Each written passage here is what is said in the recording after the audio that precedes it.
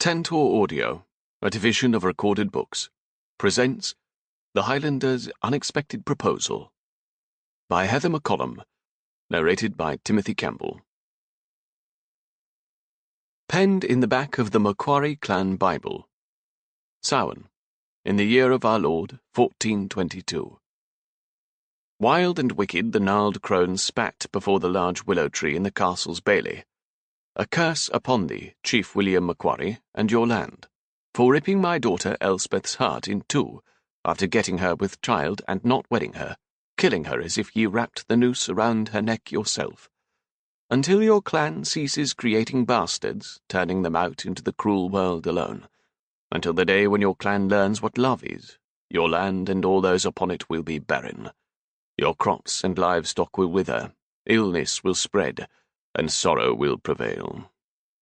The witch clutched the dagger, stained with blood, and stabbed it into the tree. From that moment on the tree bled, weeping for the Macquarie clan of Ulva. Witnessed by Chief William Macquarie, Randall MacLean, Darby Macquarie, Flora Macquarie. Chapter 1. 1st May, 1545.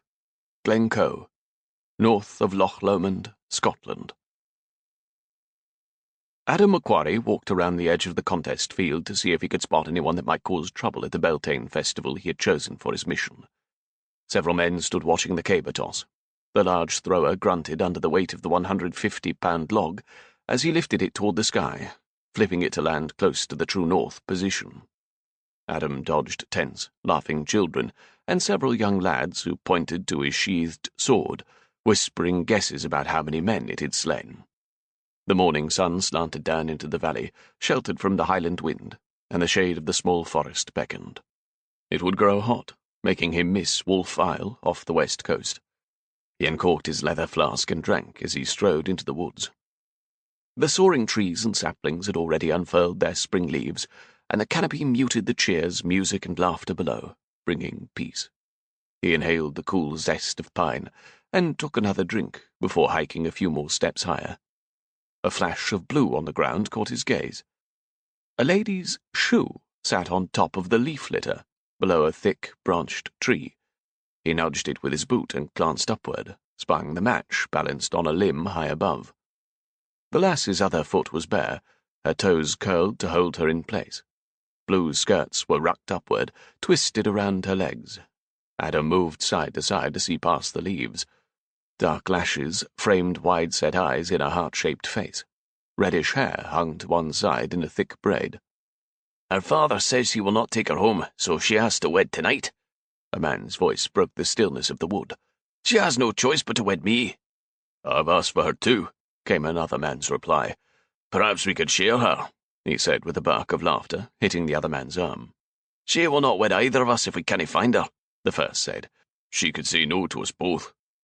"Royal was half in the bag last night with whiskey and said he'd sell her off tomorrow if she did not wed. With 4 other girls and no dowries, Lark must marry at this festival, tonight." "Bloody hell, 5 girls and not a single lad." "Seems Royal in Montgomery only makes lasses," the man spit. "Only lasses?" "We need lasses on the Isle if you want to rebuild it." His father's old friend Rabbie uttered the reminder daily. The words burrowed through Adam's skull, as if he didn't already know his mission. The 2 men stepped into the shade of the forest. "Oh, Lark," one called, extending the name like a song. "Where are ye, lass? Fergus and I have something to ask ye." Adam bent to retrieve the lost slipper, sliding it into the drape of his plaid and stepping away from the tree. "Oh, there," he called, making the men stop, their hands moving to their short swords. "Finding a bit of shade," Adam said with what he hoped was a smile. He didn't smile often, so it felt tight. One fellow frowned, but the other raised a hand in greeting. "Have you seen a lass with wavy red hair come through here?" Adam looked off in another direction. "Nay, but I heard someone up that way. Twigs snapping, that sort of noise. Thought it was children hunting for berries." "Thank ye," the smiling man said, a question in his tone. Adam Macquarie." His sword hung casually by his side, easy to grab if they reacted poorly to his name. "Macquarie? Not too many of you around any more. I'm a Cameron, Giles Cameron."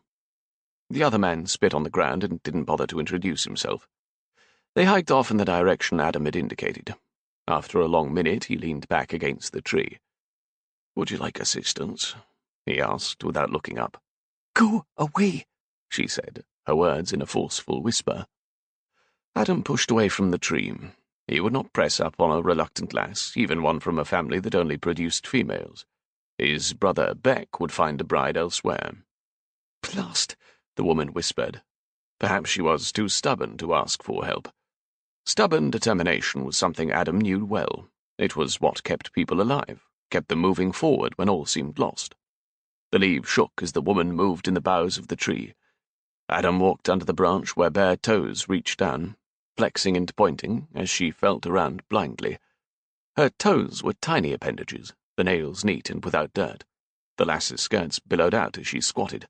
"God's teeth," she murmured. Dodging the wildly circling kick, he reached up. "I will guide your foot to the branch," he said. Her toes flexed. Glancing up, he saw a pale face with large blue eyes tipped down toward him. A thick braid hung over one shoulder, and her lips looked soft and lush. A sprinkling of freckles sat along her high cheekbones and the bridge of her nose. She blinked at him, her mouth closing into a tight line. "I need no help." "Your cousin makes me think you lie." Her toes dangled in the air an inch above the branch that she could not see due to the petticoats. She gasped as he caught her foot, tugging until the ball of it touched the branch, her perfectly formed little toes curling around to help her balance. Holding tightly above her, she stretched while staring down at him. "Move back and I can jump down," she said, narrowing her eyes. She had the longest eyelashes, and some red curls had escaped her braid to slide forward along her smooth cheeks. "A leap from that height could break your ankle." He reached for her waist. Shuffling sideways, she said, "I didn't need any man to—" Her denial cut off as she lost her balance, falling forward, her hands grasping at the weak twigs with leaves making the tree shudder. Adam caught her, his hands wrapping around her cinched waist to pull her toward him. Her skirts caught on the branch, lifting them high as she descended. "Bloody hell!" She slapped her petticoat off the finger-like branches that seemed intent on exposing the secrets she kept beneath. Her lush form slid down his, and he inhaled at the contact, as if the pressure of her plucked along every muscle in his body. She smelled of some type of flower and spice, making him suck in another breath as he held her form against him. She felt as soft as he was hard. For several heartbeats they stared at one another, her face mere inches from his. What does she taste like? Her eyes grew wide, making him wonder for a moment if he'd spoken aloud. "Put me down," she said, shoving against his chest. Adam lowered her and stepped back as she righted the twisted blue gown around her trim waist, her full breasts pushing against the confines of her laced bodice. He could see why the two suitors were not taking rejection easily. Adam nodded in the direction the two swains had hurried. "They went that way. You should roll round in the mud or go about with your hair soaked and struggling to keep them away." Her lips opened as her brows raised, and he turned, traipsing away. The family only produced females, and the father was desperate to wed his daughter off. Halfway back to his camp, he realized that he still held her slipper. Damn. Pulling it from his sash, he frowned, knowing that he would give it to his brother Beck to return to her. Lark Montgomery wiped her arm against her brow without losing the rhythm of the dasher shooting up and down in the butter churn, her mind churning just as fast. "He will wed tonight." Lord, the sun was already starting to descend. Each second brought her closer to her being forced to take some irksome, lusty man as a husband. Her stomach tightened on Royland Montgomery's words, making it twist so much she thought she might lose the little bit she'd eaten to break her fast. She glanced up into the woods behind the tent. Could she make it on foot to another town without being eaten by wolves or taken by wandering bandits? She was utterly ignorant on survival skills outside the home. "Maybe being eaten by wolves would be better than marrying an arse," she murmured. But walking to safety would be impossible on foot, especially when missing a shoe. Lark braced her feet on either side of the churn, frowning at her one bare foot, now speckled with dirt. Not only had the fierce, dark-haired Highlander held her against his hard body until she had flushed from her scalp to her toes, the blasted man had stolen her slipper. It didn't matter that he'd held her without any effort, or that his grey eyes had studied her with real interest. or that he had kept her from falling from the tree. He had held her against him, and she'd lost her mind for a moment. Adam Macquarie. With renewed annoyance, Lark threw her muscle into her work, ignoring the ache forming in her shoulders. Roll around in mud and soak my head?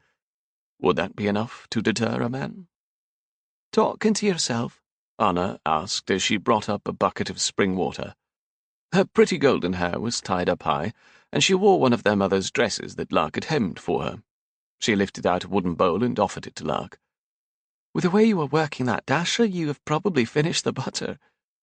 I lost a slipper, she said, taking the bowl. The cool water washed away the dryness in her mouth. Anna planted hands on her hips. How do you lose a slipper off your foot without noticing?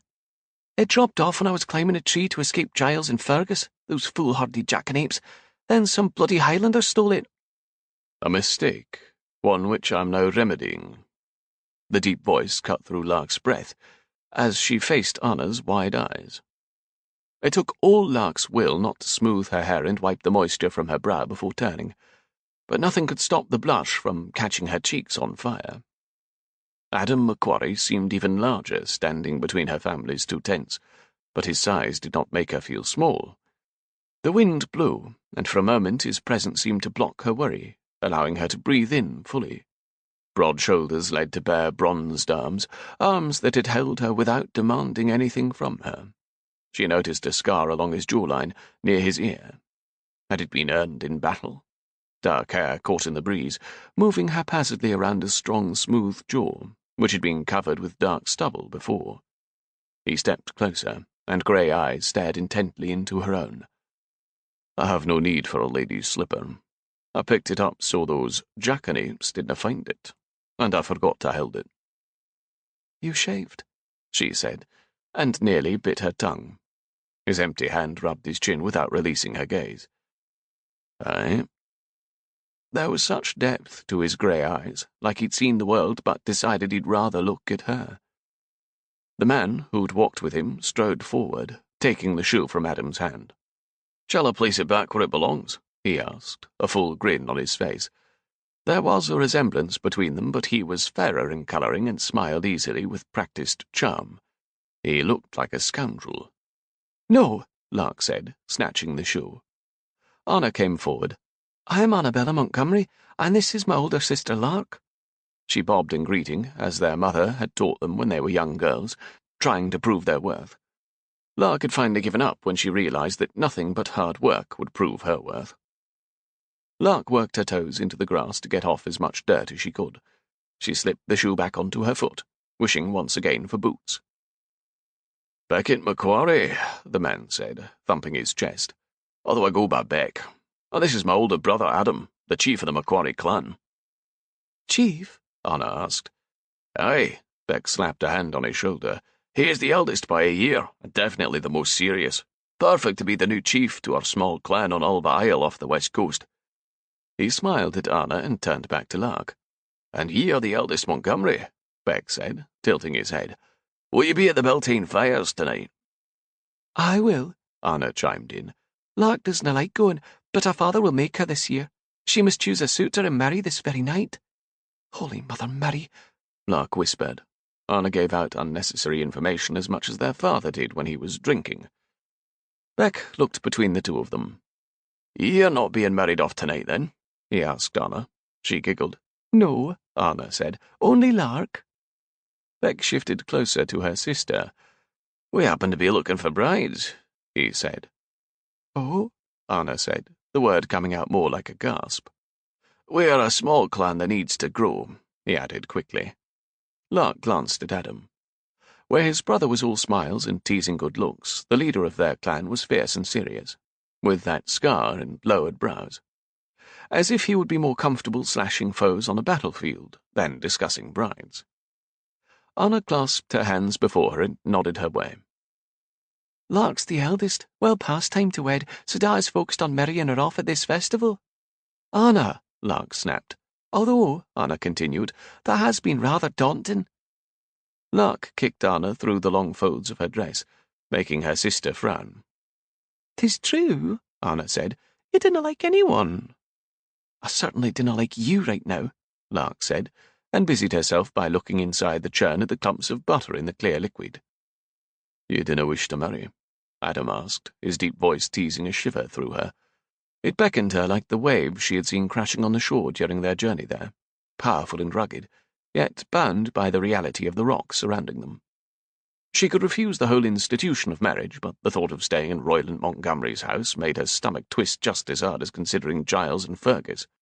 She slid her gaze away from the trees, where the sun had already started its decline, to Adam's intense eyes. Not when I'm forced to choose a young idiot who would rather chase after me than attend more serious endeavours. Such as? Adam asked. She tipped her head, studying him. I prefer a man interested in securing a home for a family, debating the poor state to the government with English troops invading our country to steal away our child queen, planting crops and purchasing livestock to enhance his family's chances of surviving the winter. What type of man was Adam Macquarie? He'd helped hide her in the tree and returned her slipper. We are looking for brides. Was Adam part of the we his brother had mentioned? Lark realized her hands had found their way to her hips, and she slid them down into the folds of her skirt. Her mother had often stood with hands on her wide hips, frowning. After the shock of her dying in illness 2 years ago, her sisters began to tease Lark that she had become her. Heat rose in her cheeks, with her stomach pitching as she remembered her father's slurred words about the resemblance. Beck raised his eyebrows high. Those are indeed serious endeavours. He closed his mouth as if not sure what else to say. My sister likes to ponder important topics which are rather dull, Anna said. Survival is not dull, Lark countered. Survival had been her aim ever since her mother died. But could survival in a hellish life be better than death? So, you wish for a serious husband, Adam said, pulling her thoughts back from the macabre. That is not mandatory. Lord, she must find a husband today. She felt the brawny Highlander's gaze on her. What is mandatory? Lark's lips pressed closer as she thought about her mother's flushed face when her father didn't come home until morning. She looked away from the lumps of butter and met Adam's stare. Trust. So, Beck drew out, I could be a slovenly drunk most of the time, but as long as I tell you the truth that I'm going to be drunk all the time, you would consider marrying me. Lark cut her eyes to Beck. No. The word came out like a slap. Although I didn't drink much, Beck added quickly. Her sister covered her mouth to muffle a laugh and blurred it. See, not easy finding her a husband. Not easy finding a sober, serious man in this country, Lark cantered, and a drunk is not trustworthy, she said with a frown at Beck. She picked the thistlethorn out of the heel of her slipper. I best get the butter inside. She glanced back at Adam, the breeze playing with the curls around her cheeks. Thank you for returning my slipper. He bowed his head, and she turned away while his brother spattered a promise to meet up with them later at the bonfires. The elder sister looks like she'd rather beat me with that butter dasher than marry me, Beck said, frowning at Adam. For the last hour, his younger brother had been coming up with every excuse not to ask for Lark Montgomery's hand. Adam agreed with all of them. "'Tis no matter," Rabbi, their father's old friend, said as they walked away from their campfire. "Make your father an offer." He scratched his bushy grey beard and squinted hard at Beck as if he could force him to do what he said. "She is bloody serious and frowny. She is bonny, but she will nag me every time I sip whiskey." He shook his head, his humour gone. "She is likely to be a shrew, and might even stab me if I so much as look at another lass." "He will heal," Rabbi said. "Now, the younger lass, Anna, seems much more willing," Beck said, and grinned slightly. "Reminds me of my sweet Matilda at last year's Beltane." "Her name was Millie," Adam said, his voice dry. Rabbi coughed into his fist. "'Tis all fun until there's a lynching or a bastard born." "And now we cannae go back to Beltane on Skye," Adam said with a pointed look at his wild brother. "Too many MacLeods on Skye anyway," Beck muttered. He shook his head. "Anna says her older sister must wed first. Ye should wed her, Adam. I will take sweet Anna." Adam snorted, but the idea of Beck wedding Anna instead of Lark lessened the tightness in his chest. "Does that mean aye or nay?" Rabbi asked, fingering the sack he continued to carry around as if he might throw it over some stray girl to carry her back home. "I have no time for a wife." But he also didn't want Beck marrying the beautiful red-haired woman. She doesn't want to marry anyone. Lark had chosen to hide in a tree rather than accept a proposal. "If you will not ask for Lark, then ask her father for Anna," Adam said.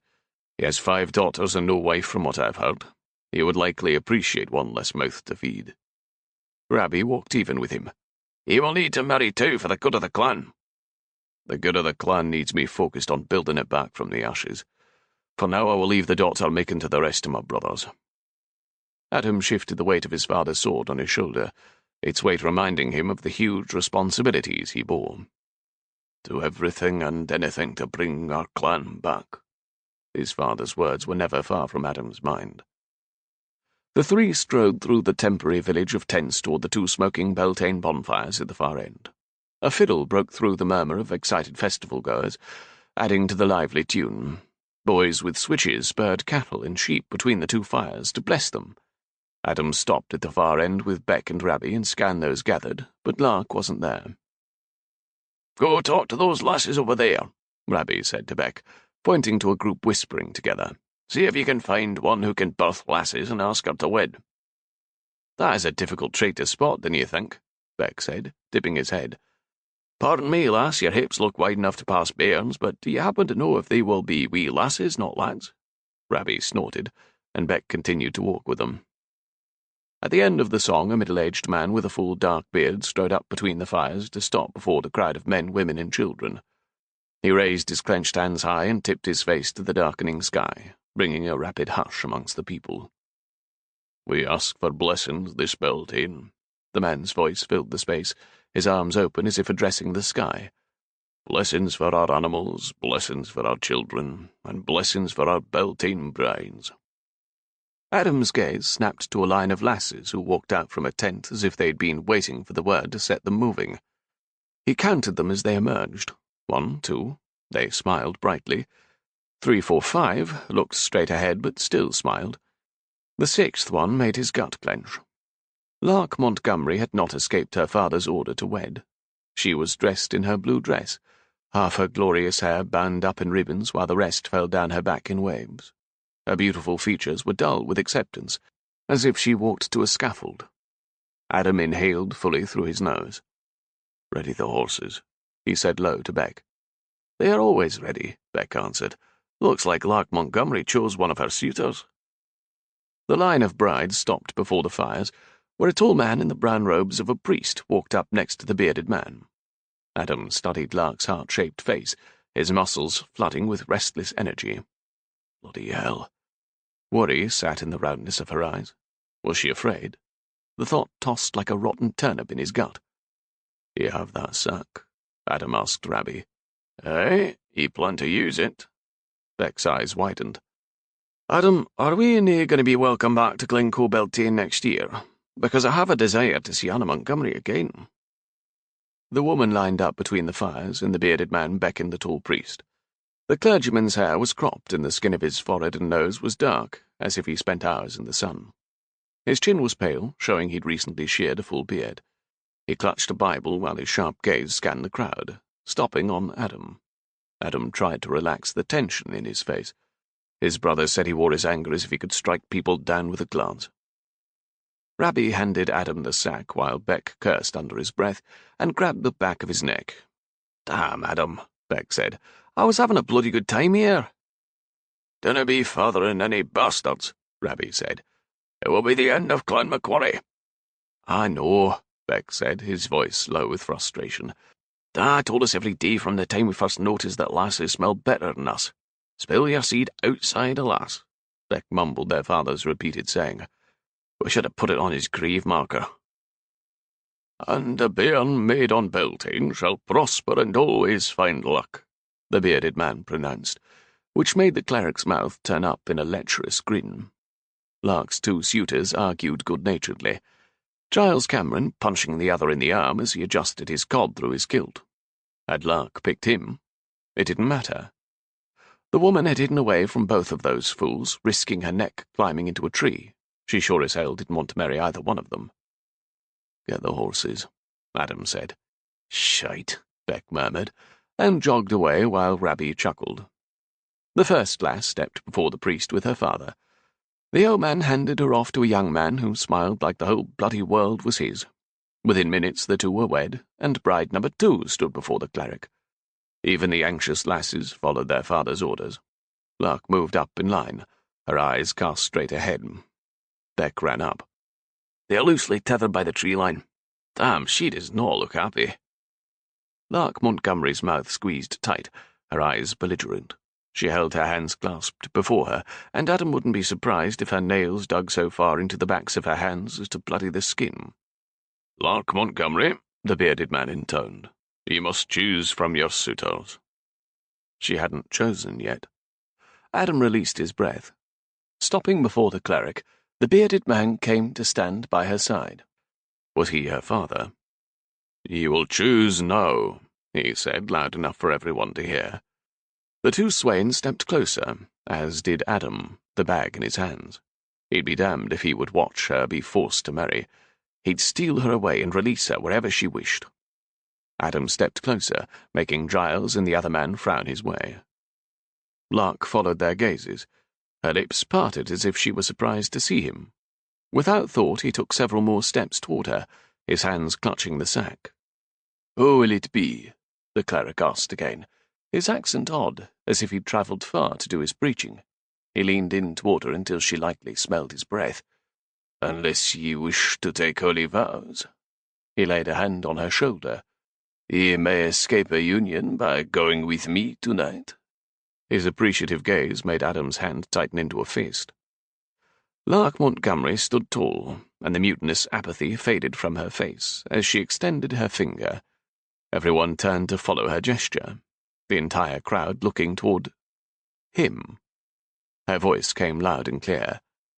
"I choose Adam Macquarie." Lark held her breath as she stared at the giant Highlander. With his deep frown, broad shoulders, and the lethal sword at his side, he looked able to slice through hell and carry her away. "I choose Adam Macquarie," she repeated. If he had no interest, he wouldn't have stepped forward. Her face warmed in the continued silence. Adam took a step forward, making her able to draw in a breath. "I'm marrying her," Fergus MacLeod yelled, barreling his way through the watching crowd. Giles Cameron was half a step behind Fergus. "Or me. I asked for her hand first." Royland made a noise in the back of his throat, his eyes narrowing on Adam. "You want to wed Lark?" She dropped her gaze to the ground at his rough tone, pushing the ache of his neglect down into a deep well within her. Giles and Fergus stood breathing like a pair of ornery oxen. She couldn't imagine herself living with one of them, or, nightmare of nightmares, lying naked with one or both of them while they pawed her. A wave of nausea made her turn back to look at Adam. It was him or wolves.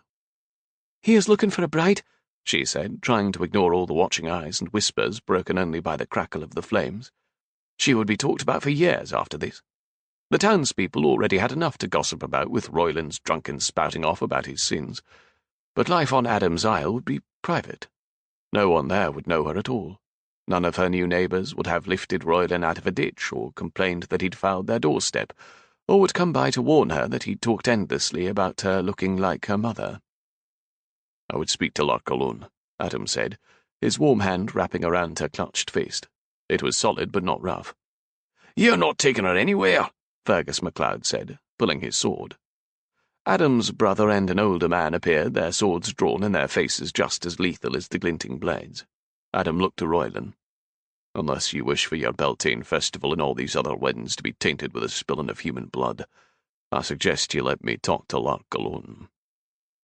Her father waved his hand at Adam. "Take her. Giles and Fergus, stand back." Lark walked off with him, the two of them tethered with his grasp. He stopped near 3 saddled horses and dropped her hand to turn to her.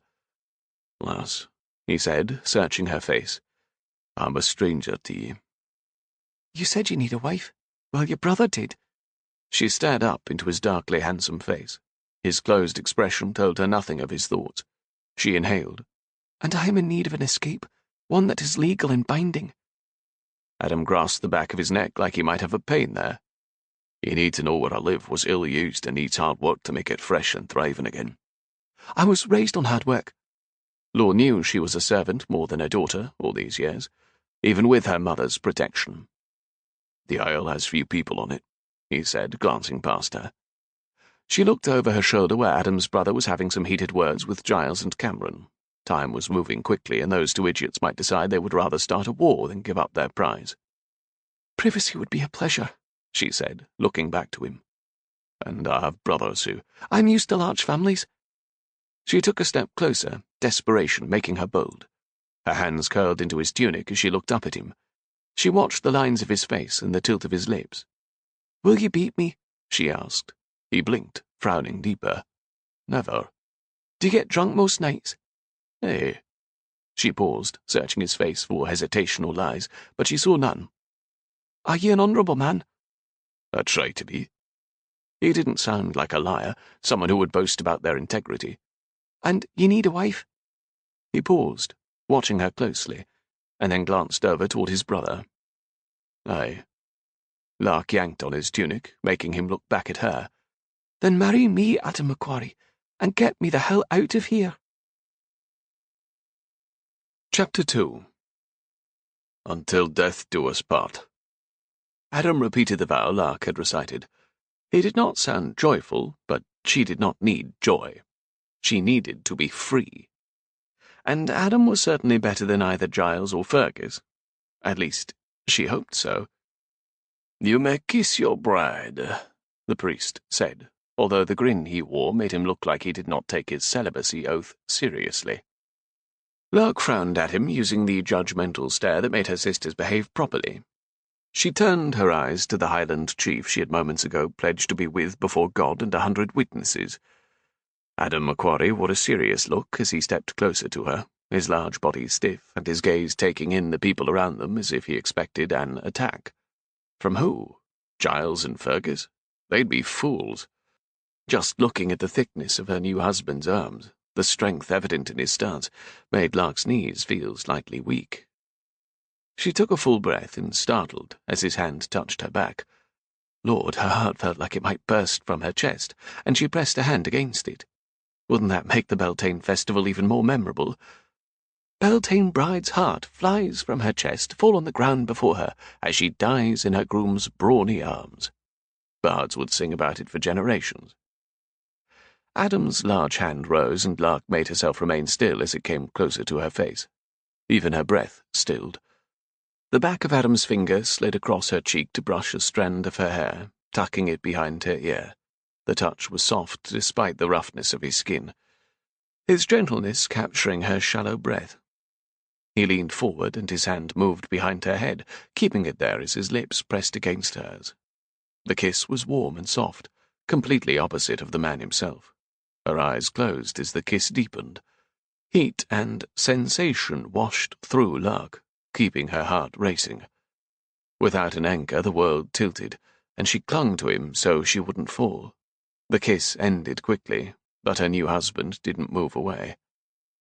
"Sign the book, Macquarie," Royland said. "Lark signed it earlier in our tent." She took a deep breath as Adam pulled back, watching her as if making sure she wouldn't fall into a heap. She nodded, dropping her hands, and he turned to her father. Without Adam against her, the rush of the twilight breeze made her shiver. Anna and her other 3 sisters ran up to Lark, tears in their eyes. Taking a deep breath to fully wake herself from whatever spell Adam Macquarie had weaved with his simple touch, Lark met her sisters' gazes. "Be good," she said to Agnes, Jonnet, and little Catherine. "Listen to Anna better than you listen to me." She blinked back tears and grinned as they all promised, and each kissed her cheek. Anna tugged Lark toward the warmth of the fire as the little ones clung to her hands and skirts, bidding their farewells. "Will you tell him your secret?" Anna whispered at her ear. Lark's chest squeezed around her heart, making her breath stutter. "There is no reason. I am going where no one will know me, or my past." Anna nodded. "'Tis best." She wrapped her arms around Lark's neck. "Promise me you will be well with him."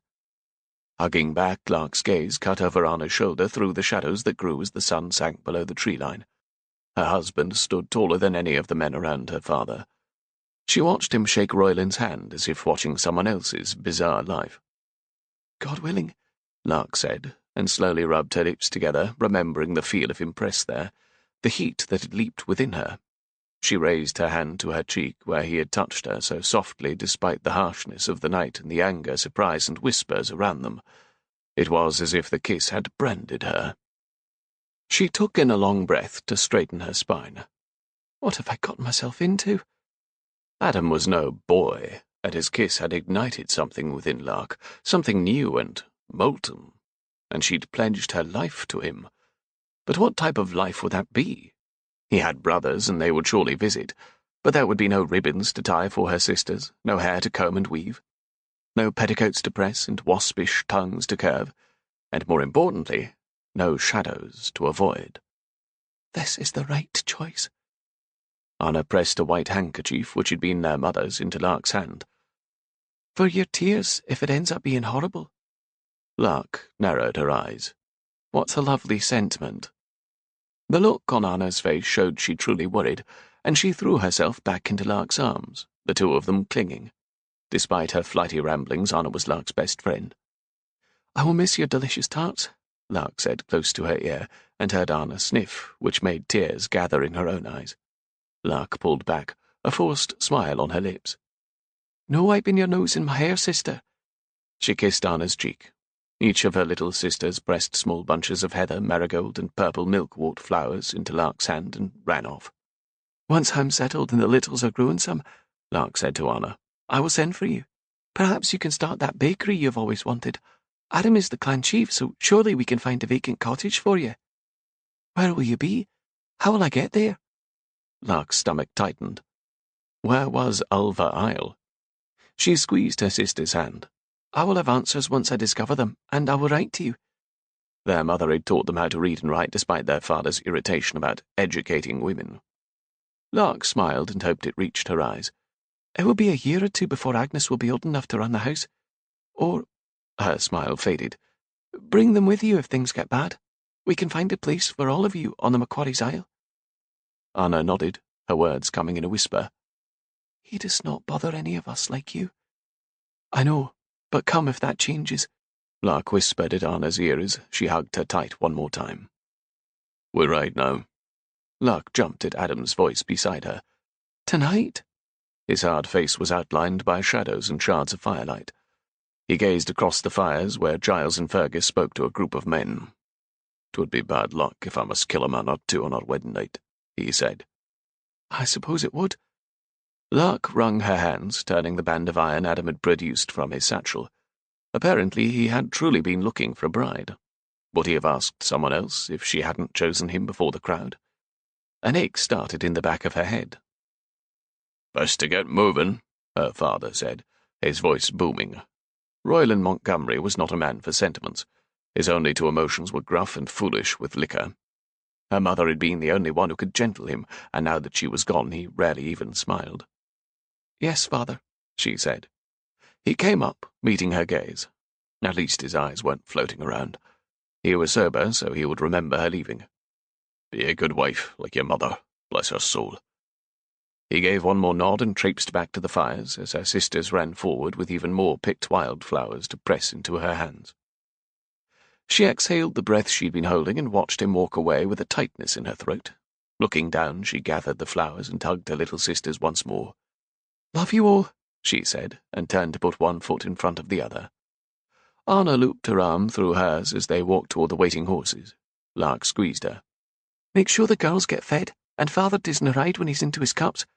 Come to Ulva Isle if anything terrible happens." "Love you, Lark," Anna said, stepping back, her eyes round. Lark turned to see Adam watching them, waiting for her to come. "Love you, Anna. Take care of them, promise." Anna nodded, and Lark left her to walk through the tall grasses that were already growing damp with the night air. The fires crackled behind her and the wind blew the trees that encircled the valley. The pipe started up again as she looked back to see Anna and her other three sisters waving, silhouetted by the firelight. And, like that, she no longer belonged to the Montgomerys.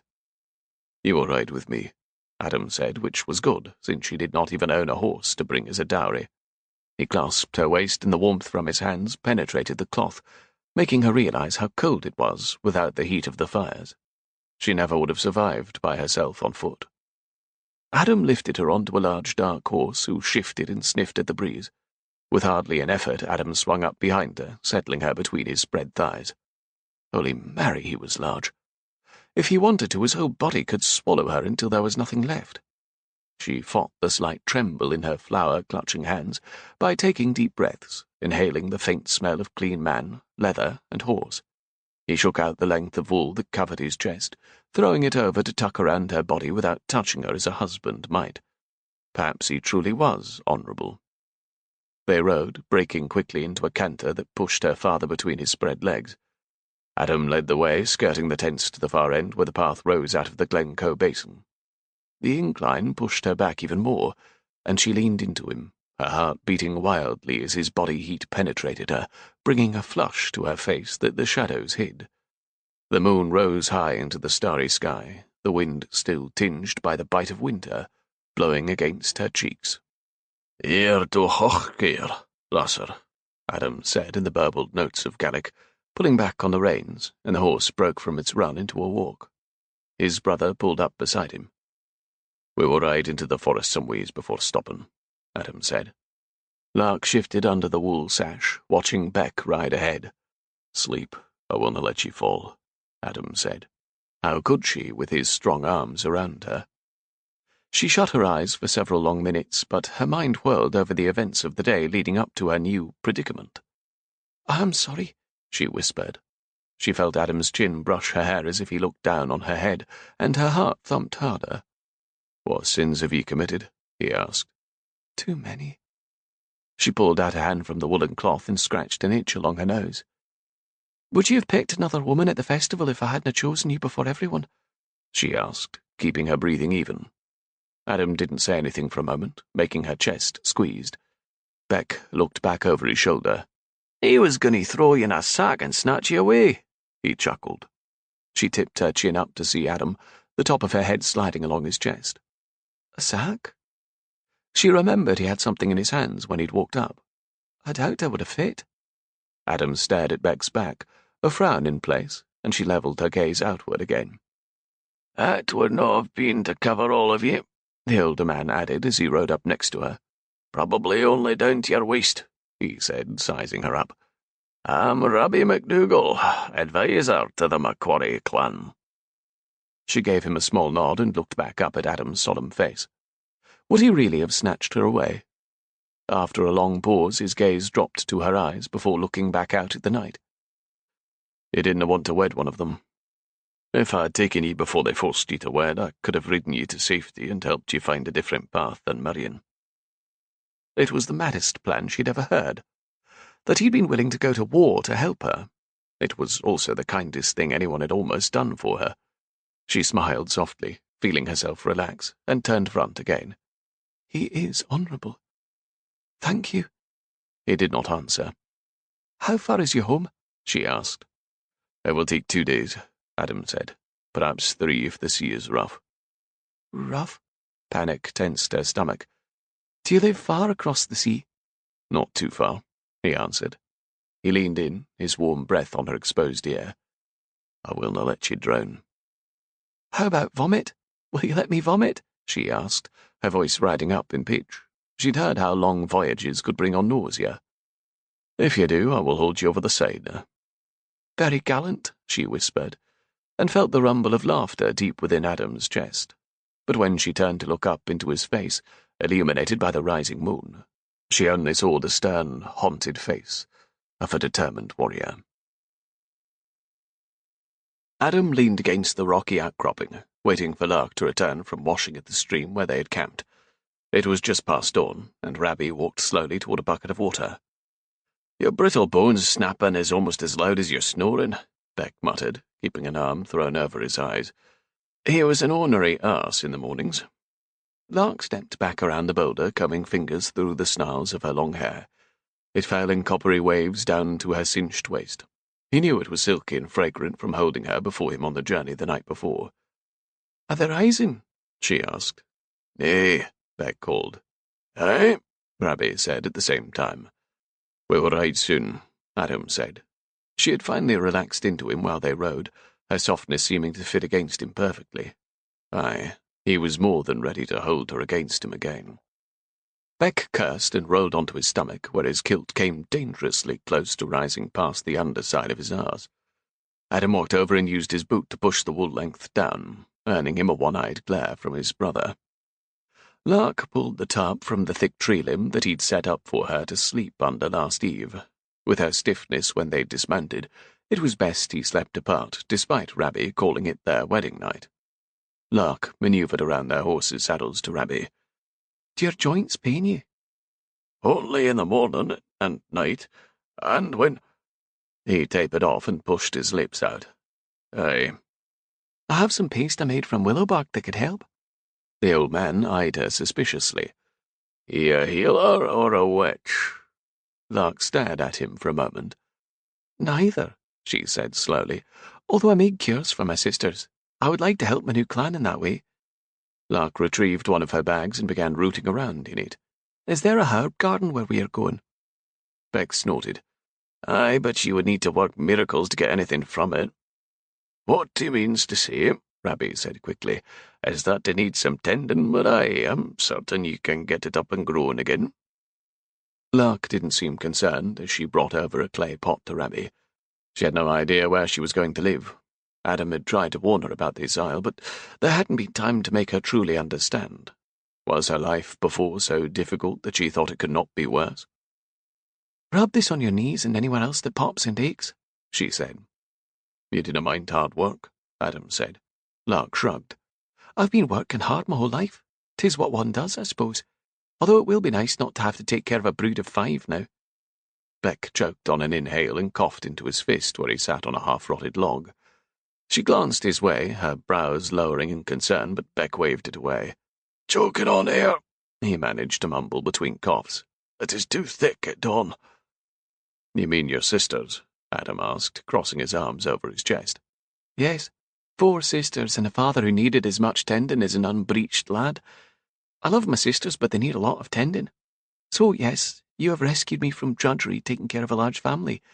I'm looking forward to— Her words trailed off. Well, starting a smaller family. Well now, Beck began, but Rabbie interrupted.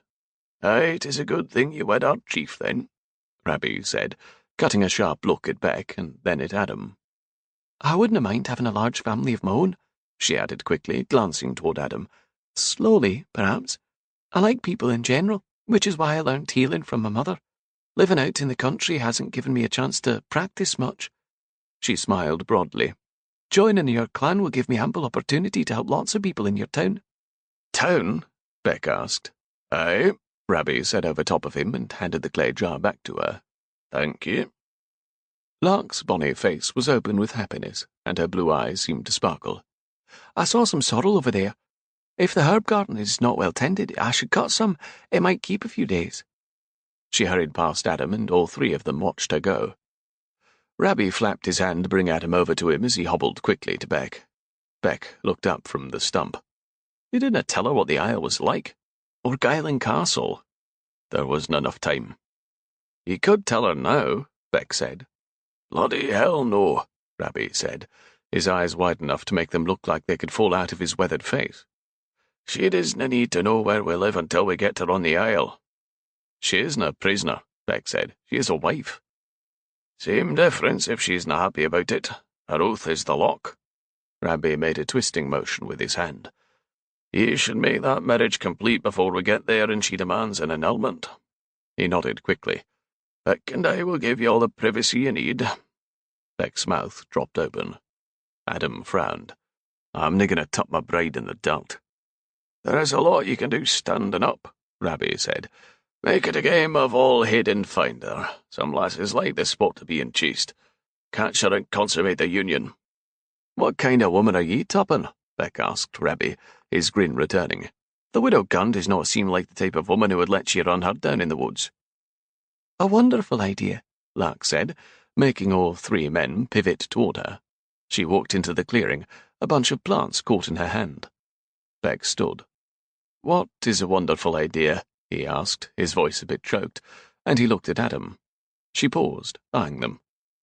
If the sorrel wilts on the journey, she said slowly, I will make it into a tincture. It is full of health. They stared at her for a long minute while the knot in Adam's stomach tightened. For the people in town, she said, her brows lowering in question. The lass thought she was going to a busy town, a place where the two of them would live alone until they started having their own children. All common, logical ideas, considering the little information she'd been given. All very opposite of his reality. Lark stared at the draped woolen blanket where Adam was anchoring down the corners. He straightened, dusting his hands. They were large hands, ones she had been watching all day as she rode before him on his horse. Adam hadn't talked much, none of them had. Even his joking brother had seemed pensive as they crossed the miles toward their home. Any of her questions were answered in the simplest of terms, and mostly by Rabbie. She was already on edge. Worry about Anna taking care of her younger sisters made her tense, as well as not knowing exactly what she had gotten herself into by wedding Adam. The added quiet of the men was unnerving. The only thing that had kept her calm was watching the gentle yet strong way Adam held the horse's reins. But now her heart quickened with the awkwardness of the sleeping arrangements. "Will you be sleeping near the fire tonight?" Lark asked. She glanced over where they had picked apart a roasted rabbit that Beck had caught and a pheasant that Adam had flushed out of the bushes. Rabbie had insisted that one tent be set up over a thick branch quite away from the fire, remarking that he didn't want to keep her awake with his snoring. The breeze blew through the trees, making them sway. Was a storm moving in? "I could stay here with ye," he said, "if you're worried about animals, or—" He dropped his hands along the narrowness of his hips, wrapped in the kilt. Lark let out her breath, her hands going to her face. "Good Lord," she whispered at the stilted conversation. "I will sleep at the fire, then," Adam said, and began to step past her. Her hand caught his upper arm, his muscles thick there. "Wait!" He turned her way, and she met his gaze. "You're my husband, Adam," she said, making her voice sound stronger than she felt. "You can share my tent." She shook her head. "Nothing about this marriage has been usual. We hardly know one another. I didn't bring a dowry. I know nothing about the Macquarie clan, and yet I'm about to be the lady of it." She slid her hand off his arm. "Perhaps we wouldn't feel so odd if we got to know each other better." His eyebrows rose in question. "I mean," she said quickly, "we can at least share the tent to sleep." "Sleep, aye," he said, nodding. "I will let you get comfortable and join you in a bit." When he turned, she let her breath out in a silent ribbon. "Good Lord, indeed," she whispered when he reached the fire where Rabbie stood up to talk to him. He was her husband, and she couldn't get their brief wedding kiss out of her mind. She'd blame her immediate heart-fluttering reaction on the fact that she was a maiden. Her only information about what occurred in the marriage bed had come from Anna, who had the misfortune of witnessing a tryst between a groom and his mistress outside a country ball. Lots of panting and moaning between kisses in the stables had kept Anna whispering to Lark for an hour as she fanned herself. "Damn," she whispered. She hadn't even seen a man's jack before. She hated being ignorant. Whatever happened between her and Adam tonight, she would keep careful attention, like she did learning any new subject. It was a natural act, more commonplace than dancing. Aye, she would pay attention to the movements as she did when learning a new reel before a country dance. She washed with the water Adam had hauled up from a stream, rubbing mint on her teeth, and combed through her long hair. She left it down instead of replaiting it, because Anna said that most men liked a lass's hair down. Lark loosened her stays, sliding them off with her petticoat, sleeves, and gartered stockings, to leave her only in her long white smock. Heart thumping, Lark laid back on the blankets, arms stiff at her sides, and waited. Her mind settled on their wedding kiss, the heat that had flooded through her, and his gentle touch on her cheek.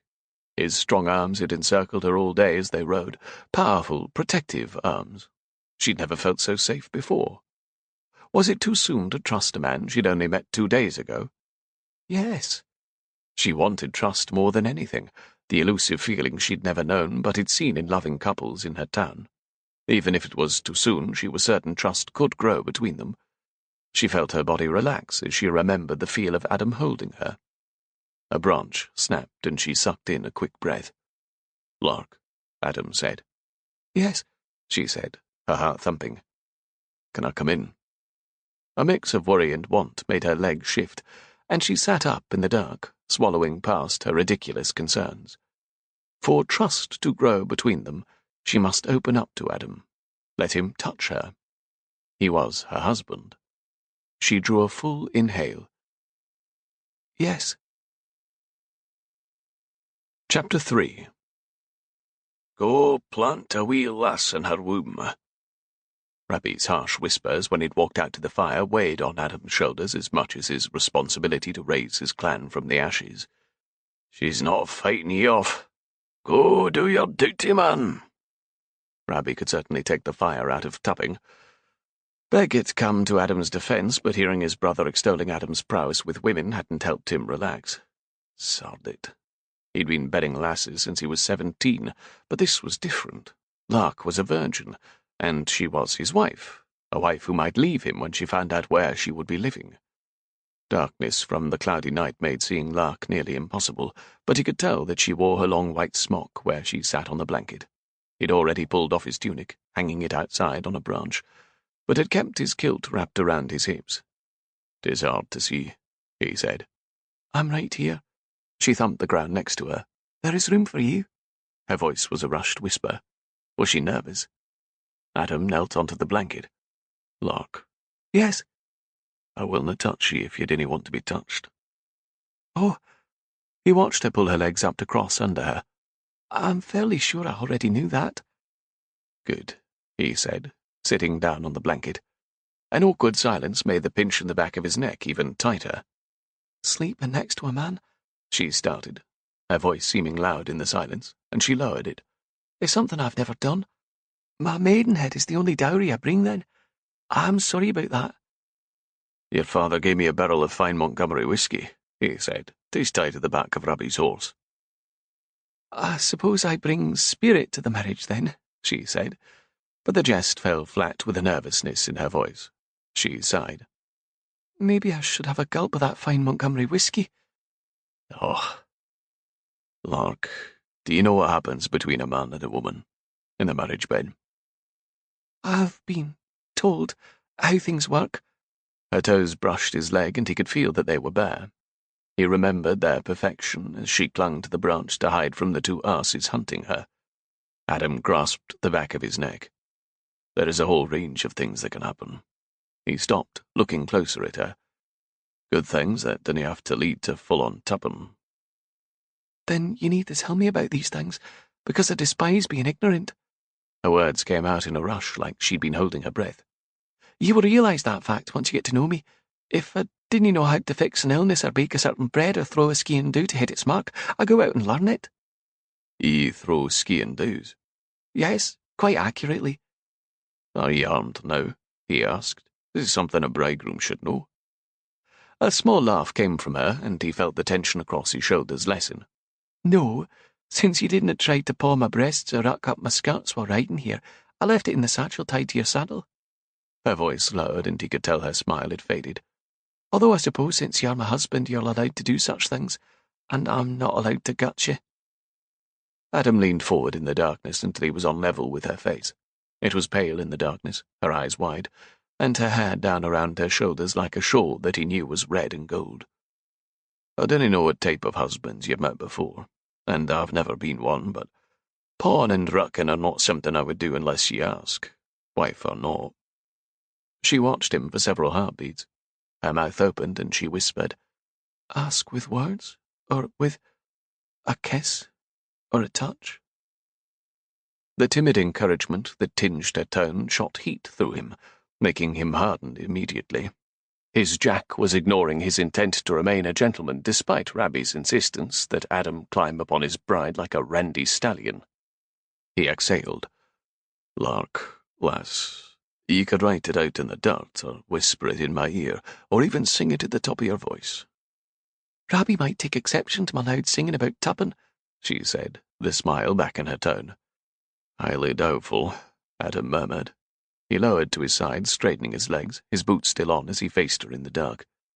She imitated him by lying on her side so that they faced one another. He was close enough to her that he could smell flowers coming from her unbraided hair.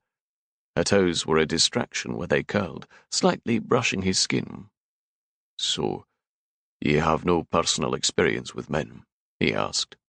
A kiss or two, nothing like our wedding kiss. The others were unpleasant, stolen, wet things. She swallowed. Or unwanted. Had her suitors caught her before? The thought made his fist clench. "Like I said, I will only kiss ye if ye want, Lark." It is my decision alone? She asked, leaning forward slightly. Even if you didn't want me to touch you?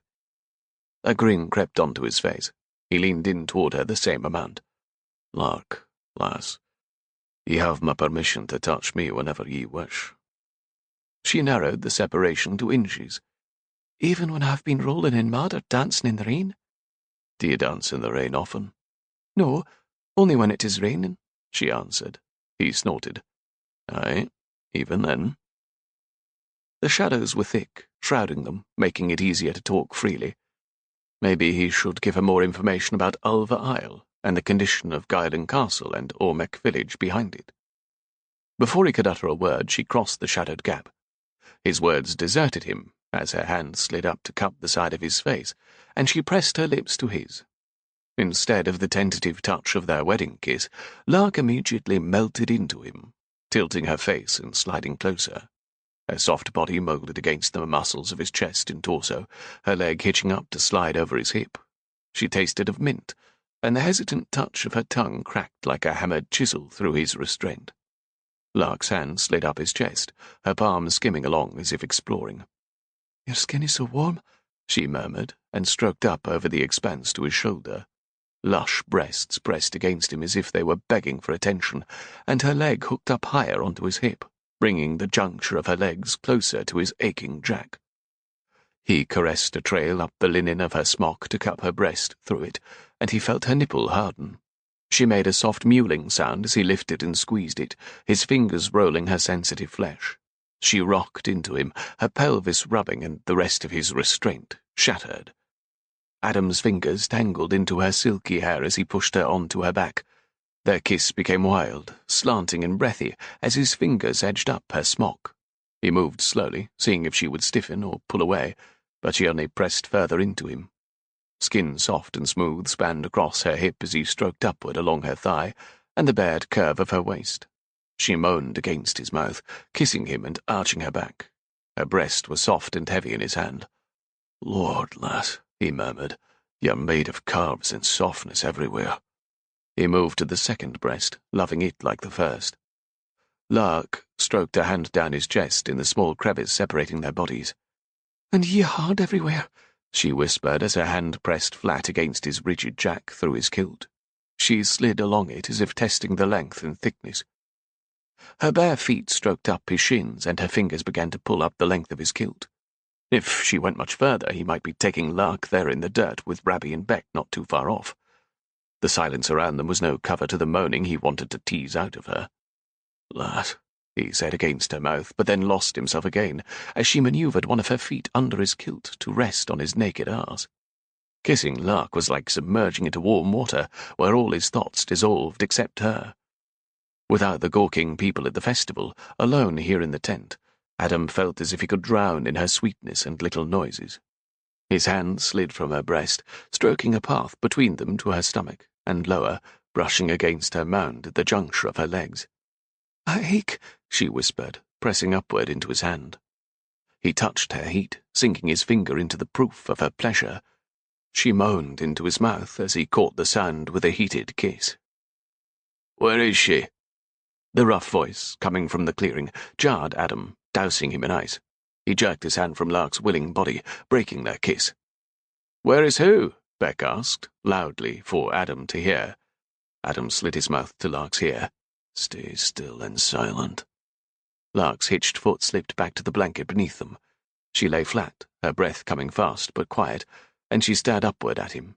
He shifted, pressing backward onto the balls of his feet, and unsheathed one of his daggers. Without a word, he found Lark's hand in the dark and wrapped her fingers around the handle. "The lass you left with? The one who chose Adam Macquarie to wed?" Rabbie's voice rose a bit too loud in a poor attempt to sound natural. "They went on without us to be left alone for their wedding night, probably a few hours ahead." "What do you want with her?" Beck asked. I could think of a thing or two, one bastard said with a dark laugh. The captain wants her, you idiot. Him first, as usual. Rage swelled inside Adam as they talked casually about abduction and rape. The bastards would die today, probably saving countless lasses like Lark. And who the bloody hell was their captain? He'd seen no English Reds in Glencoe, and these men did not have English accents either. Mercenaries? Lark sat in the dark in her white smock, and he gestured for her to stay. She held the ski-and-do before her mouth set in determination, even though her eyes were wide. Adam crept out the back and circled the edge of the camp. There were 4 bloody bandits, 3 with swords and 1 with a matchlock pistol aimed at Beck. The men were dressed in mismatched trousers and shirts, and grinned as if they had the advantage. But being hungry to rebuild the strength of the Macquarie clan made daily training in combat mandatory. Even Rabbie could topple a head from a set of shoulders. But it was the gun trained on Beck that made Adam hesitate to charge into the clearing. He slid a double-edged pitak achlesh from his boot. He raised his arm, but motion on the other side of the clearing made him pause. Blast and damn it! Lark was sneaking up behind them, nearly naked in her white smock. She clutched the ski-and-do he left her over her shoulder as if poised to throw, while her other hand held the length of white linen so she wouldn't trip. Morach! If they heard her, they could shoot her before realizing she was the prize they sought. Would he shoot if Adam hit his head or chest? Damn! Adam needed to drop his gun. Stepping out of the bushes with a powerful thrust, Adam sent his blade sailing. It struck the man's upper arm. Yelping, he dropped the gun, but one of the other men leaped over to yank it off the ground, turning toward Adam. Before Adam could roll out of the path, the man yelled, falling forward, face into the dirt, to show a ski-and-do embedded in the back of his skull. Lark stood, her arm extended with her follow-through. Without hesitation, Beck and Rabbie lunged at the men before them, while the one he'd hit first leaped for Lark. She stood without her blade, eyes widening as the man ran forward, his meaty hands grabbing her. Adam surged forward, his sword coming out as his boots ate up the remaining space across the clearing. The man caught Lark's arm to pull her into him with his one good arm in an attempt to use her as a shield. But the lass had other plans, and he used the heel of her palm to jam against the hilt of the knife protruding from his arm. "Fucking wench!" the man yelled as the knife cut further into his muscle. "Let go! Let go!" she screamed, twisting like a caught fish. Her knee jerked up several times until she made contact with the bastard's bollocks. She jumped back as he collapsed to his knees, a groan coming out with another curse. Adam caught her arm, and she spun as if ready to strike. "Lark," he said. She blinked and nodded quickly, like a bird tapping a tree, as she breathed in hard gusts. She shook all over. Rabbie dispatched the bastard before him. Beck yanked his bloodied sword from the 4th man and ran over to them. "We will keep him alive," Adam said, crouching before the man who was curled into a tight ball, clutching his bollocks, as his arm bled. "Who the hell sent ye? Captain who?" He didn't answer. "We will let the lass at ye again," Beck said, "if you didn't stop talking." "Bastard might not be able to, with her shoving his bollocks up into his stomach," Rabbie said, bending to look into his pained face. "'Tis what he deserved for grabbing me and trying to kill you all," Lark said, her arms crossed, fingers curling into the fabric of her smock. "Do you know a captain?" Adam asked, but she shook her head. "What type of captain leads ye?" he asked the man. In response, the man turned his face to the dirt and vomited. "Pretty powerful kick there, lass," Beck said, his voice a mix of impressed amazement and trepidation. "Eh?" Rabbie said as he walked over to the man that had grabbed up the fallen musket. The ski-and-do that Adam had given Lark was embedded in the back of the bandit's skull, killing him before he got a shot off. "Mighty fine aim, too," he said, and yanked the knife out. Lark hurried over to him, staring down as he wiped the blood off the blade with the edge of the man's shirt. She stared down, clasping her smock in tight fists. "Are his eyes open?" Rabbie turned him over.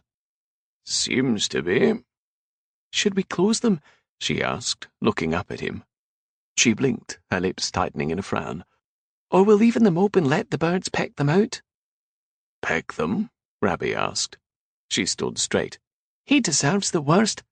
Was going to take me to his captain where he'd be having me first," she said, repeating the man's threat. She narrowed her eyes, her face flushing with hot anger.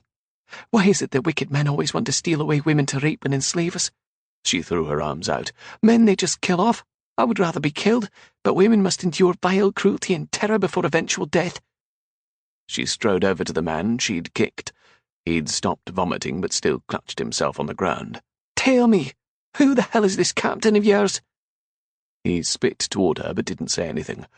Instead of leaping back, Lark spit back at him, hitting him in the face. You tell this captain of yours he better stay well away from me, or else he'll be vomiting in a ball in the dirt too, or stabbed through the brain. Fucking doxy, he ground out, his face pinched with hatred. We will each take a turn Adam didn't let him finish, but grabbed him by the throat, lifting him straight up, fury adding to his strength. You finish that sentence and I'll be slicing you slowly from your bollocks up to your throat so you can watch your entrails roll out. Tell him who your captain is or he will do it, Rabbie said next to him. Adam loosened his grip slightly so the bastard could swallow, but leaned forward, a snarl on his face to match the threat in his eyes. Look at the lady and you'll be writhing back on the ground. The man pulled back his lips. Captain Jardot always wins the praise he seeks. Lark stood off to the side. Well, if he tries to seek me, I will— She seemed to be struggling with thinking up something vile. I will have him tied up and find someone to defile him, strip him down and do dastardly things to him before he is killed. They all stared at her, Rabbie's mouth hanging open, and Beck's eyes wide. She nodded, her frown fierce. See how he likes it? Adam shoved him at Beck and stepped over to pull Lark to him. She trembled like a brittle limb in a storm. A need to protect her flooded him, and he turned her away from the sight of the dead men. He looked over her head toward Beck and Rabbie. Tie him to a tree, he said. We ride tonight. Lark racked her brain. She didn't know any captains, except for the few Roylin had paraded her before in Edinburgh when he'd brought her on one trip, none of which were a Captain Jardot. Jardot? She murmured where she rode, her back pushed against Adam's chest. The name sounds French. He may have lied about the name, Adam answered. His accent sounded foreign. Perhaps he's a sea captain. They had ridden all night, stopping at dawn to rest the horses while the men took turns guarding the camp. Even though they didn't work her into the rotation, she'd stood guard because Rabbie fell asleep on his shift. But no more scoundrels came upon them, and they had ridden on their way to the coast, boarding a ferry over to the Isle of Mull. Lark stifled a groan at the ache in her back as she twisted in the saddle to see the bustling harbour where they had led the horses onto the island. So this is not Alva Isle or Wolf Isle. They are the same, correct? Nay, and aye, Adam answered. Since their kiss in the tent, actually it was well past a kiss, bordering on ravishment. After that, Adam hadn't said but a handful of words to her, his frown increasing the closer they rode to his home. Was he disappointed they'd been interrupted? She certainly was, although having a wedding night in a tent on the hard ground was not what she'd imagined in her foolish girlhood dreams. Adam was not the smiling, flower-giving swain she had imagined, either. No, he was much more everything. Larger, more serious, and as rugged as the Highland landscape. The only softness she detected in him were his lips, and the gentleness of his touch when he brushed her hair back from her cheek. Lord, how that sent her heart flying. And now she was his wife, and would likely share his bed that night. The thought brought a blush to her cheeks, and an ache melting down to the crux of her legs. Lark shifted in her seat and tried to divert her carnal musings. She stared up at the castle on the water's edge, the sprawling village winding out from it. People bustled about, their day drawing to a close. A lady with a cart of tarts for sale wrapped them in linen to save. A lad with a lamb about his shoulders hurried to keep up with his father. Warriors training in the meadow drank from bladders as they walked toward the castle. Mull Isle was civilized and bustling. A lady churned butter outside her doorway as she laughed with an older child who held a babe for her mother. Several elderly men sat on a bench talking with large arm gestures. A small group of children ran together as they chased a dog who had a woven reed hat clasped in its teeth. And none of them knew her shame. Not one, not even Adam. She could forget about her past and move forward. She breathed in the salt air, a relaxed smile settling on her mouth. "Adam Macquarie," one man called, stepping from a thatch-roofed cottage. He had light brown hair and an easy smile. "Good to see ye. Not dead yet, then?" he laughed, his eyes assessing.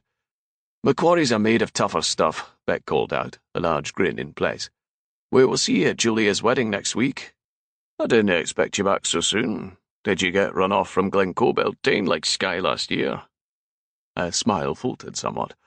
Had they been hunting brides then, too? "Adam found a wife," Beck said, and the man's gaze fastened onto her. Lark smiled. "I'm Lark Montgomery. I'm part of the Macquaries now." "Wife?" the man said, glancing at Adam. "Lark, this is Liam McLean," Adam said from behind her. The deepness of his voice sent a calming warmth through her. If he talked more, she would be less nervous. "Cousin to Tor McLean, the laird of the McLeans of Aros Castle in Mull," Liam said, and gestured to the castle at his back. Lark nodded in greeting. He kept his gaze on her as he spoke to Adam. "I'll let Tor know you've returned." "Thank you," Adam said. "We have no time to pay our respects." Liam waved off the comment, surprise still bright in the pinch of his brows. "And I will say a prayer for you," he said to Lark. With a final bob of his head, he walked briskly off toward the castle. Lark frowned. Pray for her? Was she in need of divine help? The hooves of Adam's horse clipped on the rocks laid out on the cobblestone road. Thunder rumbled far in the distance. They passed the dark window of a milliner's shop, headed toward the dock.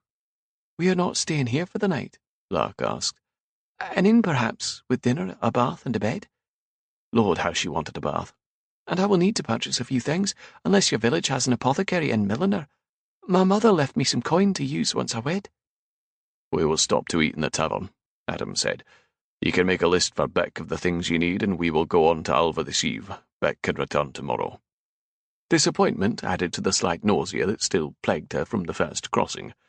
"Will the trip across to Alva Isle be as far as the one across to Mull?" "Eh, lass," Rabbi said. "You can practically spit on Alva from the backside of Mull. A quick float across, and then we be home." Lark relaxed in the saddle, leaning against Adam. The hardness of his chest had grown familiar, and his warmth seeped through the cloth of her bodice. Of course he would want to sleep in his own bed after days of travel, and she would share it. Giddy heat spread through her limbs with her quickened heartbeat. "Well then, let us eat and float our way across. I will enjoy a warm bath and clean sheets in my own dwelling." She would be lady of her own house at last, one without fear or shame or penance. She caught an uneasy glance passing between Beck and Adam. Pray for her? No matter. Like the Macquaries, she was made of tougher stuff. If there wasn't a bath in the castle, she would find one. Chapter 4. "Welcome to Wolf Isle," Adam said. Lark inhaled, and the tang of salt water warred with the fresh pine scent of the trees above the rocky beach. It was sweet and fresh and wild. "My new home?" Sharp pebbles poked through her slippers, bruising the arches of her feet as she walked up the slip of beach to the bluff, while Beck and Rabbi led the horses from the barge they had poled across. "So, Alva means wolf?" she asked, her voice loud in the lull of wind. "Aye," Adam said, in the ancient language of the Norsemen who found it. Where the docks of Mull bustled with people, Alva's dock was vacant. "Do wolves live here?" She looked toward the span of trees that loomed in the dark ahead. The twisted pines bent and creaked in the wind of an incoming storm. "Not for generations," Adam said. A chill blew in to slide up her spine. She felt a gaze on her, as if the trees watched her intrude upon their isle. "You said you have brothers. Do they live close?" she asked, looking away from the dark forest. "Quite close," Beck said. "Our isle is only 15 square miles. But the mountains in the middle rise up tall and are bonny for sheep," Rabbi said. "There are a number of lochs with fish in them, and clear, clean spring water."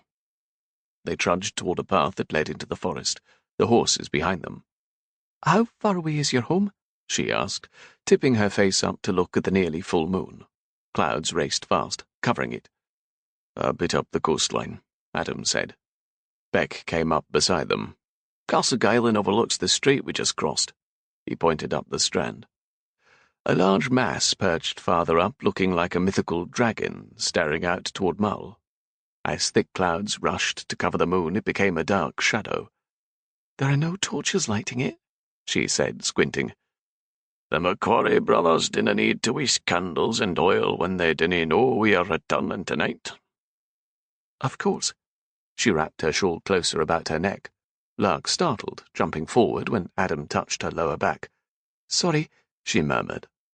Adam's boots crunched and the wind tugged her hair as he led her through the narrow copse of trees. Is there a chapel? She asked. No one that is fit for use, Rabbi said, he and Beck leading the horses behind them. A school for the children. I can teach them how to read and write if there's a need for a teacher. I know how. She would be an asset to the village. Perhaps teaching would give her a way to get the local people to trust her enough to take her cures, too. No school, Beck said, his voice without humour. Exhaustion was making Lark twitchy and given to wild worries. Of course, the darkness and storm blowing in did not help ease her anxiousness.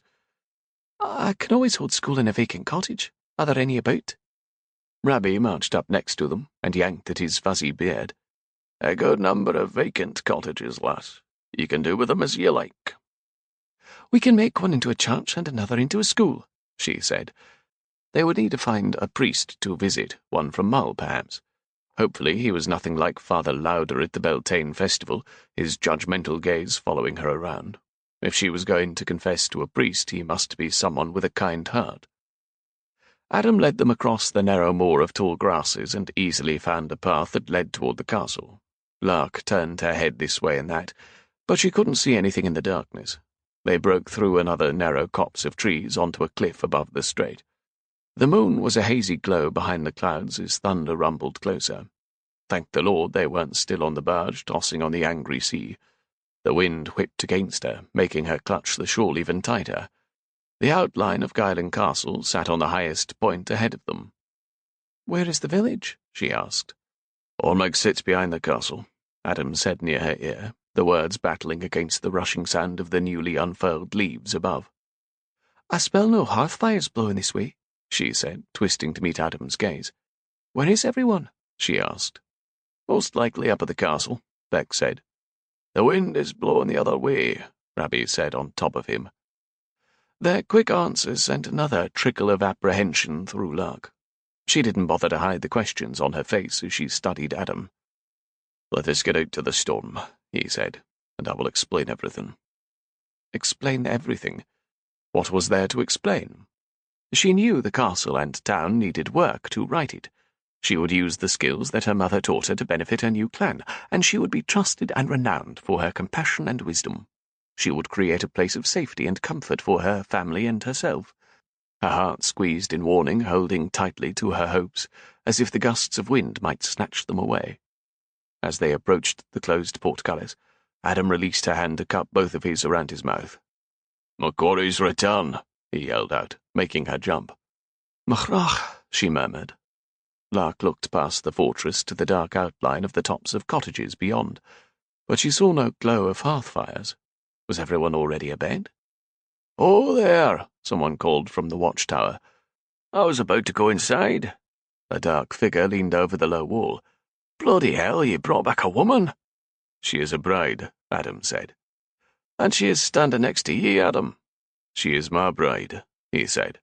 "By the devil," the man called, and disappeared inside to crank the gears to raise the pointy-toothed portcullis. At least it looked solid enough to keep any possible wolves out. "I thought the plan was to bring a bride back for Beck." His words came out with a grunt as he worked. Unable to stop herself, Lark turned narrowed eyes up at Adam. "Plan?"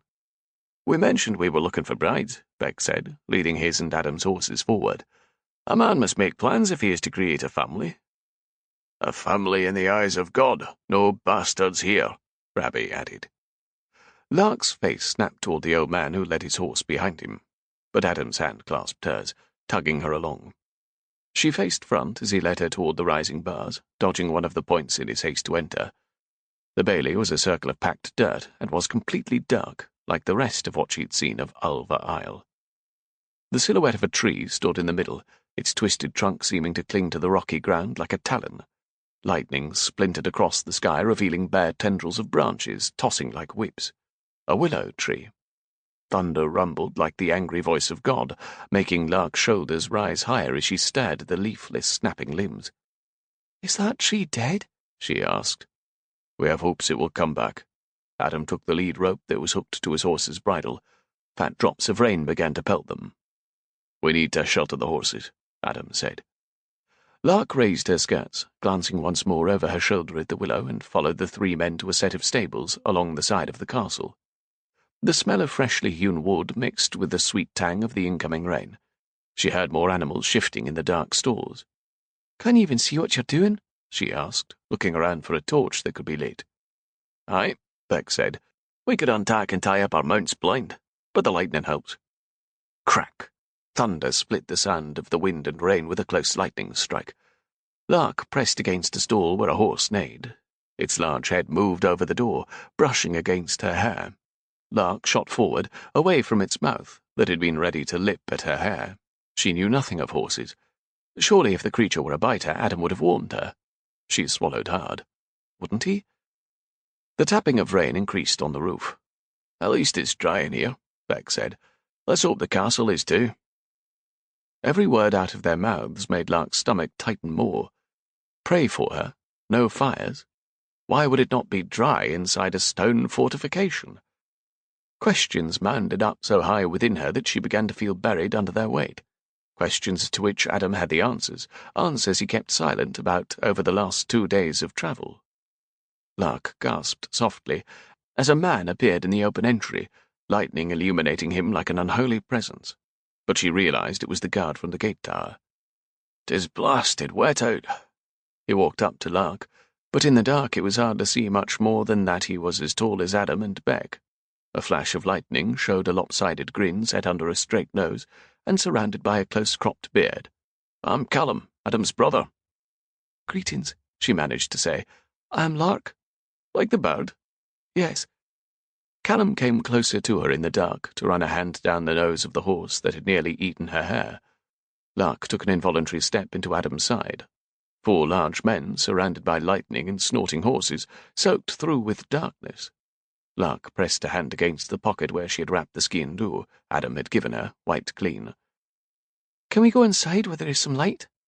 The heaviness of the dark made it difficult to draw breath, making her words sound weak when she very much needed to be strong. "Aye," Adam said. "We will start to fire. There is Pete inside?" he asked, his words taking on the authoritative tone of a father asking his son if he'd done his chores. "Aye, 'tis taken care of," Callum said. "And the roof?" Rabbi asked. "Mostly," he answered. "You arrived a few days before expected." Lark felt Adam take her hand firmly. Did he think she would run away screaming? Well, if it wasn't pouring, lightning and terrifyingly dark, and she wasn't stuck on an island, she might run away cursing. Lightning hit close by, making her jump, her heart pounding. "I'm not staying out here," she said, and pulled away from Adam's hand. At her tug he let go, and she trudged out into the storm. The rain was cold and blew directly into her face. The bailey was quickly turning to mud, and her slippers squished as she ran across the bailey, skirts raised high. To think she'd jested that she danced in the rain. Lightning flashed, illuminating the dead tree. Its evil tendrils lashed out toward her as if trying to catch her. She squeaked and dodged around the churning limbs. With her shawl clutched under her chin, Lark bolted up the steps that led into the stone dragon of a castle. The door latch gave way and she rushed inside. Into more darkness. "Holy Mother Mary!" It was like being blind. She headed for an arched doorway and a soft glow of torchlight. She halted just inside, her ruined slippers leaving a muddy puddle on the wooden floor. The cavernous room rose to 2-story rafters. Beams, some split and some whole, ran overhead, supporting the walls of grey stone. A faded tapestry hung lopsided across the far wall next to a cold hearth, coated black with soot. Another tapestry hung by one corner against a second wall. Flaming torches sat in 2 sconces near a long wooden table covered with dirty plates, tankards, and bowls, as if left over from a drunken celebration. The smell of stale spirits twisted Lark's stomach with memories. 2 men jumped up, drawing their swords, faces fierce and stances battle-ready. "Who are ye?" one asked, his hair hanging to his jawline, framing narrowed eyes. The other lowered his sword, his lethal stare turning to shock on his boyish face. "'Tis a bonny lass. I claim her as mine." The frowning man still held his sword. "Are ye a kelpie or a witch?" "Neither," she said, her voice breathless. She is Lark Montgomery Macquarie. Adam's deep voice filled the shadowed great hall. And she is mine. Lark opened her mouth to retort that she was no man's, but stopped herself. Hadn't she pledged to be Adam's before a priest? Good Lord. The frowning man lowered his sword. You're back? Obviously, Rabbi said, pushing his way inside. He shook his head like a dog, spraying rain out from his bushy hair and clothes. And Adam found himself a wife. Now light the hearth and find us some ale. A wife? Asked the one who'd claimed her on sight. He had a swathe of light-coloured hair that fell over his forehead into his eyes. Aye, Beck said, the oldest daughter in a family of 5 lasses. He nodded as if that meant something. Lark crossed her arms, her fingers curling into the wool of her shawl. The room grew lighter with 2 more sconces lit. One of the men threw a torch into the hearth for it to catch the dry peat. Light pushed back the shadows, revealing floating cobwebs and a few broken chairs stacked with some bedding along the stone walls. There was nothing soft, new, or clean in the whole space. Before her stood Adam, Beck, and 3 other large men, while Rabbi shuffled down the table checking tankards until he found one with something in it. The men were about the size of Adam, large with muscular arms and wide shoulders. They stood with legs braced apart as if they could plunge into battle whenever needed. They stared at her, making Lark's knees wobble behind the folds of her gown, and she glanced at Adam. He wouldn't let anything befall her there alone and nearly defenceless, with 5 formidable men. Her gaze slid back around to them, and she inhaled to steady her nerves. Who are all of you? Adam nodded to Beck. You know Beck and McCollum out in the barn. Beck is the 2nd brother under me, Callum is the 3rd. I'm Callum's twin, Drosten, said the frowning giant. From the candlelight she could see that his hair hung lower than Callum's, but they looked quite similar otherwise. I came into the world 2nd that night, so I'm the 4th brother. Greetings, Brother Drosten, she said. And I'm Egan, said the one who had claimed her. He smiled openly. The babe of the group, Drosten said, making Egan's smile fade to an annoyed frown. With Lark here we have something to celebrate, Beck said, and set the whiskey that Lark's father had given them as her dowry into the middle of the table. Egan laughed deeply, and Callum knocked his fist hard on the table as if cheering. The sharp rapping startled some birds roosting in the rafters. Lark tipped her head back to watch them fly around, their wings disturbing dust that filtered down. She took a backward step toward the wall behind her, hoping one wouldn't shite on her. The way her day was going, she was a certain target. I will find a tap, Rabbi said, and strode off into the dark, perhaps toward a kitchen. Aye, Egan said, a woman on Wolf Isle. This calls for a celebration. A woman on Wolf Isle? Lark repeated, her gaze snapping to Adam. What does that mean? The 3 newly introduced brothers turned to Adam too. You haven't told her? Drosten asked, his jaw slack. Fuck, Adam. There wasn't a time, Rabbi said, a tap in his hand, which he held up as if in victory. Ye sorts left one in the hall. Were they also heavy drinkers, like her father? The thought of 6 drunken men shot a knife of panic through Lark, nearly knocking the wind from her. She swallowed deeply, turning her thoughts away from her nightmare to focus on her anger. We've been travelling for days, Lark said, without taking her gaze from Adam. And you said nothing. Hearing the question out loud strengthened her spine. She tried to remember exactly what Adam had said when he took her aside to speak with her before their brief exchange of vows. A lot of work, ill-used castle, not many people. He'd failed to mention that there were no women at all. Adam inhaled fully. Rabbi thought she might not come with us if he knew. Knew what exactly? Cold, tired, confronted by 5 huge men who liked to drink, and bound to a husband who had not taken the time to explain the reality of her new life, Lark's anger blasted through her initial fear. That we are the only ones living on Wolf Isle right now, and she are the only woman, Adam said. And, Callum said, holding up a tankard, the isle is cursed. Bloody hell. Adam ran a hand through his rain-damp hair. Why hadn't he told her everything on the way there? It had been a rapid journey and an unpleasant discussion. Bloody poor excuse. The isle is cursed, Lark repeated, her gaze sliding to each brother one by one as if they would tell her more. What the hell does that mean? She finished with a pointed glare at Adam. And I'm the only woman here, and you six, she threw her arm out to encompass them, are the only men on the whole isle. She looked up. And we might not have a roof, and there are birds roosting in the great hall, and there are no hearth fires or lights in the village because we are the only breathing things on this rock sitting in the ocean. Her voice had risen as the questions and words tumbled out. Callum tipped his head. Well, there are other breathing things, sheep and such. And then there is old Griselle living on the south side. I suppose she is considered a woman, Beck said, so that makes ye the second woman on the isle.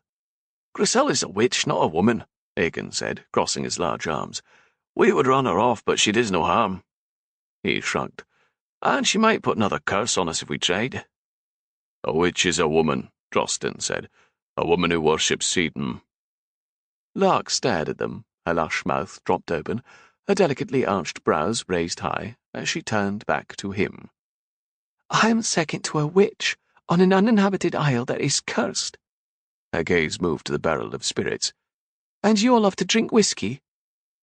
The damn birds startled again to fly about the hall as if to emphasize the wretchedness of the situation. Rabbie and Egan are the only two who drink so much they pass out, Drosten said, his voice low. Says the sot who wandered out into the night swinging his sword like a drunken lunatic, Egan said. He arse, Dad just died. 'Twas his week, Drosten said, his voice heavy with warning. Drank so much you puked on your own boot, Callum added, making Adam run a hand down his face. At least I didn't piss in Lady Grace's garden to be run off by her husband, Drosten said to his twin. Callum's teasing grin faded at what he surely remembered as a screeching reprimand by the lady, who held back her wee granddaughter, and a fist in the jaw by her large husband. Drosten shoved the chair before him across the floor, upending it. Its crash was emphasized with Drosten running across the space to tackle Callum to the floor. But Adam focused on Lark, where she had pushed back against the stone wall. Her eyes were wide in her beautiful face, her frown deep, and the ski-and-do back in her hand as she watched his brothers roll around like ill-mannered pups. He sighed, dropping his hand. She looked like a cross between a nervous kitten and a wildcat about to take down anything that came close. Adam turned toward his brothers, where Egan was laughing, which added to Drosten's anger. "Head off!" Adam yelled, and the birds flapped down again, landing on the iron chandelier above them that still had strands of cobwebs like wispy garland. "Fuck off!" yelled Drosten as he got in one more kick, the curse seeming to echo in the large room as silence fell. Adam breathed in through his nose. "First off, there will be no drinking whiskey tonight," he said, his gaze moving to pin each of his brothers and Rabbie. "The whiskey belongs to Lark, and she decides when it will be tapped. Second, is the bloody roof on above stairs?" "Aye," Callum said. "For the most part. We're putting in the last window panes in the room way down on the left. Then we will replace the old thatch with rock." Adam looked around at the pallet set against the walls on the stone floor of the great hall. "But the roof over the chief's bedchamber is sound?" "Aye," Drosten said, touching his cheekbone where Callum had gotten in a punch. "Not too clean, but dry." Adam turned to Lark. Her slender shoulders were hitched up high, and she pressed back against the stone wall. Her lush lips were pressed into a thin line, and she clutched her dagger in a tight fist. She stood surrounded by darkness and filth, and yet she did not weep or scream like Liam had said a woman would if any of them dared to bring one over to Alva. The ski-and-do disappeared into a pocket under Lark's skirt. She tipped her chin higher as she stared right back at him and stepped away from the wall. "Third," she said, her voice strong, "someone will find me a bathing tub, and fourthly, water will be brought up to whatever chamber that has a full roof where I can sleep." She paused. "Without rats." "There are no rats in the castle," Egan said. "No true bathing tub, though," Beck said. "We have been using a sound trough that we cleaned out," Callum said, and wiggled a tooth to see if it was loose. "We can set it in your room," Egan said, and jogged out the door. Adam noticed a slight softening of Lark's shoulders, but they still sat too high. He grabbed one of the enclosed lamps that had oil in the base and lit it from a torch. "I'll show you above stairs." He took up her two satchels and walked toward the twisting stone steps.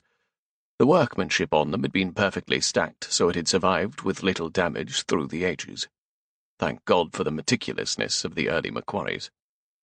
"This way," he said, and listened to the squish, squish, squish of water and mud saturating her slippers as she followed. The rain had made the night even worse. Was she thinking about escape, or perhaps revenge? He held the lamp high to light the steps so she wouldn't trip. He opened his mouth twice to tell her how structurally sound Guyland was, that a good cleaning would see the castle right again, that she would help him bring it and his clan back to life. But in the dark, with the rain beating outside the open arrow slits as they passed, any words would likely make things worse. It was enough that she was following him, at least for the moment. They reached the top of the curving tower of stairs, and he stopped before the wooden door of the chief's chamber that stood on the right, a long corridor of smaller empty rooms off to the left. Even though he'd slept below with his brothers, he'd planned to move into the chief's room, although he doubted it would be that eve. "This is the chamber," he murmured, and pushed inside. He held his breath and thanked the Lord when nothing scurried or fluttered or dripped as he stood there. "Welcome." Chapter 5. Lark stood in the centre of the filthy bedchamber. Her eyes trailed along a dusty tapestry hung haphazardly on the far wall that was so full of dust and soot she couldn't see the stitched depiction. An enormous bed jutted out from the wall with a door. Curtains, which probably contained a century's worth of dust, surrounded it. If she slept in it after her bath, she'd need another in the morning. She was no pampered lady unused to toil, but the Montgomery house, which she had run, was spotlessly clean. Comparatively, this was a decaying grave of a dwelling. Could spirits of dead Macquaries watch, despising her for intruding? She looked up and released her breath. At least there was a ceiling of timber eaves without dripping holes or birds. Adam said nothing more, as per his usual. Lark's face tightened, her gaze landing on him. "No one else lives on this isle," she repeated from downstairs. "No other Macquaries or MacDougals, no castle cook or maid or blacksmith or priest, and no women at all." Lark kept her voice even, tamping down her tempo with the last of her strength, and walked over to Adam. She stopped in front of him, tipping her head back to meet his eyes. "At all," she repeated. She waved her hand. "Not including the old woman your brothers have labelled a witch." His lips pinched together. "Not currently." She inhaled the dust-heavy air and glanced around the catastrophe of the room. Anger, disappointment, and something that felt like betrayal rolled around inside her. "How long has the isle been abandoned?" Adam cupped the back of his neck. "The castle, 4 years. The village, for the most part, a century or more.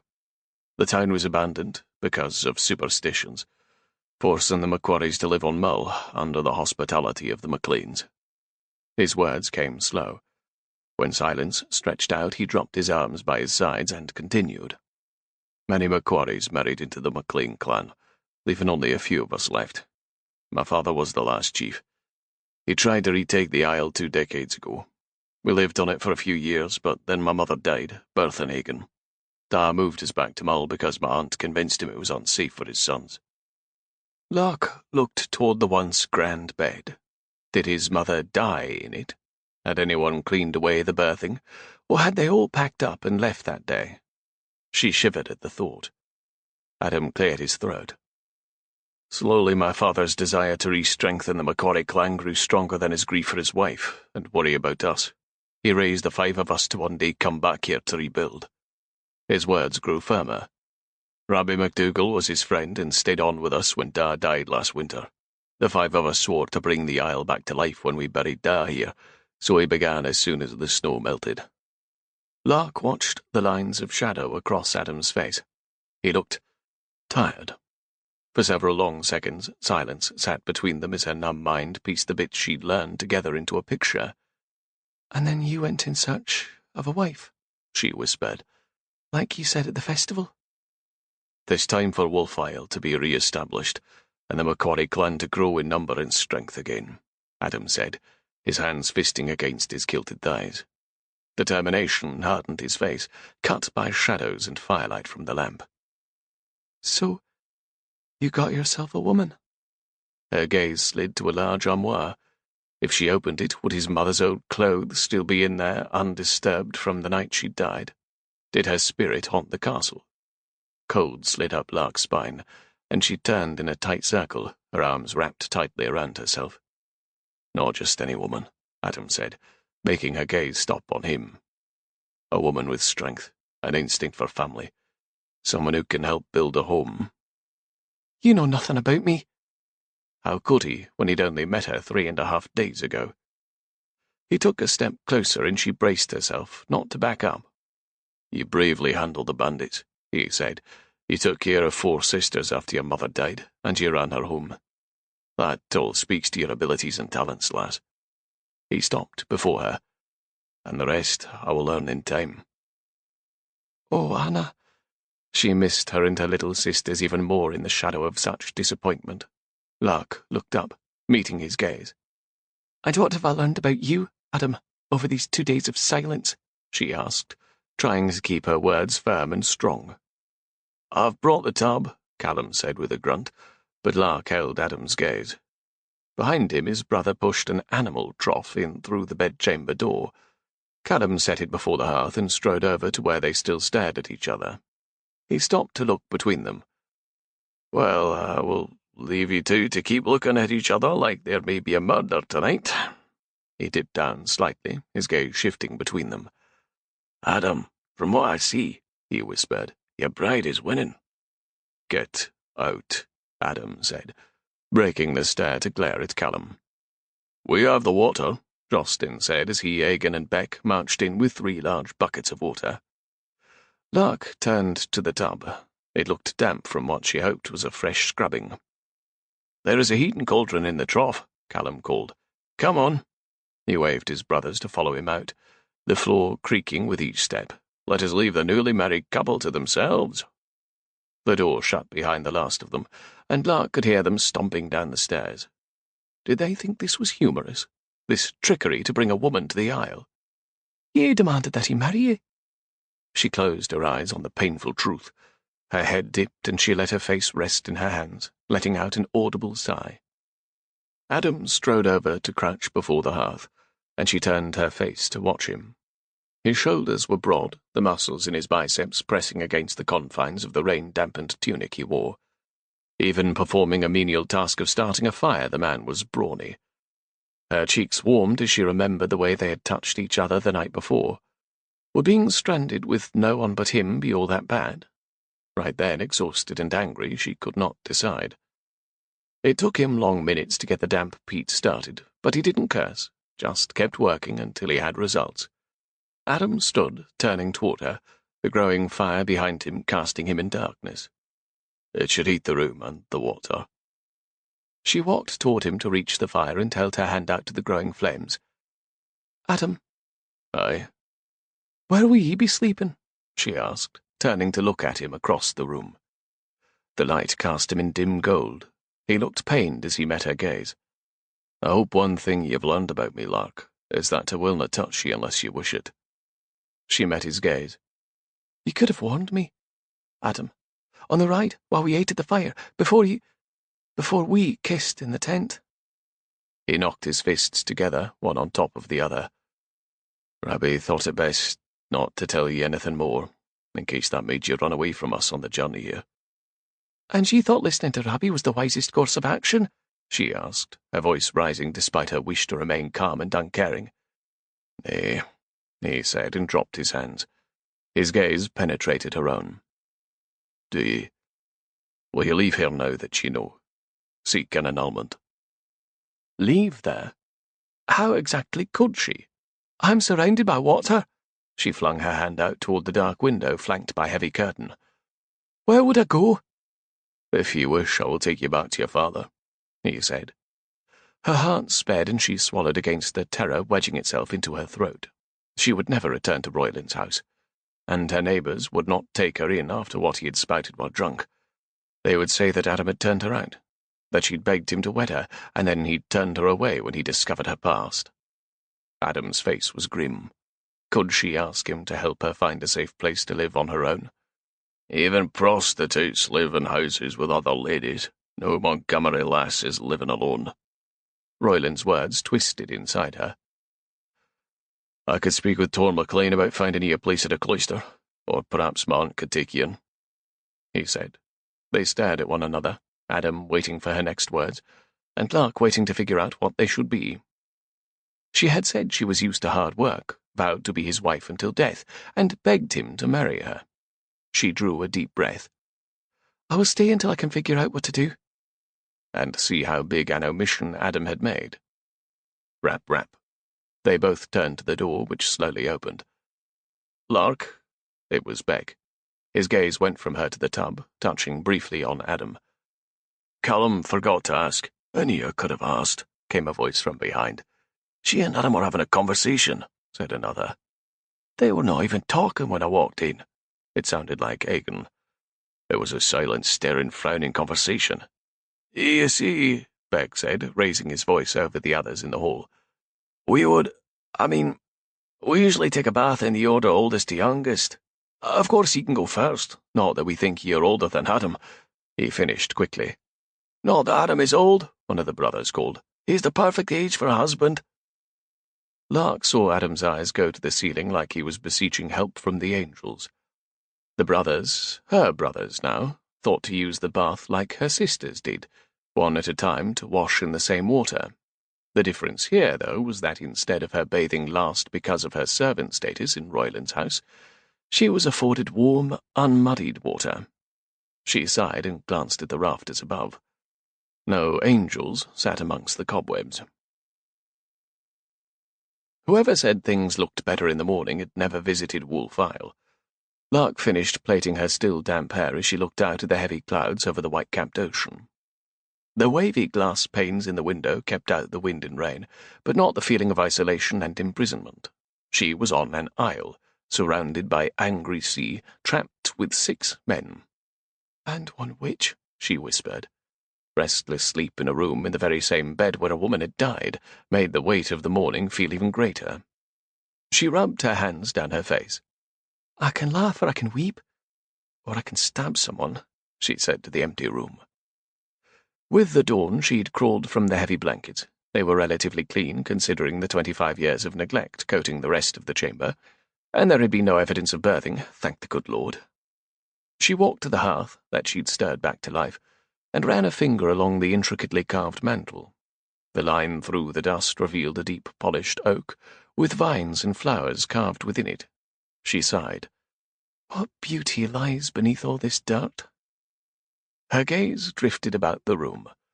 With the increasing light of morning, she picked out more carvings, along the bedposts, the headboard, a heavy trunk made of beechwood, and the wardrobe. Lark dodged the tub where her brothers had bathed after her while she waited on the steps, the water now a cold, murky pool to be emptied. Stopping before the wardrobe, she tugged the worn knobs, and the hinges creaked with misuse.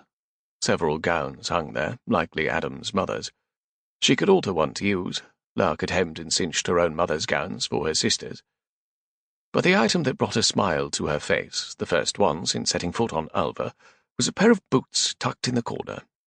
Pulling them out, she examined the well-worked, soft leather. She hurried to sit on the bed, shaking them upside down first to make sure nothing lived within them, and forced them on to her stockinged feet. They were only a little snug, and would stretch with further wear. Laced up, she stood and grabbed her shawl. "Best to see how bad it is," she said. Despite the dread that had enveloped her in her exhaustion last night, she was curious. An abandoned village. What treasures might lie in it, like the carvings under the dust of the mantel? Even if her marriage sat on the shifting ground of omission, she could forge ahead to find answers for herself. Her mother had taught her to go undaunted into life, making the most of what she had and striving for happiness despite the ugliness around her. The turning stairwell was dark, with only a few window slits around every second turn. They were open to the outside, letting in the dank coolness of morning. She would inspect the situation today. Then what? Adam had offered to take her to Mull. She could ask for an annulment. Could she buy a cow and make butter to sell? What other talents did she have? Reading, writing, and taking care of children. Did Mull need a teacher? Would they let her live alone, unharassed? Letting a deep breath out in a whoosh, she entered the great hall, but found it empty. Pallets were stacked along one wall. At least they are not still abed. She walked around the room, inspecting the 2 tapestries that clung to the stone walls like exhausted prisoners chained there. Take outside and beat. Her gaze shot into the hearth as a list started to form in her head. Sweep and fix the grate and spit. She straightened, her gaze going to the cobwebs in the chandeliers and in each of the wells around the windows. Cut through and paned, they sat way up high. Dust and sweep everywhere. Her hands on her hips, she turned slowly, her gaze dropping to the entryway at the far end. Her inhale stopped. Adam stood there watching her. "Have you eaten?" "No." It was then she noticed that there were 2 oat bannocks on a plate set on the table, and the dirty dishes from the night before had been removed. He indicated a cup next to the plate. "The milk is fresh. Aiken traded for a milk cow while I was gone." "I can make butter." The thought was a mere whisper against the tether of Adam's gaze. "Did you sleep well?" he asked, pushing off the wall where he'd been leaning to walk to the table. "The bedding should have been fresh." "Yes," she said, keeping her spot near the blackened hearth. She was definitely not telling him how she kept the covers over her head and listened for spirits. "I will send my brothers up to empty the bathing trough, but we have no servants to see to the privy pot and washstand." "I've never had servants, something I think you likely deduced by meeting my family at the festival," she said. "'Twas what you were searching for, was it not? A woman who could work hard for you without complaint or lofty expectations." Lord, she sounded like a shrew. Adam picked up the plate and cup and walked it over, stopping before her. "Ye chose me." Heat surged up Lark's neck into her cheeks as her anger erupted. "To escape? Yes, I was desperate and foolish in gambling to win my freedom, when in fact," she spun around, her arms wide to indicate the room, "I've landed in prison anyway." Her voice had risen until the birds overhead were startled enough to fly and flap. "Ye chose me." She caught her face in her hands, a hollow feeling inside at her own selfish-sounding tirade. Taking a deep inhale, she turned around and froze. The look on Adam's face. It was as if he transformed into the granite that surrounded them, hard and severe. Yet there was something like pain in the tightness of his eyes that made her chest feel hollow. A movement at the edge of her gaze made her glance to the archway where Beck, Callum, and Drosten stood. How much they heard. Her gaze returned to her husband. "Adam," he set the plate and cup on the floor at his feet since there was no table nearby, pivoted on his heel and walked to where his brothers waited awkwardly. Beck nodded to him. "We need help setting the window in the tower room, but the roof is nearly finished." His voice was solemn, devoid of his usual cheerfulness. "Blast it." Lark felt her shoulders sag and she exhaled. As the Macquaries turned away, disappearing into the darkness of the arch, she sank to the floor, crouching on her heels to pick up the plate and cup. But she stayed there, bowing her head as she held them. "He should have said something on the way here." "Thank the good Lord she picked ye," Beck said after the 4 of them finished climbing silently to the hall above. "At least she's no weepin'," Callum said. "I never know what to do when a lass weeps." Drosten plopped his hand on Adam's shoulder and shook his head. "I dinna see any bairns coming along soon." "Hold your tongues," Adam said, his voice low in warning. "None of this is your concern." "I suppose it is if we want to repopulate the Isle," Callum said with a grin. He was asking for a fist in his bloody smile. Drosten removed his hand and nodded to Beck. "I guess you better be finding a wife soon, then." Beck frowned. "No need to tie ourselves to wives in order of all this just because Adam fell into the trap. I may start sailing with Cullen MacDonald." "'Tis a bonny trap, though," Aiken said, glancing behind him as if he wished Lark stood there. "Enough," Adam said, going over to grab one side of the window frame. "I suppose if ye had not consummated the union yet, one of us could woo her," Callum said, his foolish smile tipping Adam over the edge. He nearly dropped the window, its iron frame banging on the floorboards. In 2 strides he had his fist under Callum's chin as he rammed him backward into the plastered wall. "No one is trying to woo Lark. She is my wife, if ye so much as wink." "Fuck, Adam, I was jesting," Callum said. His wide eyes narrowed. "It takes more than a jest to make our serious chief brother lose control of himself." Adam pushed a little harder and dropped his fist. He glared at Callum, the biggest rogue of the family. "So much as a wink." he said, leaving the consequence off. Adam walked back to the window, the muscles in his back stiff. "That goes for all of ye." He ignored the looks shooting between his brothers. Let them think what they wanted, but Lark was not someone they should notice as anything other than a sister. Unfortunately, she was unavailable to him as well. Bloody hell. Chapter 6. Lark washed her hands at the stone-encircled well set in the bailey, her gaze following a flitting bird. It looked as if the brown sparrow might settle on the dead willow tree, but then it swooped higher, avoiding the snapping reach of its leafless limbs. Drying her hands in a tattered apron she had found, Lark walked around the tree, staying outside the dancing curtain. Her shoulders raised high, as hairs on her nape rose. Although most of the trees outside the castle walls had green buds or leaves, the willow had none. Black knots sat where buds should have been sprouting. She peered closely at a black-handled dagger that was stabbed into the trunk. The metal, protruding from the slice, was gritty with rust. She'd have sworn the tree was dead, except sap still ran down from the wound, making it look very much like the tree was bleeding. A shiver gripped her shoulders as she stared. "I wouldn't touch it," came a voice, making Lark leap back, her hand slapped over her galloping heart. She twisted around to see the youngest brother Aegon standing with his arms crossed. "Holy Mother Mary, you gave me a fright." "Apologies," he said, brushing his hair from his eyes. "Just—" He tipped his head toward the tree. "The blade is still sharp." "Why is it stuck there?" His lips pinched tight as if he were afraid an answer would jump out. He met her stare for a long moment, waiting for her to look away, but she didn't. Lark had inherited her mother's penetrating gaze, along with her red-hued hair, and did not back down easily. "A witch put it there a century ago," he said. "It killed the tree." "Another witch?" She turned back to the tree. "Why?" "We think the blade was bewitched with poison." "I mean, why would a witch stab your tree?" "It is said that the willow was big and green and beautiful." He shrugged. "To her it represented our clan, so she killed it." Lark looked between the tree and Adam's brother. "A witch walked in here and killed your tree?" "Aye." "Well, there has to be a reason she did that. Is that why everyone moved away?" More birds flew overhead, avoiding the dead tendrils. Aegon turned away from her. "You have a lot of questions." "Questions are good," she said, following him across the bailey. "I think we all should be asking more questions. Such as, should we bring women to our isle before the roof of the castle is whole?" Brows raised high, she pointed back at the tree. "Or why didn't we cut down the dead tree with a bleeding knife wound in the middle of the bailey?" "We cannae cut it down," he said, without looking at her. "Why?" she asked. "Does it scream?" I dunno know," he said, picking up a bucket. "You need to ask Adam." At the moment, she didn't want to talk to Adam. She might say something foolish like, "I'm leaving," or "Kiss me again." both demands had been jumping around in her thoughts all morning. "Where is he?" she asked.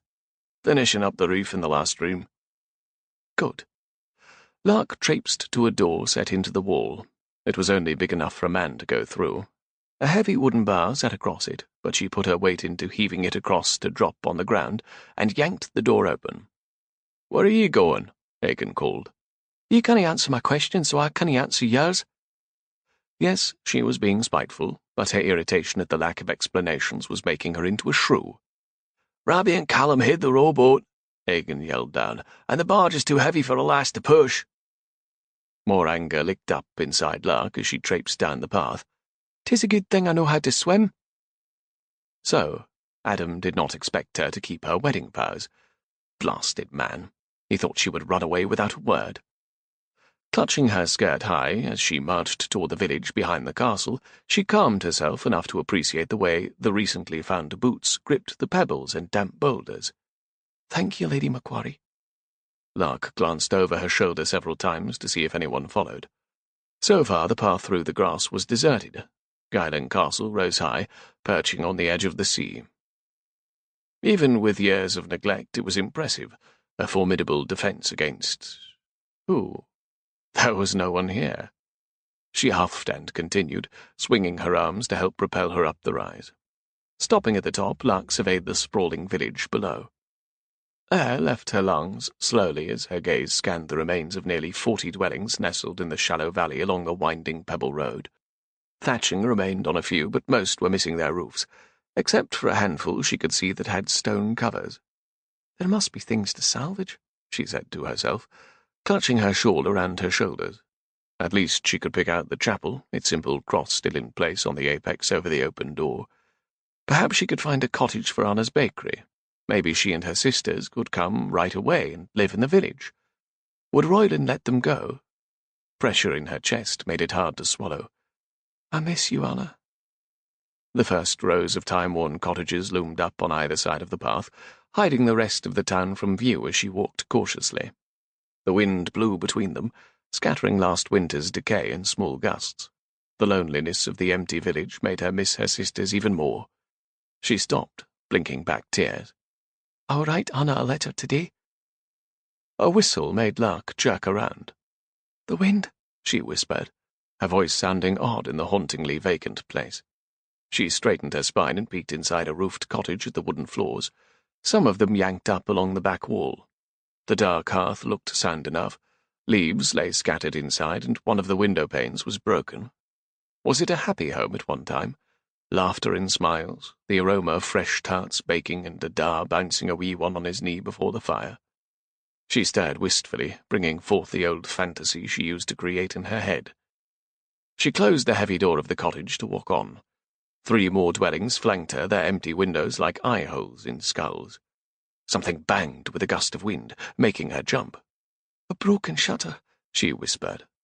But then her breath caught, a gasp perched on her tongue, at the sound of giggling.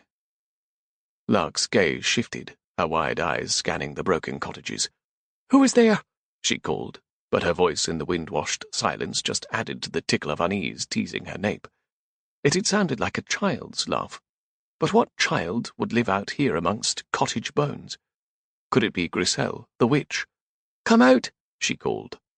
The shutter banged again several paths over, making her jump. She spun toward Guylan, but halted on the balls of her feet as a white cat ducked into the old church. Had a family of felines remained after Adam's father had moved them back to Mull years ago? If so, the cottages would likely be filled with cats. "Kitty," she called, her voice sounding intrusive amongst the broken and abandoned. "Meow." The soft cry coming from the old church called her forward. "Kitty, Kitty," she said, her voice softer as if she did not wish to disturb any restless spirits. Giggling restless spirits. The roof of the church was still intact, the windows blocked, making it pitch black inside. Lark held onto the open door frame and leaned in, blinking for her eyes to adjust. "Where are you?" "Meow." Hands before her, Lark took one step at a time inside. The room was even colder than outside, the night air trapped within, and she shivered, gooseflesh popping up under her sleeves. "Meow." Lark turned to the right, her arms swinging out as she caught sight of the cat's white coat dashing between 2 rows of pews. Her hand caught something hanging in the room. Rough, it scraped along her knuckle and she jerked back, eyes opening wide, terror lodged in her throat. There, before her, swaying ever so slightly, dangled the wrapped figure of a person. Adam jogged down the 3 steps leading from the keep. Unfortunately, his brothers followed. "You don't think she would actually try to swim, do you?" Callum asked beside him. Aegon shook his head, running forward so Adam could see him. "She turned toward the village, not the water, after I told her the boat was gone, and she couldn't have pushed the barge on her own." "Bloody hell. You had to tell her that," Adam said, frowning at his youngest brother. How would Lark come to trust him if she thought of him as her jailer? "Fool," Beck said to Aegon. "Now she really feels like a prisoner." "I'm not the one who wanted to move the boat," Aegon said. "We can move the boat," Beck shot back, "but you didn't tell Lark about it. She would have seen that it was not moored and come back to the castle." "She was asking about the willow tree and the blade sticking in it," Aegon said. "What did you tell her?" Adam asked, stopping to turn toward the ugly monument to his clan's failing. The long dead branches blew in the sea breeze that dashed over the walls. "Nothing," Aegon said, "and that made her mighty mad." He ran his fingers through his hair. "I told her she would have to ask ye about it. When she asked me where you were, I thought she would go back in to find ye, but she marched in the opposite direction." "Ochrach," Adam swore, and strode to the short doorway in the wall. He stopped in his tracks as a piercing scream tore through the wind like an arrow shot straight into his gut. It was distant. It held terror. It was Lark. "Fucking hell," Adam yelled, taking off in a sprint toward Ormek. His heart thudded in his ears as warrior fire shot through his veins. His boots ate up the distance along the path that would lead to the shallow valley behind the castle. "'Tis the curse," Drosten yelled. "Where was she?" "Spread out," Adam ordered. "Yell when you find her." Adam ran to the first roofless cottage. His hands caught on the doorframe as he leaned in. A sweep of his gaze showed it to be empty. Another scream rent the air, and he threw himself back. "Lark!" She was close, but where? Up ahead, a white cat trotted out of the old chapel. The creature stared at him, its tail high and flicking. Without any logical reasoning, he ran toward it, barely noting its hiss as he stormed into the dark room. The chapel's glass windows were covered with several layers of old cloth. "Lark!" he yelled, his voice filling the hollow vault. "I'm here." Her voice caught his breath, and his face turned blindly toward the sound. Ow. The white cat slid along the one wall where an altar still stood. "Watch out for the... It is hanging. I fell down here." Adam turned in a circle, his gaze catching on an object swaying from a rope. He rushed toward it, sheathing his sword to catch the figure there. Lark. But the heavy wrapped shape was cold. He backed away as it swung. Bloody hell! It was a body. Callum ran up to the door. "Is she in here?" But before Adam could answer, his brother saw the swinging body. "God's balls!" he yelled, running in. "Lark, where are ye?" Adam asked, turning his back on the macabre shadow. It wasn't Lark. Lark was warm with life. Lark smelled of flowers and fresh spring wind, not decay. "In a hole in the floor." "Keep talking so I can find ye." I followed the cat inside and saw whoever that is hanging. I ran to grab the cat and fell. I'm on—" Her voice wavered as if she was trembling. "Adam, I think I'm sitting on bones." "Damn it, light a torch," Adam called to Callum as Beck showed up in the doorway. "Light a bloody torch!" Adam's voice boomed in the echoing room. He dropped to his knees as his brothers fumbled with their flint and bit of wool. Adam scanned the darkness and felt his way forward. The white cat trotted before him, and he followed the bright colour where it stopped, hunched, as if on the lip of a hole. "Keep talking." I'm sure they are bones," she said. "Here," Beck called, running back in with a lit torch, dissolving the thick shadows in an instant. Before Adam was a series of broken wooden slats that had been the chapel floor, right over his great-great-grandfather's remains. Oh, but Lark was sitting on the broken bones of Chief William Macquarie. Lark focused on the light that poured down the hole. She didn't want to look beneath her. When she'd first fallen in, she'd realized she'd broken through a wooden box, but it wasn't until she'd felt the splintered bones that she'd understood it was a coffin. Heart pounding, she clutched her hands to her chest and focused on Adam's face far above. She'd never been so happy to see another human being in all her life. "I will get you out," Adam said. "Did I move?" "Move?" she said. "Where would I move?" Beck's face appeared next to Adam's. "She broke through a coffin." Behind him, another brother cursed. "Are you hurt?" Adam asked.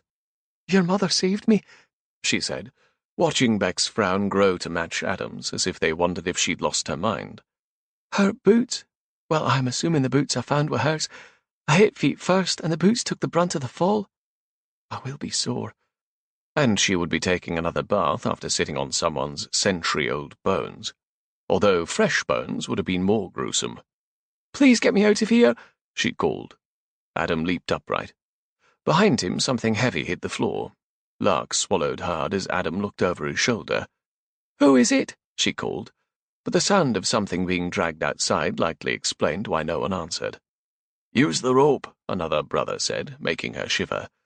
They were going to give her the rope that had wrapped around another's neck. If curses were real, surely it would reside in a rope that hung a person. "Is there no other rope?" she asked as it dropped down, nearly hitting the top of her head. No one answered. She rocked back to get her boots under her without using her hands and braced her feet to stand. Her boot heel slipped as one of the bones shifted under it, and she yelped, her hands grasping frantically at the dangling rope. She caught it, clutching it to stop herself from falling back into the splintered remains. "Put your foot in the loop," Adam said. Rucking up her skirt, she did. The rope tightened around her foot like it had around the neck of the poor soul above. Keeping her legs straight and holding on with her hands, Adam and Beck lifted her out of the tomb. As her head cleared the floorboard, she realized the rope was long enough to loop over the rafter above the hole, so they were able to pull her straight up. Level with the broken floor, Beck braced himself, and Adam reached out toward her. "Swing to me," he said. She caught his gaze. "Dinna let me fall back in there." "I promise I will catch ye." Did she trust him? It wasn't trust when one had no other choice. She nodded and took a deep breath. "Lift your feet back and forth in the air," Beck said, where he clutched the rope with 2 hands. Lark lifted her legs under the skirt and then pushed them back. 1, 2, 3. Lark swung forward, and Adam's strong hands grabbed her waist. He pulled her against him, holding her there, and she released the rope. Lark dropped her face to his shoulder, taking deep breaths to calm her heart. The faint smell of rosemary, soap, and leather came from his neck, along with warmth, making her realize how cold she was. She didn't even know where her shawl had fallen. If it were down in the crypt, the skeleton could keep it. Adam carried her outside, and she squinted against the bright daylight breaking through the clouds. "Are ye hurt?" He sat her down on the cap of an old well. Lark blinked, focusing to stare directly into his stormy grey ones. They were growing familiar to her, and when he looked so intensely at her, a nervous energy rose into her belly. "I'm well," she said. "You shouldn't have come here alone." His words made sense, but the reprimand in his tone blew against the tendril of anger that still smouldered inside her. Lark shoved both of her palms hard against Adam's chest where he crouched before her. "And ye should have told me that someone could be hanging in the village." She hit him again. The force probably stung her palms more than it hurt the muscular wall of his chest, which only made her angrier, and she hit him again in rapid succession. "That there were graves to fall into." She grabbed his shoulders as if to shake them, but realized that she wasn't able to move the mountain that was Adam Macquarie. "Bloody hell!" she yelled, letting fury override her trembling. "Is there anything else you need to inform me about? Anything at all?" "Adam, come see this," Drosten called from where he knelt over the body. She poked Adam's chest with her finger. "Omission is lying. You're going to answer all my questions, and even ones I didn't ask." He gave a small nod and rose to walk over to the body wrapped tightly in a woolen blanket. How could someone hang themselves while all wrapped up like that? Or had a second person done it? The body was small. Could it be a murdered woman, or worse, a child? Adam and his brothers crouched around the prone figure, pulling the blanket away.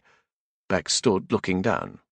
As the brothers sat back on their heels, Beck looked her way, his face still grim. "It is a puppet." "What?" she said, hurrying over even with the soreness in her knees. She stared down at the painted face of a doll.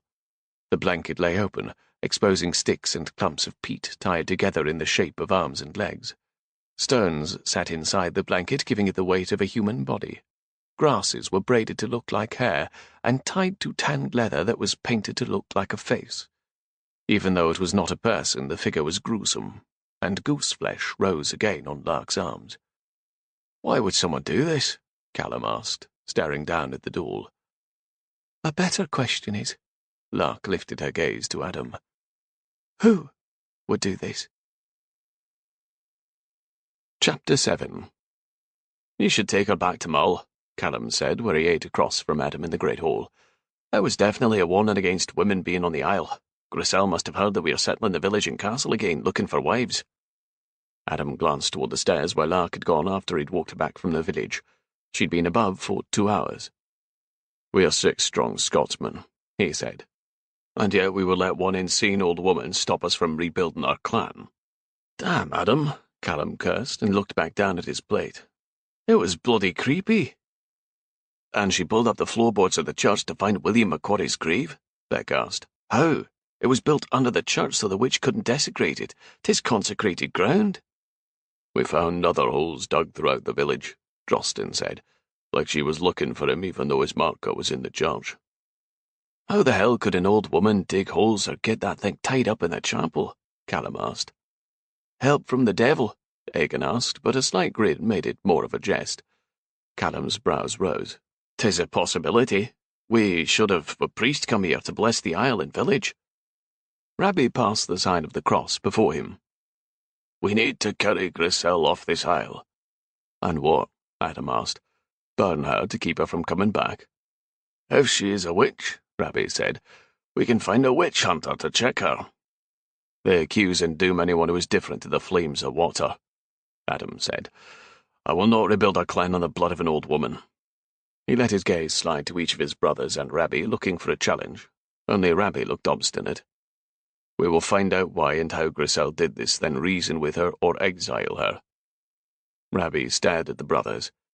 "You think you can handle carrying one old woman off the isle?" "Not if she poisons us with a touch or cause demons to carry us away," Callum said, and bit into a bannock. Adam gathered some oatcakes and smoked fish onto a plate. He pushed back from the table. "If you're going up to Lark," Beck said, "ask her if she knows how to bake tarts. I'm getting bloody tired of bannocks." Hagen, the brother who had any sense in the kitchen, threw one of the bannocks across the table, smacking Beck in the forehead. It exploded into oat crumbs, to pock his face and lodge in his hair. History predicted a messy brawl would ensue. Adam walked toward the dark stairs. He didn't know what he'd say to Lark. Certainly not, "Can you bake tarts?" But he needed to make sure her trembling had stopped. Damn it. Despite her slapping at him and poking him in the chest, she had been shaking like a sparrow who had been dropped by a cat. Did Lark worry that the poppet was meant to be her? He paused before the chief's door. Rap, rap. "'Tis Adam." "I'm well," she said from inside. "Can I enter? I have food and drink." "You can leave it outside the door, or you can enter if you also have answers to my questions." Releasing a full breath, he pushed the door inward. The muted sun from the windows made it light enough to see even without a fire. Lark stood at one, peering out through the wavy glass panes. She had taken a shallow bath and fixed her braid that had been snagged falling into the crypt. Dark water spots where she'd scrubbed marked her dress. Lark turned to him, her face firm. A few fiery red curls framed her high cheekbones. "I heard giggling right before I saw the cat in the chapel doorway," she said, making him stop halfway across. "Giggling? Laughter?" He held the wooden plate of food. "Yes, like a child. There was a banging sound, a shudder, I think. It was several cottages over. I convinced myself the laughter was the wind, but—" She walked to stop right before him. "Are there children on this isle?" "None of which I'm aware." She took the plate from him and set it on the bed, which was still the cleanest part of the room. "Unless Grisel, the witch of Wolf Isle, can break through floorboards, dig holes, and hoist a heavy poppet into the rafters by herself, the crone has help," she said. She picked up a dry bannock and bit off a piece, chewing. Swallowing, she set it down. "Callum thinks she conjured help." "Satan would not bother to play with poppets." "Agreed," he said. "I will be riding to her cottage on the south side of the isle to talk with her." "I'm coming with you," Lark said, dropping her arms. Her mouth was firm, her face determined, as if ready to argue if he refused her request. But he would rather have her with him than leave her back at Guyland Castle by herself. "Aye, perhaps she would be more willing to speak with a woman. The few times we have come across her, she has fled or chanted as if to throw a curse on us." "An act," Lark said. Adam shrugged. "Cursing the cursed seems unnecessary." Lark's frown relaxed a bit. "I thought you said you didn't believe in curses." "I believe people make curses real by believing in them." She nodded. Thank God she did not seem frightened. Aye, Lark was made of sterner stuff. "Alva Isle needs strong lasses, and you're very brave." She crossed her arms. "But not brave enough to try to swim across to Mull." "Mochrach." "Am I trapped on this isle?" she asked when he said nothing. She studied his eyes as if to catch any lies. "Nay," he said. "But the rowboat was hidden. Did you order that?" "Nay." "Did you know about it?" "Damn." "Aye." "So I am trapped on this isle?" "Nay. But Lark asked that you give the isle a chance to grow on you. I have so much potential, but I need people to believe in her." "Her? Wolf Isle is a woman?" "Nay," he said, and glanced around, noting how time and emptiness had saddened the place that used to be his parents' bedroom. "The land is fertile, the fields bonny, the bounty plentiful. Aye, I suppose it is a woman." He dropped his hands. "Life cannae flourish, and a clan cannae grow without a woman, Lark." Her voice was low, although she met his eyes. This is what should have been happening on the journey here. Did she mean instead of ravishing each other in the tent? Trust is the one thing I must have in a marriage. I told you that. He nodded. I will na lie to you, lass. She seemed to weigh his words. You have said that there are no women on the isle, but not why. Did Grisel scare them away with this curse? Adam walked to the hearth and looked up at the spot where his great-great-grandfather's sword rested. One of his brothers must have hung it back up. It belonged to Adam, now as chief, although there was not much honour in the blade. 3 generations ago, our great-great-grandfather wooed a lass on the far side of the isle. When he wed a different woman to form an alliance with another clan, the lass hung herself. Her mother blamed our ancestor, William Macquarie. The remains under the church floorboards. He turned to her, leaning against the mantel. Aye, they were buried there so she could not desecrate his grave. And Grisel is keeping the threat of a curse alive? Why? She is the dead lass's great-granddaughter. Lark shook her head. How could she be if her great-grandmother killed herself? Adam rubbed at the back of his neck. 'Tis a gruesome story, Lark. I doubt it is as gruesome as picking the dust of someone's brittle bones out of my fingernails, she answered, holding her hand up, the flats of her nails toward him. How is Grisel a descendant of William Macquarie? The sorrowful lass was pregnant, large with child, when William left her to wed another, and she hung herself. Her mother found her soon after. The lass was dead, but not the child moving within her. The woman lowered her daughter down and cut the bairn from her still-warm body.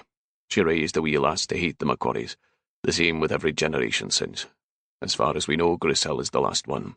She has no offspring. Unless they are hidden, running around and giggling while digging holes and hanging warnings about. It is possible, but they would be grandchildren by now. Lark glanced up, thinking. So, Grisel has Macquarie blood within her. She is part of your clan? She doesn't take her name even if the blood is there. He watched Lark nibble on her lip, the white edge of her teeth showing. And the curse was against all women? She asked. It seems the grieving mother was punishing the wrong sex. She wanted William Macquarie to suffer the loss of his wife and clan. 'Twas worse than death.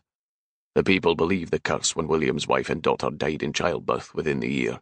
They began moving off Isle. The Macquarie clan all but died out, intermarrying elsewhere. Even off-Wolf Isle lasses did not risk taking the Macquarie name, in fear that the curse would follow them, killing any daughters born to them. It is possible that half the people on Mull had more Macquarie than MacLean. Lark bent to pick up a second bannock and a piece of salted fish. Fear is powerful, making people act irrationally. Love and pain can do the same. She shook her head. Killing herself and almost her unborn child. There was more than sadness there. My mother cared for a woman who once lived with sorrow, even when her life was far from desperate. It is an illness as deadly as consumption. Lark ran her hand lightly over the large bed's coverlet as she walked toward the door of the room. What will you do with Grisel when we find her? Her eyes widened enough to show her concern. Did she think he would strike down an old woman? Exile, if she will not listen to reason. Off the isle, and we would guard against her return, he said, and watched her blink, her shoulders relaxing. He stopped before her. You dinna know my character yet, but I dinna judge and execute someone unless they are trying to kill me or my family. Like the men from Captain Jandot, whoever the devil he was. She stepped out into the hall. Will I ride my own horse? I have no mount for you yet. She shrugged. I have not ridden since I was small.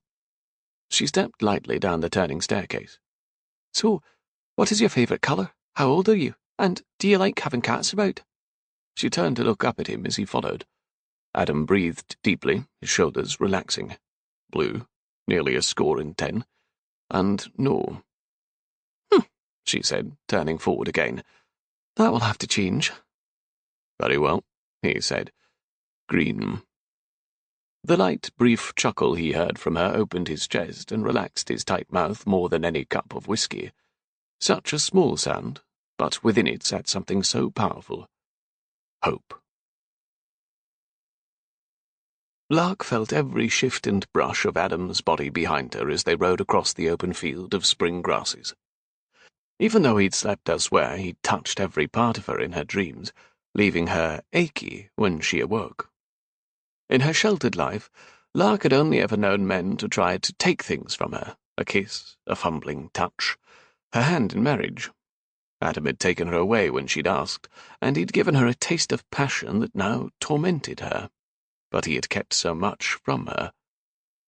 Will you tell him your secret? Anna's question twisted inside her. Lark's past was a plague upon her. Adam had kept secrets, and so would she. They entered another copse of trees. Except for the trees near Guyland, most of Alva was grassland, moors, and rocky outcroppings, with small clusters of oak, beech, and evergreens.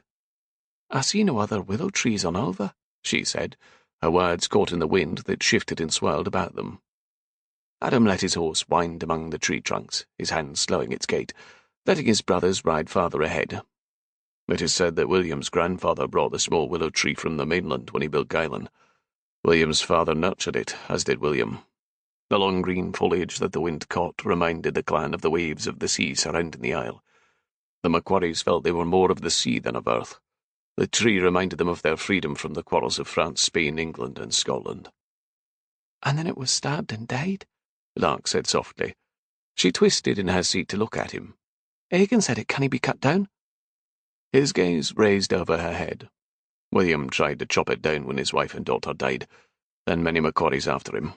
It became a right of the new chief to come over to Alva and try to yank out the knife and rid the isle of the dead willow, until my father forbade us from trying.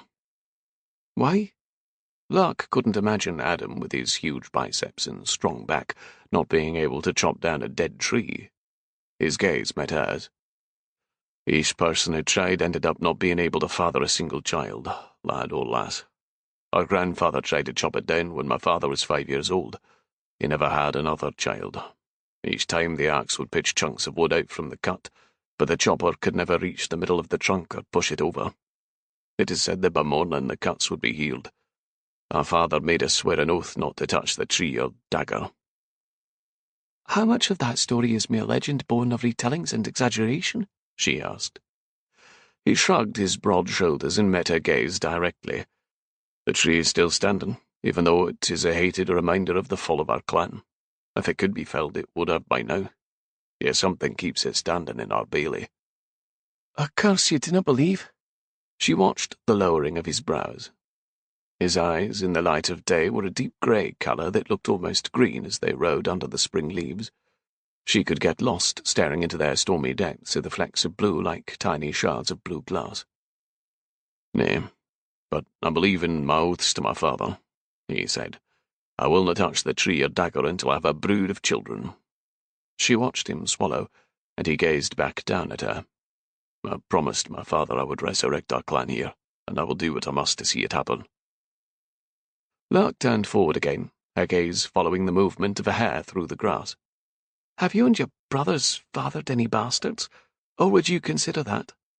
She held her breath as he brought his mighty bay to a stop inside the tree line, his brothers ahead halfway across the wide moor. Lark, he said, his voice a low rumble. He waited, and she knew he would wait until she looked at him. She turned, and he held her gaze, a small ache of awareness growing in her middle as he spoke. I have no bastards, and will have none. Canny. The way he emphasized the last word strummed a chord of worry inside Lark. So you're trapped in this marriage, if I choose not to have bairns, she said, because I forced you to wed me at Glencoe. The horse began a slow walk, as if they had all the time in the world to enjoy the spring afternoon. Adam's brothers had completely disappeared up ahead.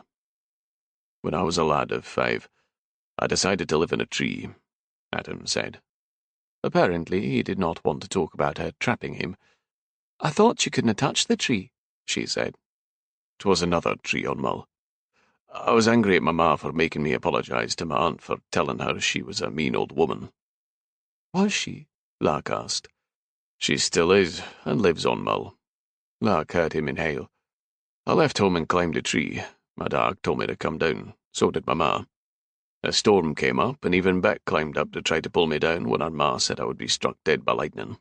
The rain came, yet I remained in the tree for 2 days before I decided I wanted to come down. She glanced back at him. 2 full days? No food or water? There was plenty of rainwater, and I had planned ahead to pack some bread and cheese, but pissing from the branches at night grew tiresome. She snorted softly. You must have driven your mother to throw cabbages at you. She almost did. Said I had a determined streak that would see me living a long life. I thought I was a stubborn fool who would fall out to the tree and die at 5 years old. What does this have to do with me forcing you to marry me? Lark asked. My parents were both right. I'm determined and stubborn, and no one can ever make me do something that I didn't want to do. She turned, and he met her gaze without blinking. If I hadn't wanted to wed ye, I would have stolen ye away instead, so you wouldn't have to wed or take a nun's vows. Her brows rose high. With Fergus and Giles raising a party to go after you? I'm not afraid of jackanapes. She watched his gaze move out across the meadow. I would have seen ye away and set up where ye wished to go. Instead, I married ye. Her heart squeezed. Why? His gaze dropped to her eyes, his eyebrow rising.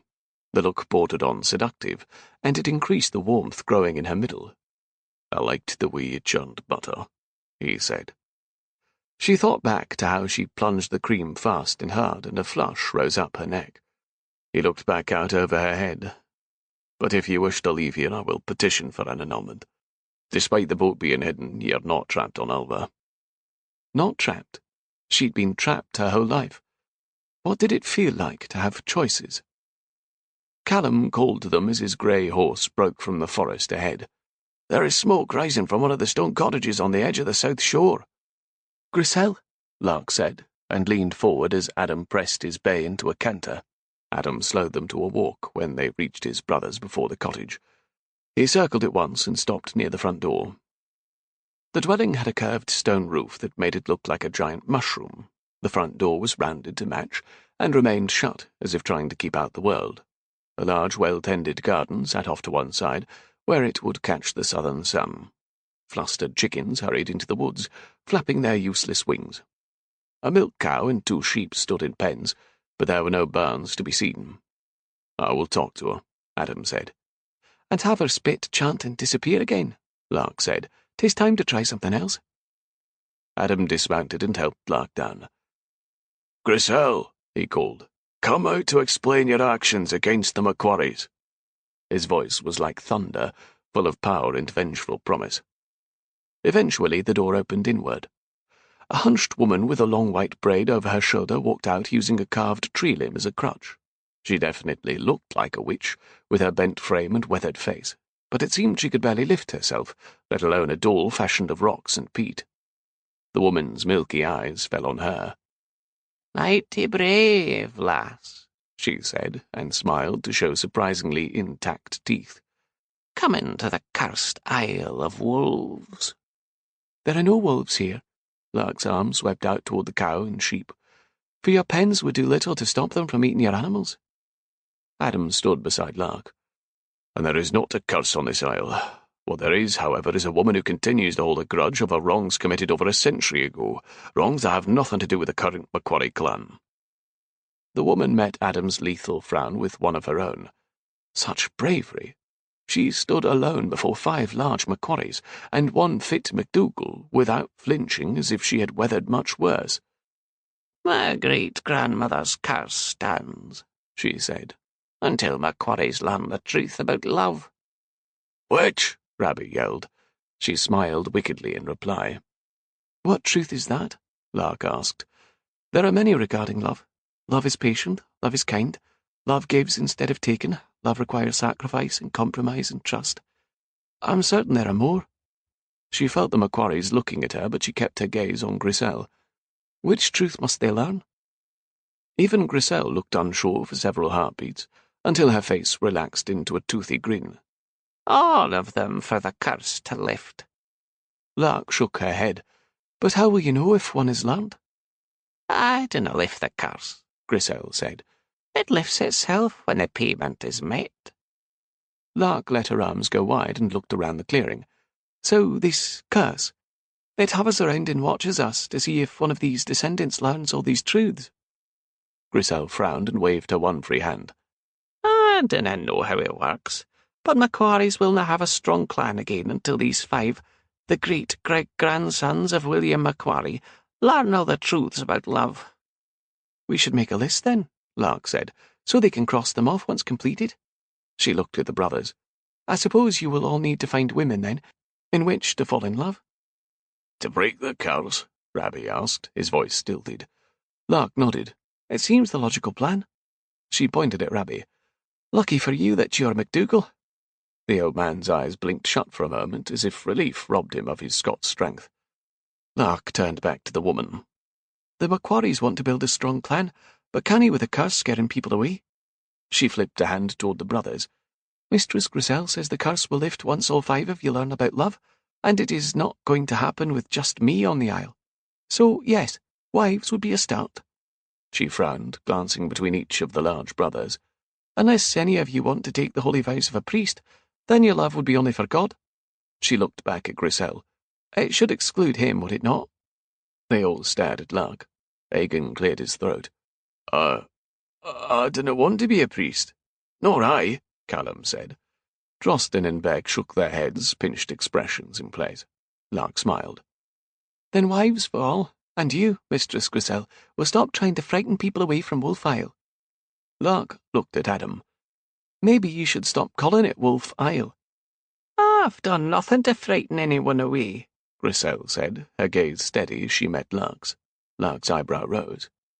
You haven't made a doll to look like a hanged woman, or dug holes to find the bones of William Macquarie.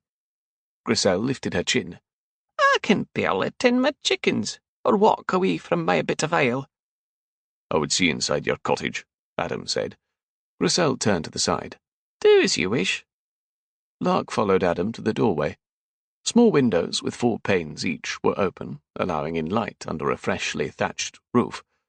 The cottage had a privacy screen, large bed, cooking hearth, and shelves of crocks and bunches of dried herbs. It looked like an apothecary shop, or a witch's kitchen. Adam glanced under the bed and behind the screen, but didn't find anyone hiding. That is me, my animals, and my cats, Griselle said. Lark looked about, but didn't see any. White cats? Aye, I have 2. They prowl about the isle on their own. One was in the old village yesterday. Likely St. Joan. She has been mousing for days now, Griselle said. You name your cats after saints? Lark asked. So you didn't go to the village and hang a doll? Adam asked at the same time. He looked too large in the one-room cottage. Griselle ignored him. My cats didn't like people. I'm surprised you're not scratched. Answer the question, Adam said. No, I didn't go to the village. I'm but an old woman, living alone. I do nothing to encourage the curse. It is up to ye and God and my ancestor to bring it to an end. With her final words, Griselle pointed a finger, bent and bumpy, toward the door. Be warned, Mistress Griselle, Adam said. If you do anything to endanger my wife or my clan, you will be exiled from this isle. Be warned, Chief Macquarie, Griselle responded. If ye and your brothers dinna learn the lessons at which your ancestors failed, your people will completely die out. There will be no Macquaries left to bring sorrow on Eve's woman again. Respect your women. Bring no bastards onto the isle. Learn the power of love. The old woman's words sticked away inside Lark. Bring no bastards. Griselle turned on her heel, her gaze going directly to Lark. Her cloudy eyes seemed to delve into her, seeking out the secrets Lark had tried to leave behind. Lark caught Adam's fisted hand, feeling dizzy. She tugged him to gain his attention. Help me up onto the horse, she whispered. What did she mean by bring no bastards onto the isle? Are you well? He asked. She nodded. She has nothing more to say. And Lark certainly had nothing to say. Curses were not real, and secrets should remain tucked away. Adam led her over and cupped his hands for her to set her foot in, lifting her high to straddle the horse. Her legs were sore from her fall, but she kept her groan inside. He climbed on behind her, bringing the horse around as the old woman watched them leave. Weaving through the few trees behind his brothers to the shoreline, Adam rode along the rock-strewn beach where a half-broken dock jutted part-way out into the sea. Adam stopped, his brothers pulling even with them. There was no one in the house? Beck asked. Someone who could drag that wrapped poppet to the village? Nay, Adam said. Lark looked back toward the cottage tucked into the woods. Someone definitely lives with her. Adam nodded his agreement. Are you certain? Drosten asked. twisting in his seat to peer through the trees as if a person might show themselves. Lark looked at Adam. The bed is large. A woman living alone has no need for a privacy screen. And the jars on the top shelf were dusted. No cobwebs in the rafters either. On a good day, Grisel might be able to reach those with a broom, but not to dust the jars without knocking them off. Lark nodded. The thatching was fairly new too, Adam added. There is definitely another person on Wolf Isle, Lark said, thinking back to the wind blowing through the abandoned village. A person who giggles. Giggles? Drosten asked. Lark heard a laughing child before she found the hanging puppet, Adam said, his face grim. A child? Rabbie squawked. He turned in a circle as if trying to spy one. Beck shook his head at the old man. No need to panic. Lark watched their faces, all of them pinched with worry. Even Adam looked grim. If there is a child, I would hardly think there is need to panic, Lark said. How could such large warriors be worried over a child playing pranks? Grisel is never wed, Callum said. The child could be without wedded parents, Drosten said. She swallowed. And what does that matter? Her voice sounded small before the men staring at her. A bastard can't be on the isle, Rabbie said, his hands moving wildly with each word. 'Tis part of the curse. Lark looked back toward where the cottage was hidden in the trees. But Grisel was probably born out of wedlock. Another reason to exile the witch, Egan said. 'Tis her ancestor who cast the curse, Adam said, shaking his head. I think Grisel is exempt, but we guard against other bastards coming onto the isle, and we'll na bring one into the world ourselves. All four younger brothers shook their heads in unison. The comicalness of it would have made Lark laugh, if she had not lost all her breath. Hey, Rabbie said, if we are to save this clan and make this isle our home, no bastards are allowed, damned from birth for the sins of their parents. He shook his head, making his wild hair stick out even more. Sparks started to appear in Lark's periphery, and she made herself inhale. No bastards, she repeated, her whisper hardly heard. Even left 100 miles away, her secret had followed her with tenacious cruelty. Chapter 8. All of you stand still, Lark said as she inspected Adam's brothers. They wore clean shirts and crisp wrapped plaids about their hips, with swords polished and snug in their scabbards. They looked like a small military force ready for parade before the Queen. Hands out, she said, and one by one they put out their hands, palms down. Lasses will not be looking at my fingernails, Beck said with a wicked grin. Nor with all this. He puffed up his chest. Callum snorted. Adam stood apart from his brothers, looking deliciously impressive in his kilt, the end of the long length of wool sashed over his broad shoulder to cross his chest. A circle of twisted silver pinned the sash in place. The Macquarie brothers were handsome in a raw type of way, but Adam, with his serious intensity, was by far the one who would attract the most lasses if he were still unwed. Unwed. Lark tamped down the wild thoughts that had plagued her since their trip to see Grisel 3 days before. She hadn't invited Adam into the bed in the now clean chief's room, at least not in the flesh, but he stroked her thoroughly in her extremely vivid dreams. They'd all been busy scrubbing Guyland Castle, and she had climbed the stairs exhausted and alone, even though she'd felt his gaze, as if he wanted to see which way her favour swayed. And with each day they worked side by side, writing the tapestries and washing the beauty back into the castle's carvings, she swayed more and more toward him. But if she laid with him, consummated their marriage, would she be thoroughly trapping him in it? Trapping him and destroying his chance to rebuild his clan? I will tell him after the McLean wedding today. What exactly? That she wanted an annulment? That she would bring down the curse on his isle? Are we presentable? Egan asked, his light-coloured hair shorn so it stayed out of his eyes. Lark blinked, forcing a steady inhale.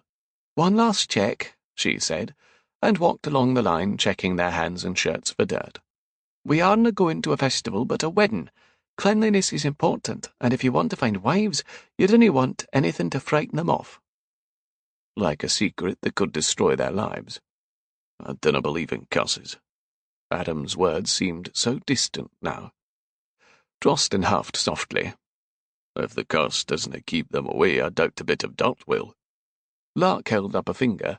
If anyone mentions the curse, ye smile and make light of it, saying that ye have seen no signs of darkness on Alva. So, trick the lasses? Callum asked, his brows high. I would think being a lass who was tricked into wedding our big brother, ye would not condone something of the sort. A swollen lip or black eye will also keep the lasses away, Adam said, his legs braced and arms crossed. The Macquaries, without a mother about, had grown into a rough-and-tumble sort of family. It was different from dealing with her squabbling sisters, but overall siblings aimed to hit each other in the most sensitive area. Blacken his eye after the wedding. They are finely clean and dressed, she said, as if they were recently breeched lads. She turned her gaze on Callum. Complete honesty about the perceived curse must be revealed before any wedding can take place, but at the start 'tis best to let the ladies find they like you. Her gaze moved to each brother. So no fighting or talking about hanging poppets and undead graves, or there will be no more tarts like the ones you sampled this morn. Understood? Lord help me, I would sell my soul to Satan for a lifetime of your tarts, Beck said, his easy smile wicked. Then you should stand near the dessert table at the celebration and find out which lady baked your favourites, she said. Clever, Jostin said, nodding in approval. I will watch the lasses dance. The ones who laugh have a happy disposition. Happy disposition? Of all the brothers, he frowned the most, his greenish eyes a soulful mix of sadness and discontent. A kiss is all I need from a lass to choose one for a wife, Callum said with a broad smile through his neatly trimmed beard. Lark exhaled. God help us. Rabbie chuckled. Glad I am na needing a wife. Lark turned to the elderly warrior. You need to remind them to behave, or else this isle will never prosper, curse or not. I wouldn't have let my daughter wed into a family of fools. Lark felt Adam walk up beside her, and her heart beat fast as she inhaled his fresh scent that reminded her of the open sea and wild moors. He presented his arm, and she lay her hand upon it. You look quite bonny, he said near her ear. She was wearing one of his mother's gowns made of fine thin wool, in the same red and green plaid from which their kilts were made.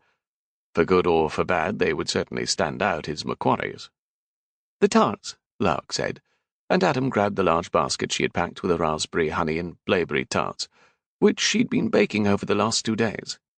It's heavy, she said, and then realized how ridiculous that sounded. She'd seen him training that morning with his brothers before they all went to wash in the freshwater pond east of the village. Adam had muscles that mounded and stretched like a legendary warrior. What would it be like to touch that strength, to feel that strength touch her? I will take care, he said, the edge of humor in his voice. His bicep mounded through the crisp white tunic he wore as he easily lifted it with one hand. The obvious strength made her breathless, and she looked away. I will tell him on Mull. Then he could decide if he wanted an annulment before she did something foolish. His brothers strode ahead, disappearing through the door in the wall, which Adam had fit with an iron lock. With the portcullis down and the door locked, only Grisel's white cat, who continued to keep close to the castle, could climb in and out of Guylan while they were away. You see your aunt on Mull has the family Bible where the curse is written, Lark said, avoiding a puddle from the night's rain. Aye. I would like to see it. Sometimes handed-down information becomes skewed and misinterpreted. Not that I believe the curse, she said as lightly as she could, but your brothers and definitely Rabbie do. Aunt Ida will probably come to the wedding, Adam said, studying her. I will ask. Thank goodness she could read. Never before had she needed to read something so urgently. The ceremony was short and the celebration loud, with smiles abounding. Even with the presence of the MacLeod clan, who were related to the groom marrying Liam's sister, Adam remained light-hearted. 'Twas true Lark had not invited him to her bed, but she had not insisted on an annulment either. Adam led Lark over to the table where her tarts were being devoured, and Callum was tasting and complimenting every bonny baker.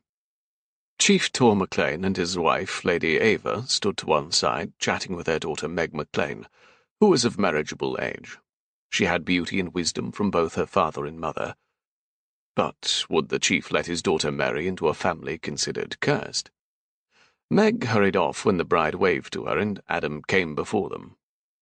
Chief, Lady Ava, this is my wife, Lark Montgomery Macquarie. Ava reached both hands out to take Lark's, smiling with genuine warmth. So nice to meet the woman who captured the chief of the Macquaries. Even after 20 years in Scotland, Lady Ava still possessed an English accent, but Lark smiled back warmly and bobbed her head in greeting. You have a lovely home here, Lark said, and such a prospering town. Tor snorted. As long as the damn English keep to themselves. Ava frowned his way. That is no way to talk at a wedding. I completely understand, Lark rushed to say. King Henry will not be cowed by a hatred. It seems to make him push even more for the Queen Mary to unite with his son Edward. Scotland must band together to meet the English threat. Tor's eyebrow rose as he considered her. I agree. He looked to Adam. A wife who is bonny as well as intelligent. He nodded and put his arm around his own wife's shoulders. It is a blessing, and keeps things from ever being dull. He kissed his wife's head. Ava smiled up at him, then reached out to catch Lark's arm. I am certain we will be close friends.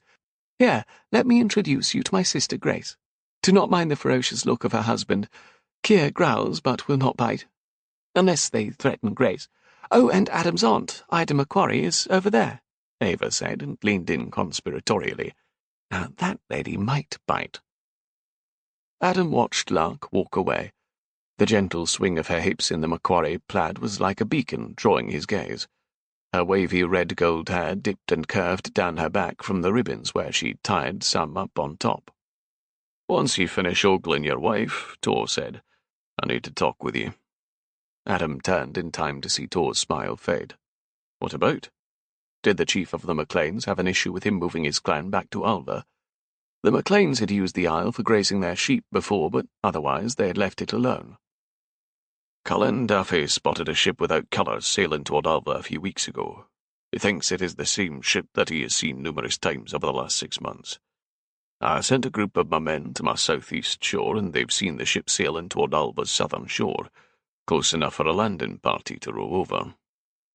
Adam's forehead tightened. I haven't seen the ship, but several of our sheep have gone missing. Perhaps they are pirates. For if they sailed without flags or colours, they represented only their own affairs. You haven't seen anyone else on Alva? Tor asked, his frown as grim as Adam's.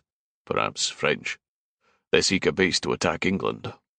Henry VIII's son Edward was next in line to rule England.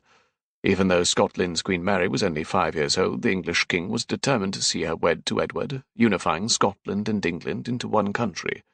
But Mary's mother, Marie de Guise, was French, and preferred her daughter marry the French king's son, Francis. King Henry had declared war on the Scots, sending troops into their country to force Mary, Queen of Scots, regent, into signing the wedding contract. Adam shook his head. Grusel is the only one living on Alva, although we think someone lives with her, helping her. Tor's mouth quirked to the side. I doubt the woman would house French pirates. His gaze slid across some of his warriors walking down by the docks below the hill. I can send some men back with you to protect Alva. The word protect grated on Adam's pride. For generations his family had sought protection from the MacLeans of Mull when the Macquaries had fled Alva in the wake of the curse. I appreciate the offer, Adam said thoughtfully. I will send word immediately to Mull if they come ashore with evil intent. But I think my brothers and I can handle it. Tor smiled and gave a nod. I thought you would say as much. You're a strong chief, Adam Macquarie. Your father would be very proud of the work you're doing to bring back your clan. Thank you, Adam said. The MacLean chief was wise and strong even as he aged. No wonder his people were loyal to the last breath. I've grown up with a good example to follow. He obviously meant Tor MacLean. Even though he loved his dad, John Macquarie had given up on the clan when his wife died on Alva. He had given in to Aunt Ida's demands that he bring his sons back to Mull, certain that the curse had stolen her sister's life.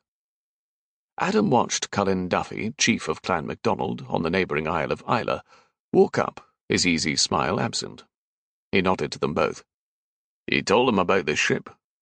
Aye, Tor said. He hasn't seen anyone, but some of his sheep are missing. Adam exhaled long, realising he hadn't told Tor everything. And someone made a doll to look like a woman, and hung it from a noose over the dug-up bones of the original Macquarie chief that brought the curse to Alva. Both chiefs turned to look at him, their bearded jaws dropping open. Cullen's eyes opened wide. Well now, You may not want to tell any of the marriageable lasses whom your brothers are circling about that. And my Meg is not marrying one of them, Tor added, his thick arms crossing his chest as he looked past Adam to where his daughter spoke with Lark and his wife. Cullen frowned, and neither is my sweet bairn Camilla. His gaze moved to his own bonny daughter, who had inherited her mother's French beauty. Ava was introducing Lark to her, and Beck sidled up to them as he chewed a tart.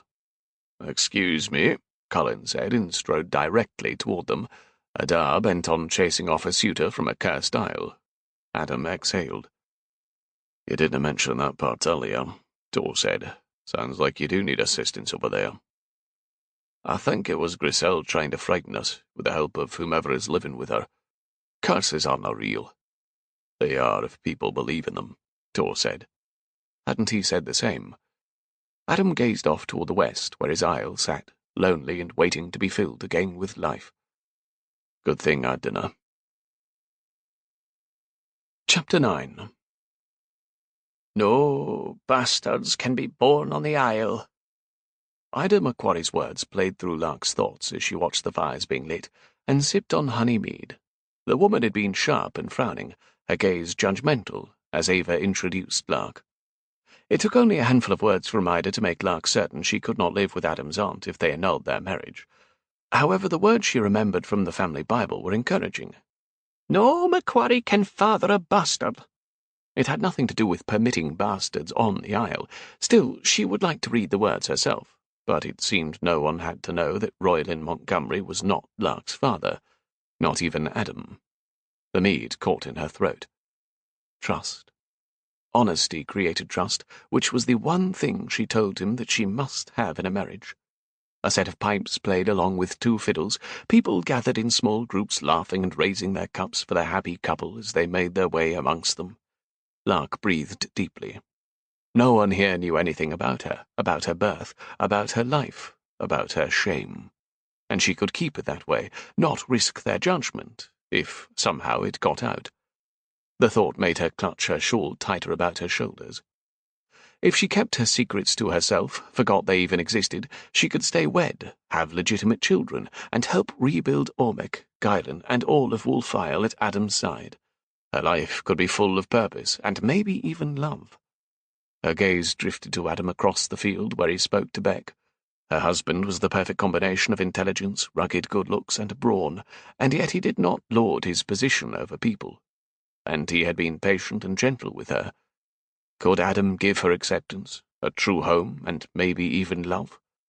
Her heart raced with hope. As long as no one finds out about my past. Ian MacLeod is not shown his ornery fate, Beck said next to Adam, and raised his tankard to toast the observation, although having that handful of MacLeods around is bloody irritating. The groom is a MacLeod, Adam said, his gaze following Lark as Meg and Ava walked over to her. The presence of their rival clan had been plucking at his brother's tempers all day, and he'd had to remind them several times not to start a fight for the sake of the bride, Liam's sister, and for Lark. Beck frowned. I thought Julia knew better than to tangle with them. Adam watched Lark with the ladies, her head turning to the shadows where couples were starting to wander off to find privacy. The only MacLeods I have met are ornery sots, Beck said, and took a drink of his ale. Adam watched Liam McLean stop next to Lark, pulling her aside. He spoke, and her gaze slid out, stopping on Adam. He gave her a nod. If I'm not back, Adam said, cutting Beck off, you're in charge of keeping our brothers peaceful. Dinna come looking for me. Beck laughed softly. Aye, best better, brother, for ye cannae think straight until you do. He kept his gaze fastened on Lark, even as she looked to Liam. When she turned back to Adam, her smile had fled. Damn, what was he saying to steal away her smile? Liam was against them moving back to Ulva. Was he telling her that he believed the curse was real, that it was dangerous for her and any children they had? As if noticing his rapid stride, Liam suddenly turned and walked away, as if on an important mission. What was he saying? Adam asked, stopping before her. You were smiling, and then you looked like a mad hornet.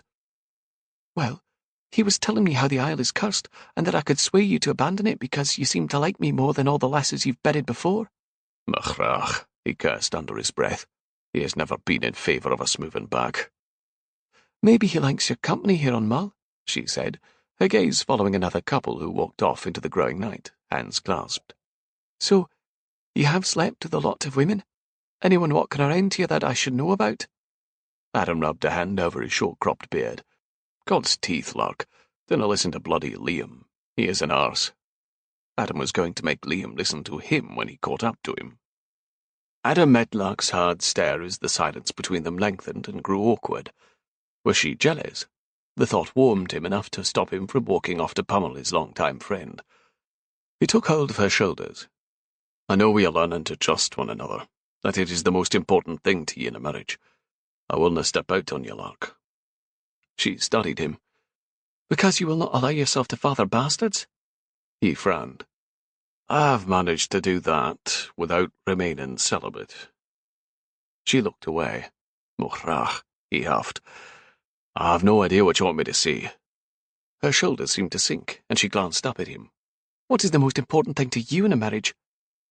He knew better than to say anything about tupping, even if, after a week of dreaming each night about Lark writhing and moaning his name, had made it instantly jump forefront in his mind.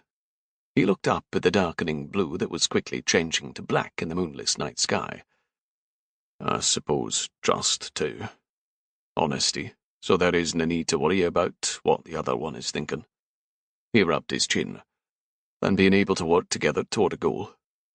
A goal of bringing life again to Alva, she said, her brow furrowed as if she thought hard on a matter. He reached up to smooth the worry lines on her forehead with his thumb. She pulled back and he dropped his hand. Aye, I would have ye work next to me to do so.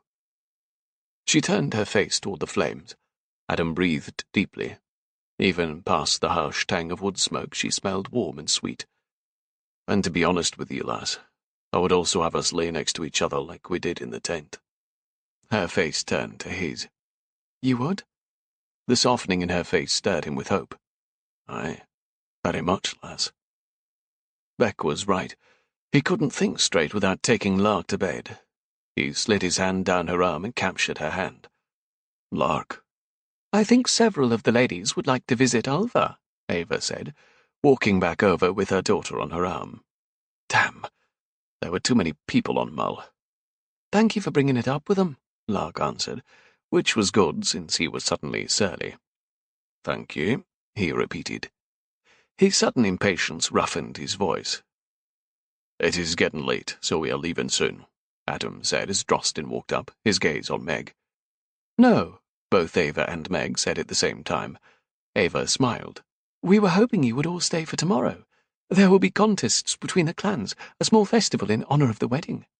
Ava lowered her voice. And I am certain you and your brothers would like to show the MacLeods they shouldn't try to raid Macquarie property again. Meg reached for Lark's free hand, and for a moment Adam felt like tugging her away. Adam and you can stay in Arros Castle with us. There is an extra room ready since Cullen and his wife Rose went back to Isla. Their twin boys are a handful and they dare not leave them overnight. Lark, you can have a warm bath here. She glanced at Adam. In a bathing tub, not a horse trough. A warm bath would be wonderful, Lark said. Oh, but he would look like a brute to refuse her. Adam exhaled slowly and turned to Drosten. Let the others know we are staying the night. Aye. Drosten glanced at Tor's daughter and walked off into the dark. Would he try to find Meg later? Adam should warn him that her father might just put a blade in his gut if so. Wonderful, Ava said. One of Tor's men is always on watch, and will lead you to the empty room. I will ask for the tub to be moved in there, along with several buckets of water to be warmed. Thank you, my lady, Lark said, excitement lighting her tone. Adam stood patiently listening to them discuss coming over to Alva to clean until some of Ava's friends drew them away. He clasped Lark's hand so she wouldn't follow. A word, he said. Glancing side to side to see no one approaching, he pulled Lark gently over to the other side of the fire next to the chapel where the shadows were thick. He cleared his throat. Do you like to dance? He nodded toward a group of laughing ladies forming a ring about one of the fires. Sometimes, she answered, and took another sip of honey mead. What should he say next? Can I share your bed in the castle? Can we put aside the ridiculous idea that you might still want an annulment? How did one woo a virgin? one who might still be angry with him. Adam made a straggled noise and she glanced his way. He straightened his shoulders, his legs set naturally in a battle stance as he grew determined to say something. Anything. I dunno, woo lasses like Beck. My whole focus has been on starting our clan over, building it up, so I never learned to be clever while talking to lasses. You didn't need to be clever, she said, her mouth softening as she turned toward him. Just say what you're thinking. The shadows and shards of firelight played over her high cheekbones and lovely chin. Lord, how he wanted to run his finger over that soft skin, say what he was thinking. Can I throw up your skirts right here and kiss every inch of your lush body, then carry you into that castle and make you scream my name as you burst with pleasure? He opened his mouth and paused. Are you hungry? Bloody hell. No, she said with a shake of her head. Do you need to use the privy? She shook her head again, her lips turning up slightly. They stared at each other for another breath, and he curled his hand around her small one. It felt fragile in his large palm, and yet he knew how strong Lark was. Can I kiss you? The world around him vanished into darkness as he waited for her answer. She gave a small nod, and he inhaled. Stepping into her, his lips bent toward her, and he waited to see if she would pull away. Lark kept her head tipped up to him, her eyes open, and he pressed a gentle kiss on her soft mouth. The heat of her body soaked into him. He wasn't sure if he'd pulled her into him or she'd melted forward, but his arms were around her so that he could feel the softness of her curves pressed into him. Softness to mold against his hardness. The feel of her, the delicious smell of her, mixed with the detailed memories of his dreams, erupted a firestorm within him. He stroked down her back. She trembled slightly, and Adam caught her face with one hand, guiding her against him to deepen the kiss. She was letting him touch her. Slow, keep it slow. Do not ruck up her skirts and rut with her against the chapel wall. His rational thoughts faded quickly to fragmented whispers. He'd been so close to her, yet she'd been untouchable for days and uncomfortable nights. But now he would touch her. Lark, he managed to say against her lips, as she spread a trail of fire with her fingers down his chest to the hardness beneath his kilt. Through the wool wrapping she stroked over him. He inhaled swiftly, her touch robbing him of his mind. Pent-up, raw want funneled through Adam as he held her to him. She fit him perfectly, and the fact that she hadn't pulled away at the feel of him released his worry over betting a virgin. Lark was brave and soft, with a good dose of wild. Lifting her against him, he stepped back until the shadows of the chapel swallowed them. Along the side of the building they were out of sight from the revellers. As her hands began to explore him again, he caught the edge of her petticoat, catching it as he rucked it up until her bare arse lay in his hands. The skin was soft, and he stroked lower, seeking the wet heat between her splayed legs. Do you not want an annulment? She murmured against him. What? He asked. Nay, I never have, he said, kissing her as he bent forward, surrounding her with his body. But you do not know about me, she said around shallow panting. Who I am, where I come from, what if— Her words turned into a whispered moan as he found the spot he sought. As the sound grew, he caught her mouth in another kiss. Yet a moan still filled his ears, a moan that was not from Lark. He felt her stiffen in his arms. Oh, God, yes, came a woman's voice from the dark. You know right where to touch me, Keir. A low growl came from the backside of the chapel. Adam slowly let Lark's skirt drop into place and held her close where they leaned against the chapel wall. Adam leaned his forehead against Lark's as they both breathed, and he tried to summon enough strength to pull away from her. But the noises coming from the couple were so filled with passion, they boiled his blood even more. From the way Lark clung to him, she might be having the same reaction. Right here, against the chapel, the woman whispered, her voice coming in pants. I'm a wanton Sassenach. God may strike us down for sullying his house, but Lord, I want you inside me now, she said. We are wed, Grace. God wouldn't mind me tupping ye inside spread upon the altar. Fuck. They were listening to Keir McKinnon and his wife Grace. Without a word, Adam grasped Lark's hands and silently led her back the way they'd come in front of the chapel. Before stepping out into the light, he tried to adjust his raging jack, but it would take a dousing from the North Sea to tame it. Oh, Lark whispered, her hand going to her mouth. She was flushed, the bun on her head toppled to one side and her gown askew. He bent toward her. You look ravished. Her hand went straight to her hair.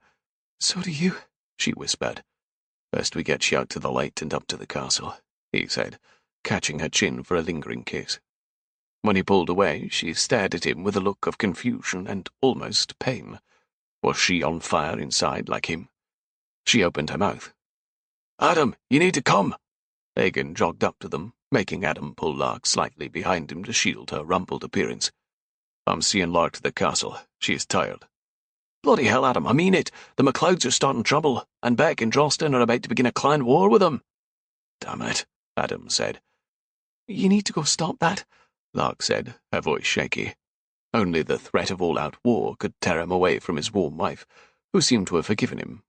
He spotted Meg McLean striding across the road. Meg, he called, and she waved, coming over. Have you seen my Aunt Grace? Meg asked. My mother is looking for her. No, Lark answered quickly, glancing at the chapel that hid the lovers. Maybe she needs to be alone for a bit. Meg rolled her eyes as if Lark had told her exactly what Grace was doing. Like my parents, Aunt Grace and Uncle Kira always finding places to be alone. It is quite scandalous. Adam, Hagen said, his voice heavy with warning. Can you take Lark up to a room at the castle, Meg? I have to stop a clan war from starting. Lord, no blood spilled on Julia's wedding day, Meg said, and took Lark's arm, her gaze taking in her appearance. She smiled. And we will get that bath set and ready. She looked over her shoulder at Adam. The room is the third one on the second floor of the main keep. Thank you, Adam said. He met Lark's eyes. I will find you. For he would after this mess was cleaned up. His damn brothers couldn't keep the bloody peace for one night. She walked into the darkness with Meg. Adam turned with Hagen, following him past the fire. Your Jack is tenting out your kilt, Hagen said. If ye had a wife as bonny and curvy as mine, yours would be too, he answered, his words surly as they trudged across the clearing. Get the fuck out of my face! Ian MacLeod yelled as Drosten stood directly before him. A small group of onlookers included his other brothers, more MacLeods, and the priest who had married Lark and him at the festival. The cleric wore bland monk's robes and a slight grin, his large hand wrapped around a tankard. How and when had he come to Mull? Adam shouldered his way through the MacLeans gathered on one side. Drosten, stand down. He poured his ale on me, Drosten said, shaking his damp head. Adam stepped straight up to Ian MacLeod. He was stout and cross, and always ready for a fight. His brother was the chief of their clan that was trying to re-establish themselves on the Isle of Skye. Being brother of the clan chief made Ian think he could raid and cause trouble without getting his ass kicked or throat slit. Adam slid his sword free of its scabbard, the hum of steel singing in the cool night air. The MacLeods behind Ian drew their swords as well. Adam didn't see the groom there, but he would hear of it if there was a bloodbath on his wedding night. As much as Adam would like to see it done, he wouldn't curse Liam's sister's marriage if it could be held. He held his sword out to the side, point down, and opened his hand. The blade dropped, piercing the ground. The length quivered where it stood with its tip embedded. I suggest, Adam said, his voice low in warning, that ye walk away knowing luck was with ye tonight. Or has your brother told ye to start a war with the Macquarie clan? Ian smiled coldly. Ye mean all 5 of your clan? He leaned close to Adam. And an old man and a doxy to share between ye. Before Ian could even blink, Adam clenched his fist and brought it across with the strength of his shoulder, slamming it into Ian's nose. The idiot howled as he fell, arse first, to sit on the ground in the puddle he'd made by turning a full tankard of ale over Drosten's head. Adam yanked his sword from the ground and kicked Ian in the chest, making him fall backward flat, his men jumping to get out of his way. The lethal end of Adam's sword pricked the valley at the base of Ian's hairy throat. If another word about my wife falls from your fucking lips, MacLeod, I will slice your head from your shoulders. Even though Ian's fool posse stood with their swords before Adam, he knew his brothers stood more than ready at his back. Start! Reardon MacLeod strode up with Tor following him, both of them looking like they were about to rip into someone. Not on my wedding day, the groom yelled. What the bloody hell, Macquarie? Adam looked in the fault as Ian lay back, sword at his throat and blood gushing from his already crooked nose. Keir McKinnon walked out of the shadows from the direction of the chapel. His shirt was untucked, and he definitely looked like he'd been tupping, but he didn't seem to care as he stepped before Reardon and Tor. The fool on the ground started the fight and then slandered the Macquarie's wife. Tor stepped around Keir. Adam, stand down. He is not worth a mess. Beat him in the contests tomorrow. Damn. Ian deserved more than a punch in the face for his words about Lark. The MacLeod, who had been only a pain in Adam's arse, was now an enemy. Adam breathed deeply and lowered his sword. Taking 2 steps back, he glanced at the large crowd that had witnessed his response. So much for his legendary control. The idiot stood up, spitting into the dirt, blood-smeared face screwed up in a snarl. The Macquarie clan's days are numbered, Ian said, and jabbed a finger at him. You're cursed. No woman will survive it to make more of ye. He turned away, and Adam realized he held his sword ready once more. But words and foolish curses could not be killed with a sword. Chapter 10. If you care for a little whiskey to help. Meg paused as she pointed to a jug and cup on a small table near the bathing tub. Help with anything, I suppose, she smiled. Like if you have trouble sleeping. It is smooth, she said, as if she were an expert on the potent brew. Thank you, Lark said, for everything. Meg nodded and shut the door behind her. Lark turned in a tight circle, her gaze stopping on the cauldron they had placed over the hot fire in the hearth. Sweet Mother Mary, what the bloody hell do I do? Now that the raging wildfire that had consumed her in the shadows by the chapel had cooled a bit, her sense of integrity was screaming loud and clear. She dipped her fingers in the cold water already in the tub. I should have told him, she whispered to the concentric circles that radiated out from the drips of water hitting the surface. Her secret could not stay secret, even here on the Western Isles. I don't believe in curses. Adam had said it more than once, and neither did Lark. No bastards can be born and the Macquaries descended from William Macquarie. Ida must know the exact wording of the legend. But what if Lark said nothing and terrible things happened on Alva? What if her past became known by his brothers and Rabbi? What would they think? What would Adam think? And now Adam was coming up to join her, alone. Her eyes turned to the large bed surrounded by rich curtains. Pillows, fur throws, and soft quilts seemed to beckon. A perfect nest for lovers. Sweet Mother Mary, she repeated out loud and took a steadying breath, her gaze moving to the whiskey jug. She had tried some at her mother's wake, and she remembered the heat and how she'd not cared what the villagers thought of her, at least for the night. Had it been courage or drunkenness? Just a sip, then, she whispered, for courage to tell Adam. Should she tell him everything, or just that she'd been born a bastard? Her heart fluttered hard like a bird caught in a snare. Yes, a single mouthful of whiskey would loosen her tongue. It certainly loosened Royland's tongue. She poured some into the cup, and before she could rethink, she swallowed the draught. The whiskey went down, but she opened her mouth wide to breathe out the fumes and coughed, her eyes open wide. Fire of a different nature tore down to her stomach, warming her middle. Bloody hell! She said, coughing again, the back of her hand against her lips.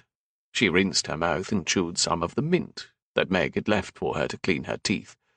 How anyone could enjoy the taste of whiskey was a mystery, although the heat in her middle was potent and pleasant. Not knowing how long Adam would be, Lark found herself looking at the door as she added the heated water to the tub. God's teeth, she swore loudly.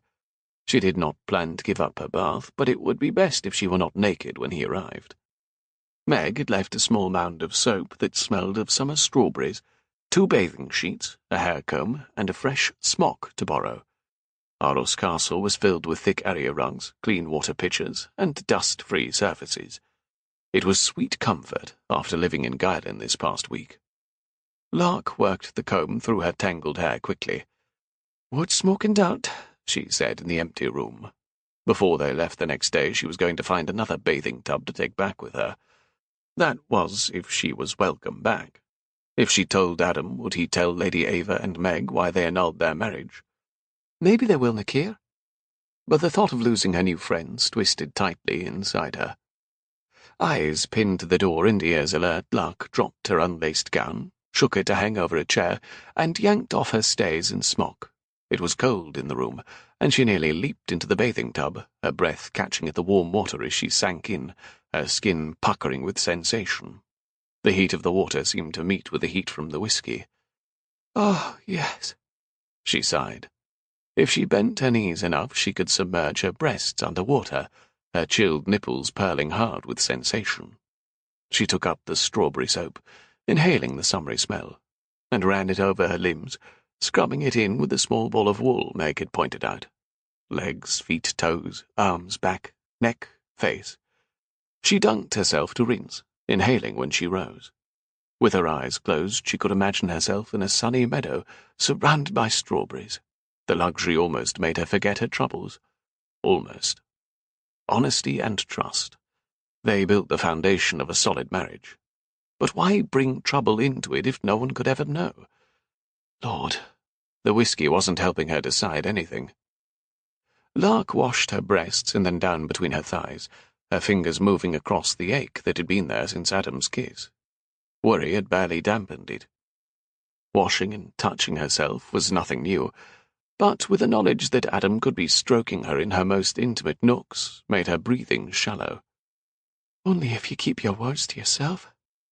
Sliding down in the wooden tub, she dunked her head under to fully wet her hair. She surfaced and scrubbed the strawberry soap through it, working out the remaining tangles. Before, being the last to bathe meant the water was always dirty and cool, so the warm bath in the large tub was truly bliss. She sighed as she sank deeper, her feet perched on the rim at the end. With a full breath, she slid all the way under, her fingers working the suds out of her long strands of hair. If Adam threw her off wool file, it might be a long time before she had another warm bath. Lark doubted that nuns were afforded such luxury, and certainly Ida McCollum did not look the type to take pleasure in anything. "No, I canna live with her." Water filled her ears, the warmth cradling her. Was this what peace felt like? She let her lips break the surface to take in another inhale, only to submerge once more, her eyes shut, her knees and shins out of the water at the far end. Her hair floated about her like a cloak or a mermaiden's hair. If only she could stay submerged in warmth where her past could not reach her. No worries, no judgment, no shame. I do not believe in curses. If she could hold on to Adam's words, if he truly did not believe, then her past could not hurt her at all. She could almost hear him calling her name. Splash. Rough hands grabbed her arms, making her gasp, her limbs flailing out before her. She opened her eyes to murky water as she was yanked up out of the wet serenity. "Lark! Lark, lass!" Adam's voice bellowed through the room. But Lark was too busy sputtering and coughing out the water she'd sucked in to answer. His large hand pushed back the hair from her face. Water was everywhere across the floor, and Adam, as he grabbed her to him, almost shaking her. "Lark, speak," he demanded. "Give me a bloody chance," she managed to yell. She rubbed the sting in her eyes and squinted one at him, taking in the wretched concern pinching his face. With his white teeth bared, he looked tormented. "You were under the water unmoving, even when I called your name." "I couldn't hear you under the water." Hand fisted before her, she suddenly realized that she was completely naked and dripping. Without any sheet nearby, Lark stepped into Adam as if he could cover her. "And there is no water all over the floor." "I don't give a shite about the floor," he said, but his voice had come down in volume. How the hell had she not heard him even with water in her ears? Everyone in the castle could likely hear him. He held her close. When she looked up, his hand was rubbing hard at his forehead as if it pained him. "I thought—" He trailed off. "What?" She frowned at the torture on his face. Shaking his head, he looked down at her. "Stupid threats from McCloud smashed my common sense." "You threaten me?" Her brow rose. Was the man dead, then? Julia would never forgive them.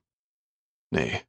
He said the curse would kill Macquarie women, and then I saw you under the water, eyes shut, floating there."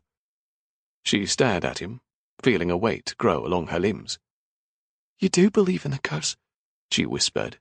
Even if he refuted it, she could see it in the concern lining his features. "Nay," he said, his gaze roaming over her face as if checking that she was truly breathing. "Baths. They are dangerous, and you didn't respond." She raised one hand to his bristled jawline. I've been taking baths since I was a wee lass. If I'm to drown, it will be in a wild ocean, a murky loch. That doesn't make me feel better. She sighed a long release. Because you believe in the curse. His mouth opened and closed before he said anything.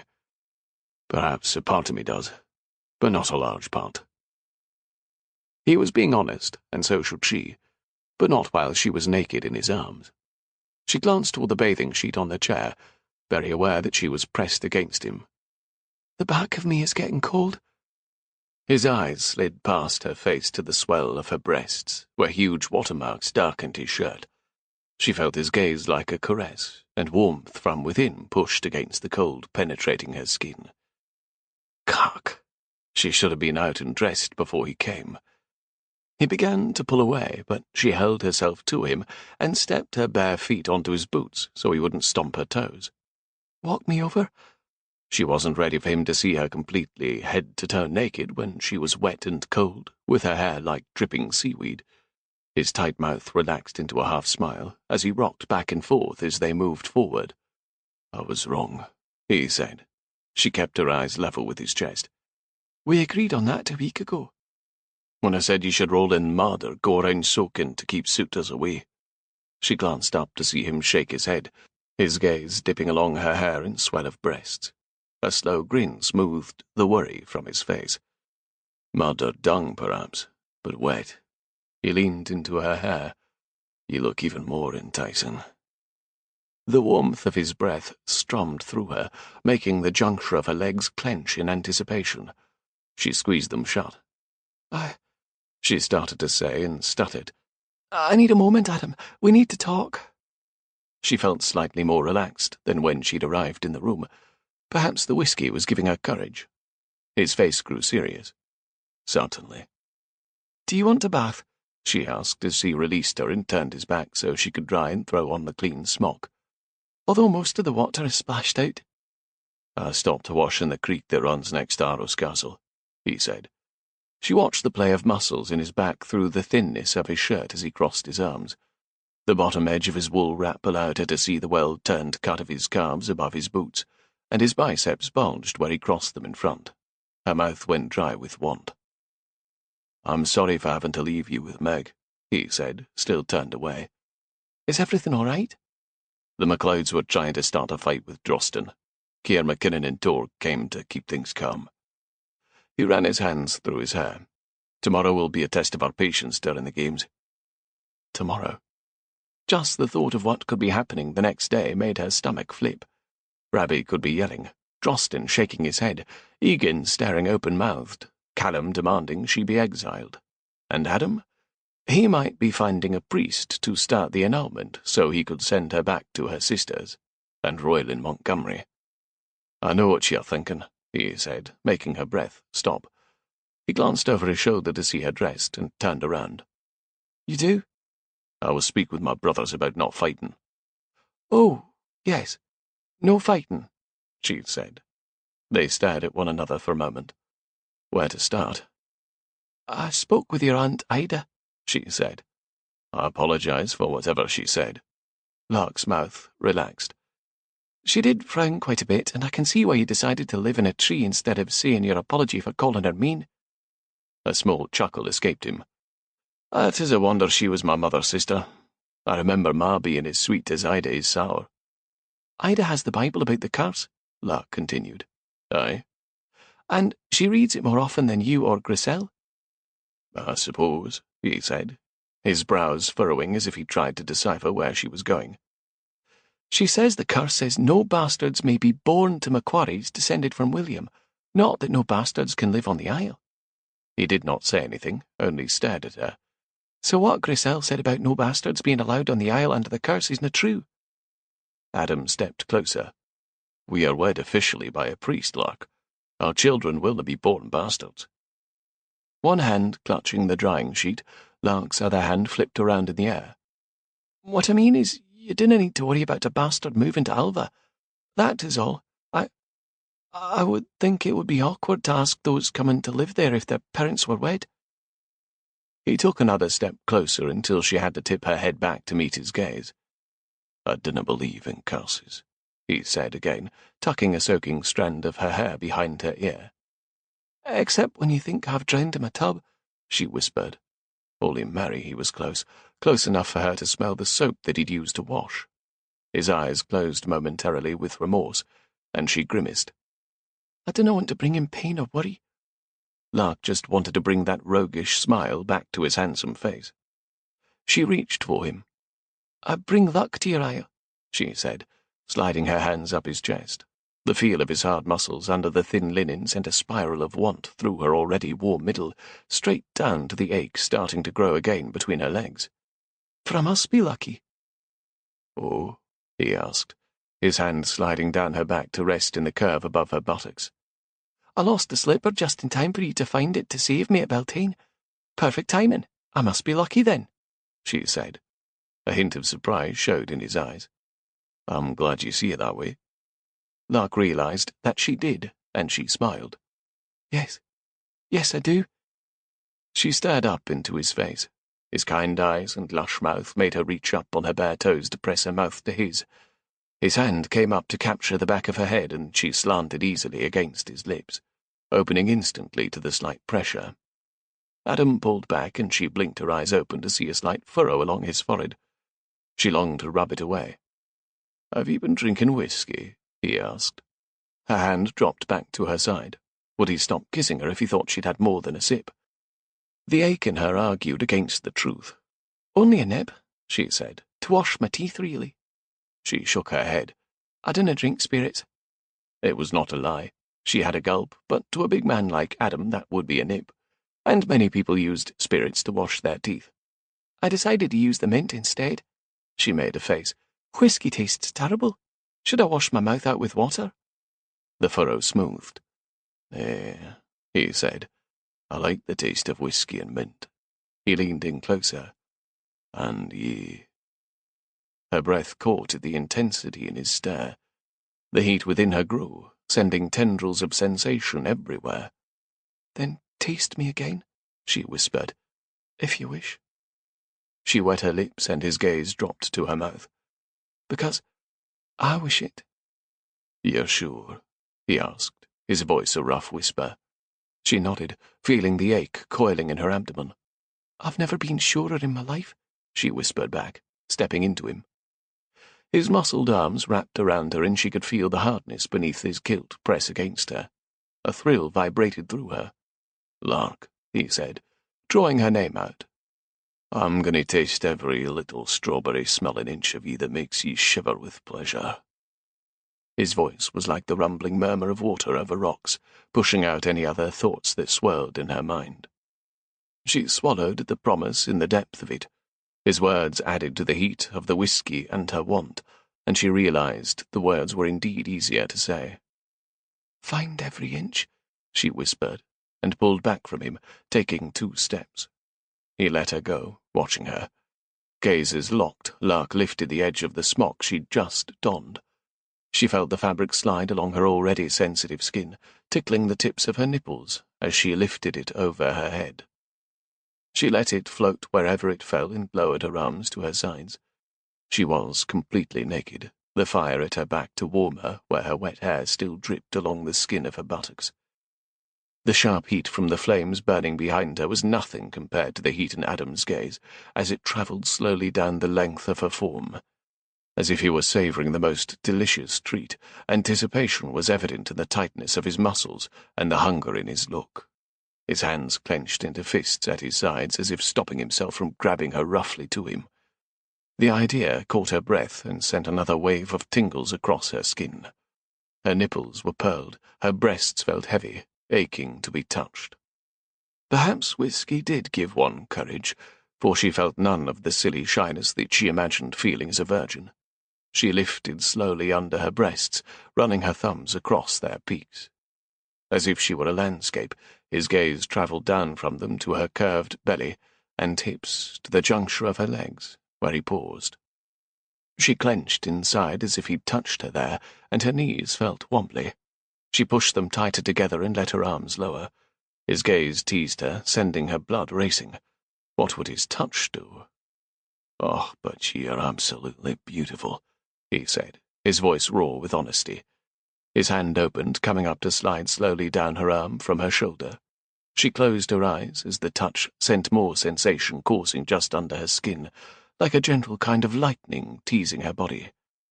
When he let go, she opened her eyes.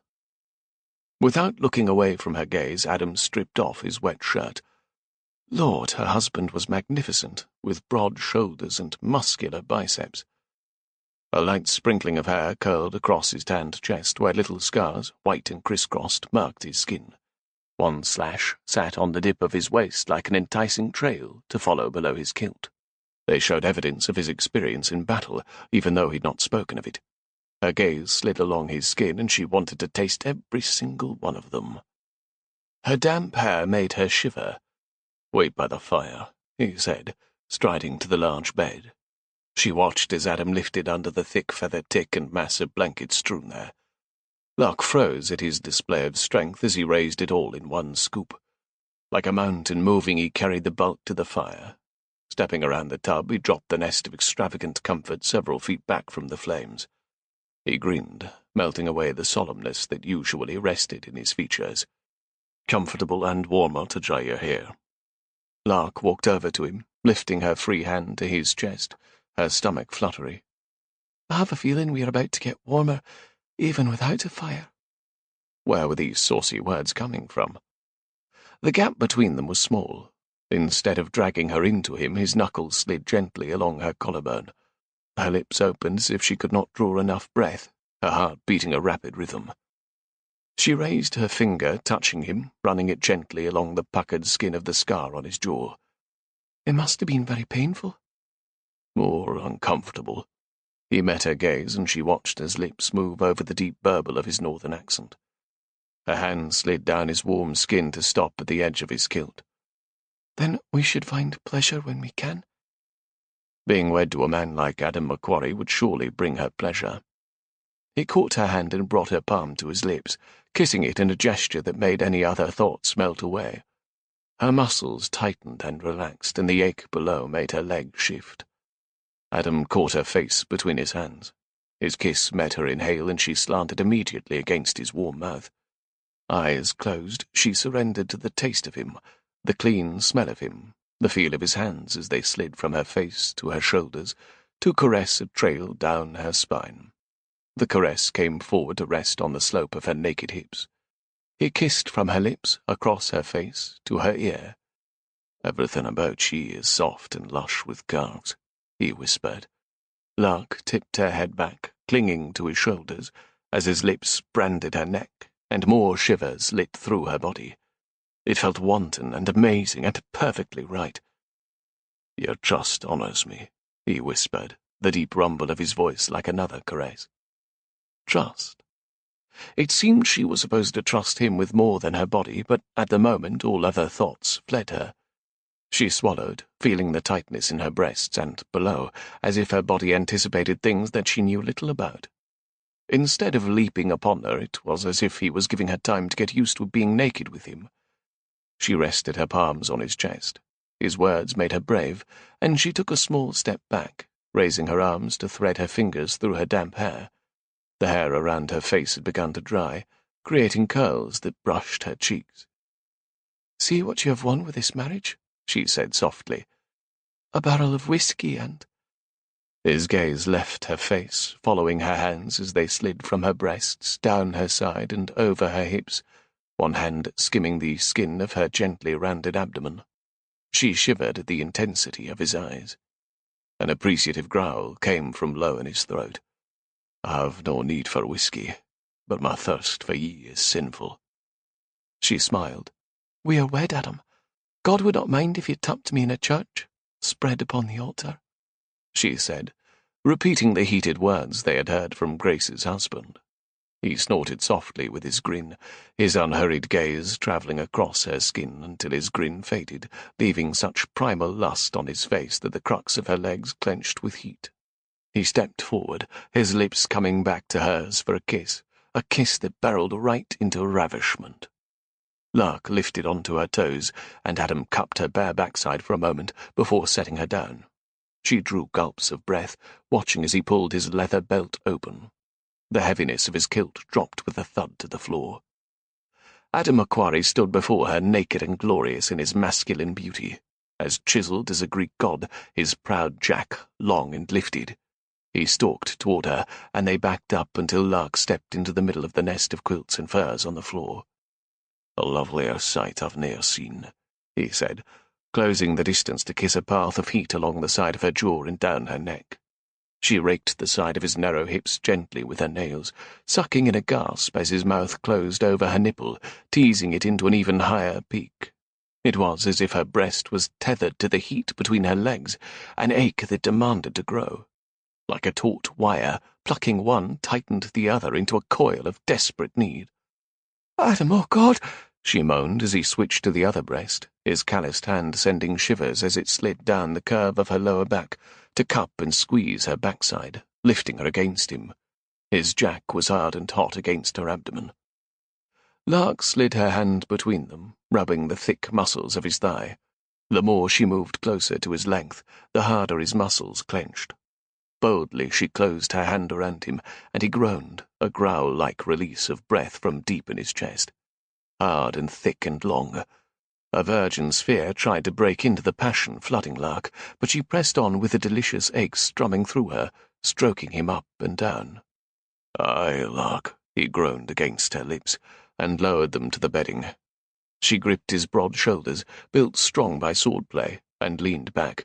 He knelt before her, watching her with hunger to mirror her own.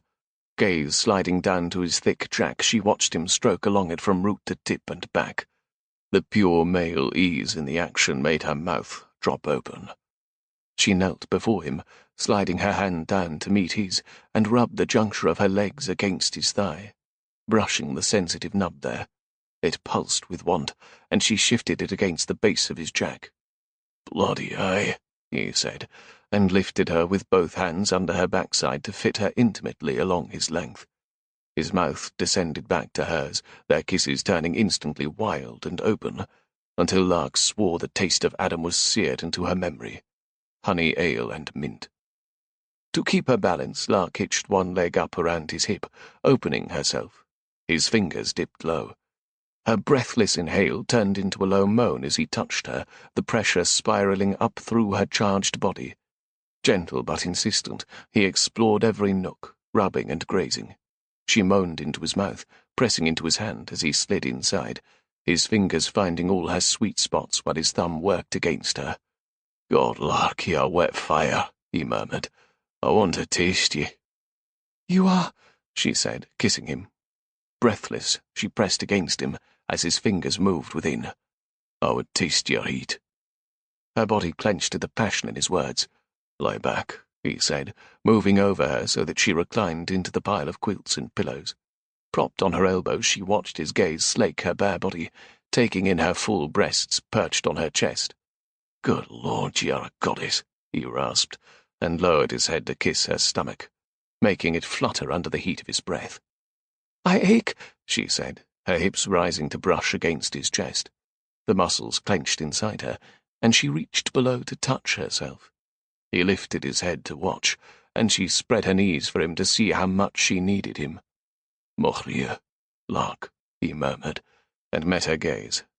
"Aye, lass, give in to the ache," he said, and Lark watched the dark waves of his hair as he lowered his mouth to cover her, sucking and swirling around her most sensitive nub as his fingers slipped back inside, working her flesh. She gasped at the wet heat completely engulfing her as he loved her with his mouth, tongue, and fingers. Never could she have imagined such thirst within her. "Yes, yes," she called, not caring how loud she called out as her body spiraled higher and higher.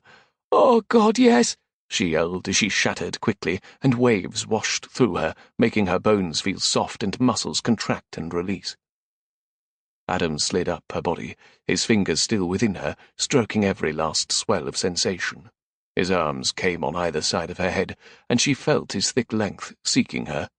She pulled her knees up, angling so he could find her. "Lark," he said, meeting her gaze. So much shone in the depths of his eyes as he waited for her answer. "Yes," she said, and he thrust into her. Pain tore through her remaining pleasure, making her squeeze her eyes shut. They both breathed fast for several heartbeats, and she blinked open. Adam held himself poised above her, everything in his body taut in waiting. She glanced down to see him fully embedded in her body. They were joined, fully husband and wife, fully committed to whatever was to come. She raised her eyes and grabbed hold of his shoulders, pulling him down onto her body.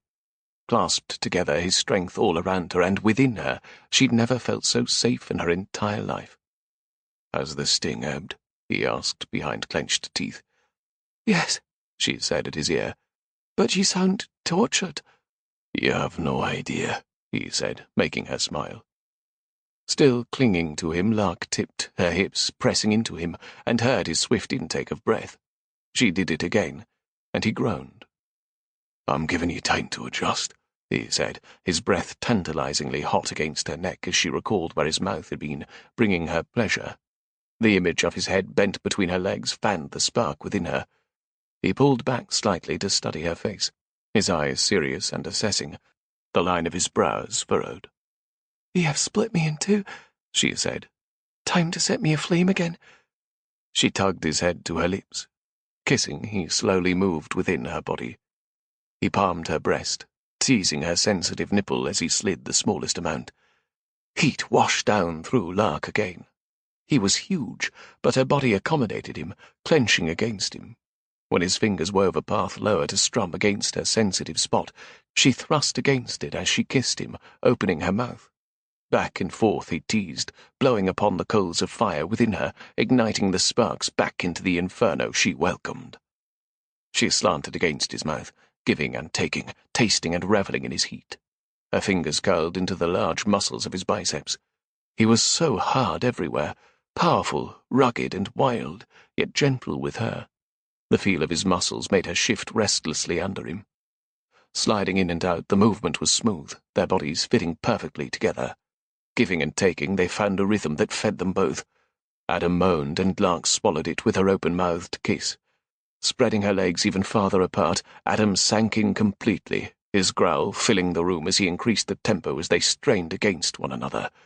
His fingers worked their magic across her, his teeth teasing her bottom lip and nibbling away to her ear, where he breathed wicked words. "Do you like the feel of me plunging into you, lass?" "Oh, God, yes." "You're wet fire, like nothing I've felt before," he said. She wrapped her legs around his waist, tipping her pelvis higher until her ankles locked to ride against his perfect arse. Together they thrust over and over, building higher until Lark felt her body start to reach for release again. "No, it is coming, no!" she yelled, and heard Adam growl loudly as his body strained against her, exploding and filling her with more heat as they rode out the storm together, holding each other tightly. Nothing could make me let go. Not curses, not her past. Adam was where she belonged, whether she was on Wolf Isle or in Aros Castle. As long as she was with him, Lark had found home. A shiver ran through her, and she realized that she was starting to give her heart away. A heart was a fragile thing. She nuzzled her face against Adam's chest, breathing in their combined scent. "Hold me," she murmured. "Aye, Lark." He rolled them to the side, their bodies still entwined. "Please do not let go." Chapter 11. Adam strode across the sun-filled meadow where the McLeans had set up several events, including the caber toss and axe-throwing. Tables laid out with sweets, cider, and mead were draped with brightly coloured cloths. He whistled a tune he hadn't heard since he was a child, and realized it had been one of his father's favourites before his mother died. He smiled at the memory of John Macquarie escorting his wife around a festival on this very hillside. She had made his eyes twinkle and his smile easy. Now Adam would be able to escort Lark. He'd left her sleeping after a night of loving.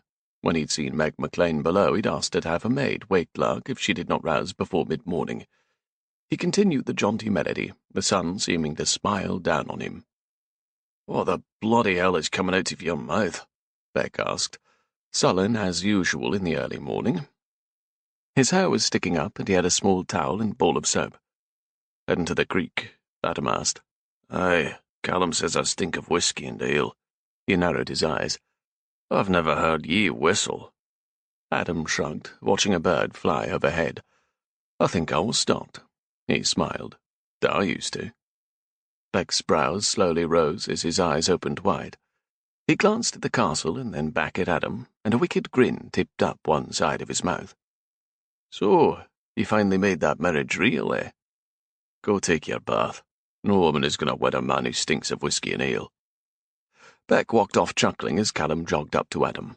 I've signed us up for the caber toss. There are a number of lasses I intend to impress. Adam chuckled. Make something they know about Alva before asking them to wed.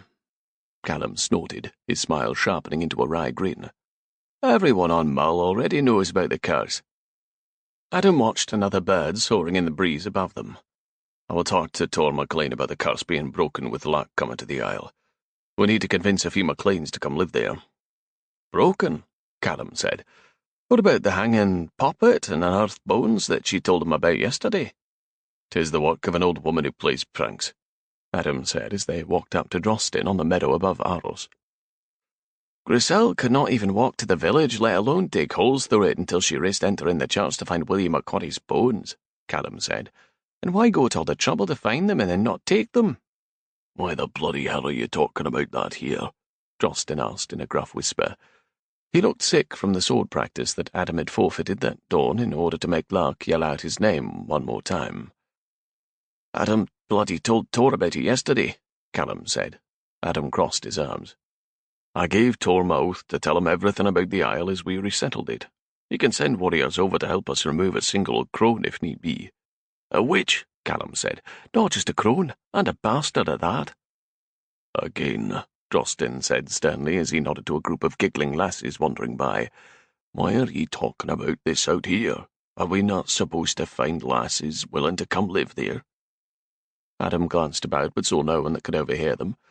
Still, he lowered his voice. Lark spoke with Untied after the wedding. She says the curse says nothing about bastards living on the Isle, just that we cannae father any on the Isle. How about off the Isle? Callum asked. Drosten hit him hard in the arm. No bringing bastards into the world at all. Callum rolled his eyes. I was jesting. Dad told us that enough that I practically hear it every time I glance at a lass. He looked at Adam. Speaking of lasses, ask Lark to invite some of her new friends to Alva, Callum said. She must want more women on the Isle with her. You know, to do things that lasses do together. Such as? Drosten asked. Callum shrugged. Bacon, watching us train, making delicious tarts for us, fluffing bedding and picking flowers. Oh, and making tapestries. We need more on Guyland's walls. Drosten snorted and turned toward the road. He let out a low exhale, his lips forming an O as his brows lifted. Lord Adam, you may want to stay by Lark's side today. Adam turned to see Lark walking along the path toward the field. She was still far away, but the new gown she had borrowed from Tor's daughter fit her form well, cinching her waist in a deep green, the colour of ferns in the summer forest. Curls cascaded in red glory down her straight back, and as she nodded and passed several McLean men, they stared, several of them catching up to her on both sides. She has a bloody wedding band on her finger, Adam said, his words like a growl. Damn randy fools. I dunna think they're looking at her finger, Callum said, making Adam's fist clench. He left his brothers on the field, striding away like a slide of rocks down a mountain. Several glanced toward him and retreated, leaving one lad smiling foolishly down at her. I will be tossing the caber in a bit, the lad said. Can I have your favour for the contest? A ribbon, perhaps, for luck? The only man she will be favouring is her husband, Adam said. The lad blanched as he caught Adam's look. He nodded, gave Lark a tight smile, and hurried off with the rest of his fool friends, several laughing at him. He was only being kind, Lark said, her smile softening her tone. The swell of her breasts teased the edge of the lace smock poking up from her bodice, worked in green plaid. She took Adam's arm. He was leering at you, Adam said, his irritation still high, even though you were my ring. He looked down on Lark as they walked. From his height he could practically see down her bodice, or at least imagine that he could. His Jack agreed. I will find a shawl for ye, he said. I didn't want to cover up the lovely costume Meg brought me to wear. I wonder if I can purchase it from her. You look too bonny this morning, he said, his frown relaxing as he leaned in to place a gentle kiss on her lips. "I thought she would sleep longer," he whispered near her ear. "You seem fairly exhausted after you screamed my name right before dawn." A slight flush pinkened her cheeks, but she smiled mischievously.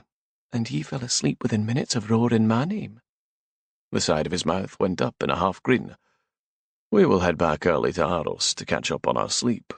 A nap will do us both good." "Sleep? Really?" She drew out with a wry smile.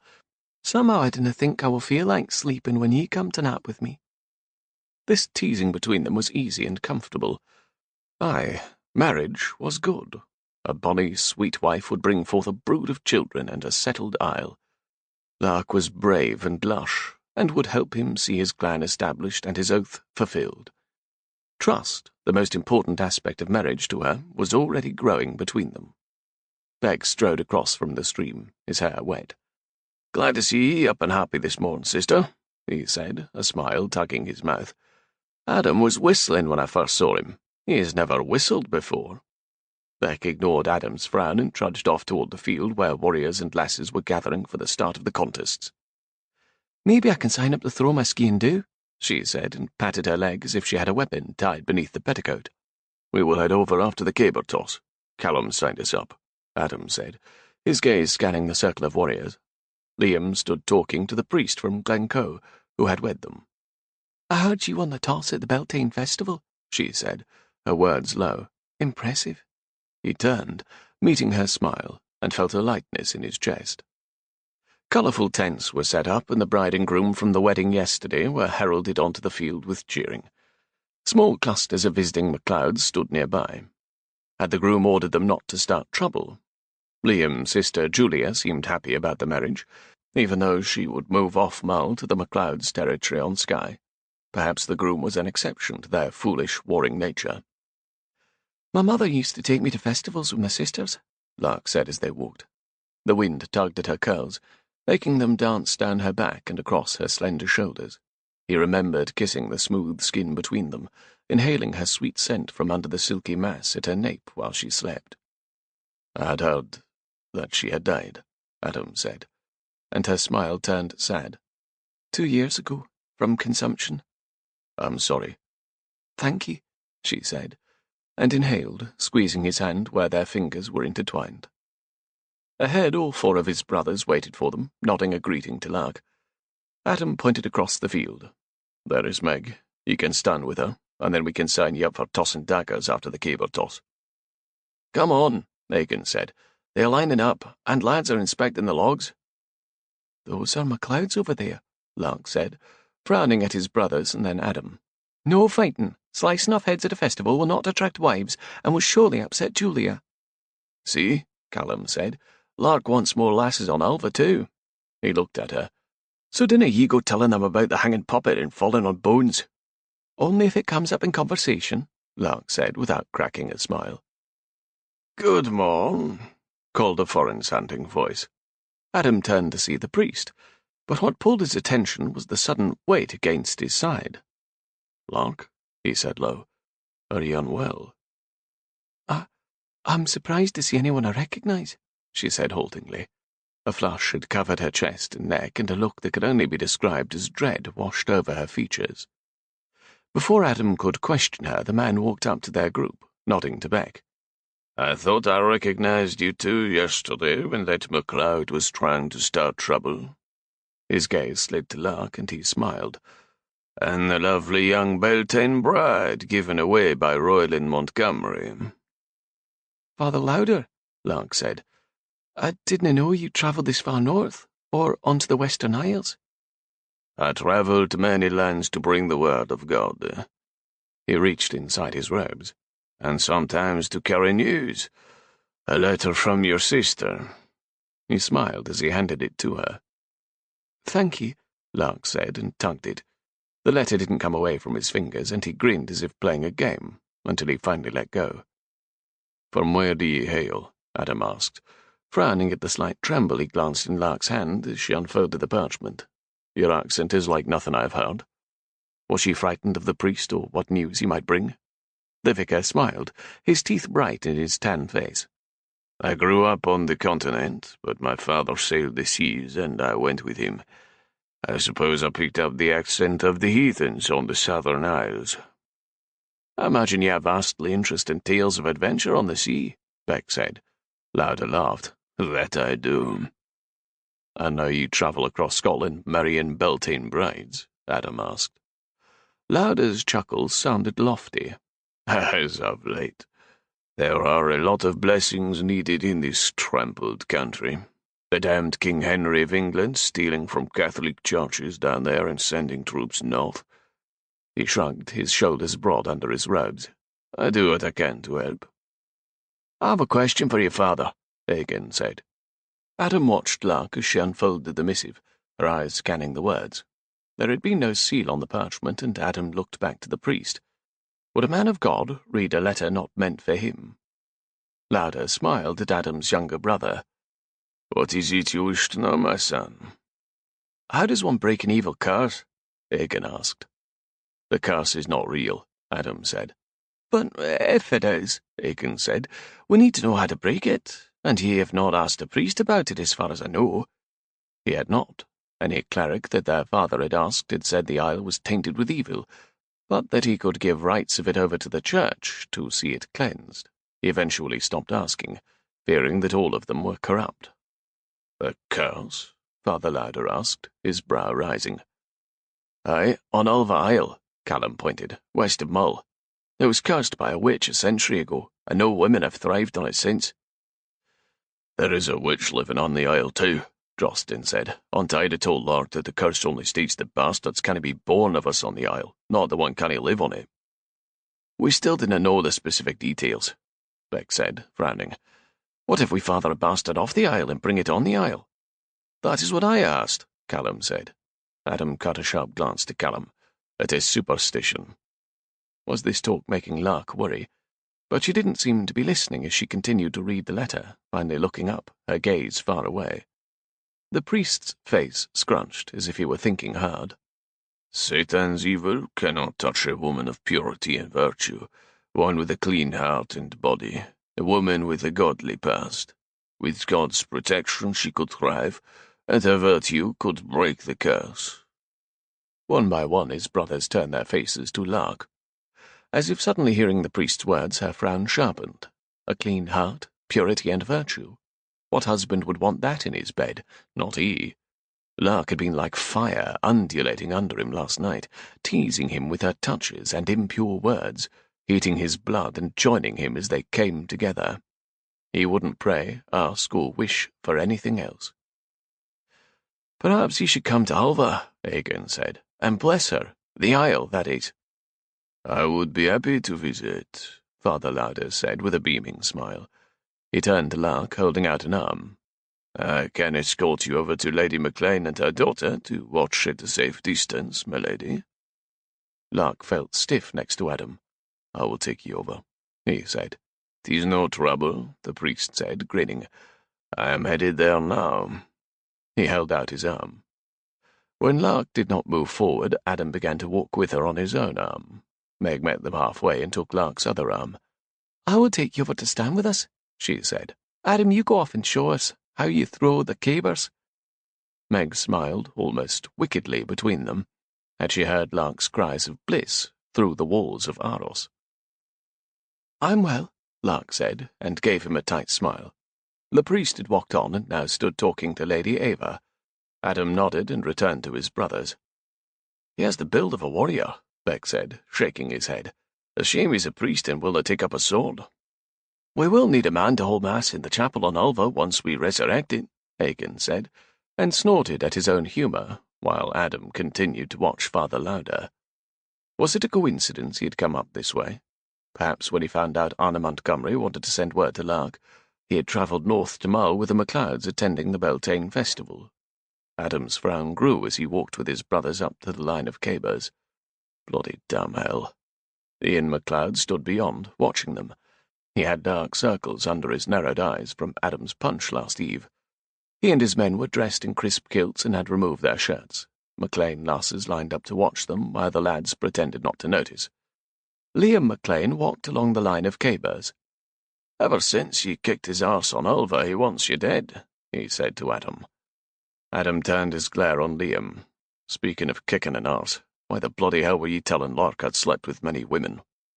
Liam's smile dropped away, but he didn't have time to respond. Damn McQuarrie, Ian yelled down the slope. I'm still surprised you aren't dead on that cursed isle of yours. The lasses bent their heads together, whispering. How's your beak feeling this morn? Callum asked, thumbing his nose at him. Ian frowned, his lips curling back like a hungry mongrel. 'Twas an unfair punch, he said, and looked to Adam. Shall we take another go at it? What was unfair about it? Adam asked. You tried to start a clan war and I broke your nose. Seems like an even trade. Ian slammed his fist into his palm, his skull showing clenched yellow teeth. Feeling brave with your pack of cousins here to back you up, Egan said. There were at least 10 MacLeods on the hill, outnumbering them easily. Ian shot his hand in the air, his thumb caught in a rude gesture, but he looked to Adam. The group of shirtless MacLeods shifted, letting one press through them. Adam recognized Fergus MacLeod from the Beltane Festival, one of Lark's tenacious suitors, hatred evident in his glare. Had he followed her there, bringing Father Lauder with Anna's letter? Ian tisked. I hear you tricked a lass into wedding ye. Fucking tricked her into giving up her life to work on your cursed isle, Fergus added as he stalked closer. Ian crossed his arms over his hairy chest and nodded to where Lark stood across the field. The bastard was going to get his damn nose punched again. But Adam wouldn't be the one to start the fight, even if he would surely finish it. No fightin'. Lark's reminder kept his boots rooted to the ground. Ian turned to look at the row of women behind him. Be that a lesson to ye lasses not to believe anything the McQuarries say to ye? Drosten took 2 strides uphill, but Beck stopped him with a hard clasp on his shoulder. Adam told her everything about Ulva before she wed him, Beck said. Not completely true, but Adam had tried. Even so, the comment was like a thin needle twisting in his gut. Several of Ian's cousins moved to stand before each of his brothers, with Ian and Fergus confronting Adam together. Ye fools thinking to impress the lasses by picking a fight, MacLeod? Adam asked, his face blank with apathy. His brows rose slowly. Because they will be thinking much of ye with missing teeth, broken faces, and a pint or 2 less blood. Ian smiled crookedly while Fergus held his scowl. I'm heartily glad the curse hasn't finished ye off already, Ian said. Drosten chuckled, the sound tinged with dark contempt. Ye afraid of curses? Because I'm certain that many of them have been placed against your life, Ian MacLeod. Ian spit. You letting your wee brothers talk on their own. They will get themselves into trouble that way. The belligerent ass must wish for an early grave. Adam's wee brothers were as tall as he, which meant taller than any MacLeod there, and twice as toned and talented with a sword. Shut the fuck up, Egan said, and Callum stepped in front of him to stop him from charging into the line of war-ready clansmen. His brothers were always hungry for a chance to battle the slander set against their diminished clan.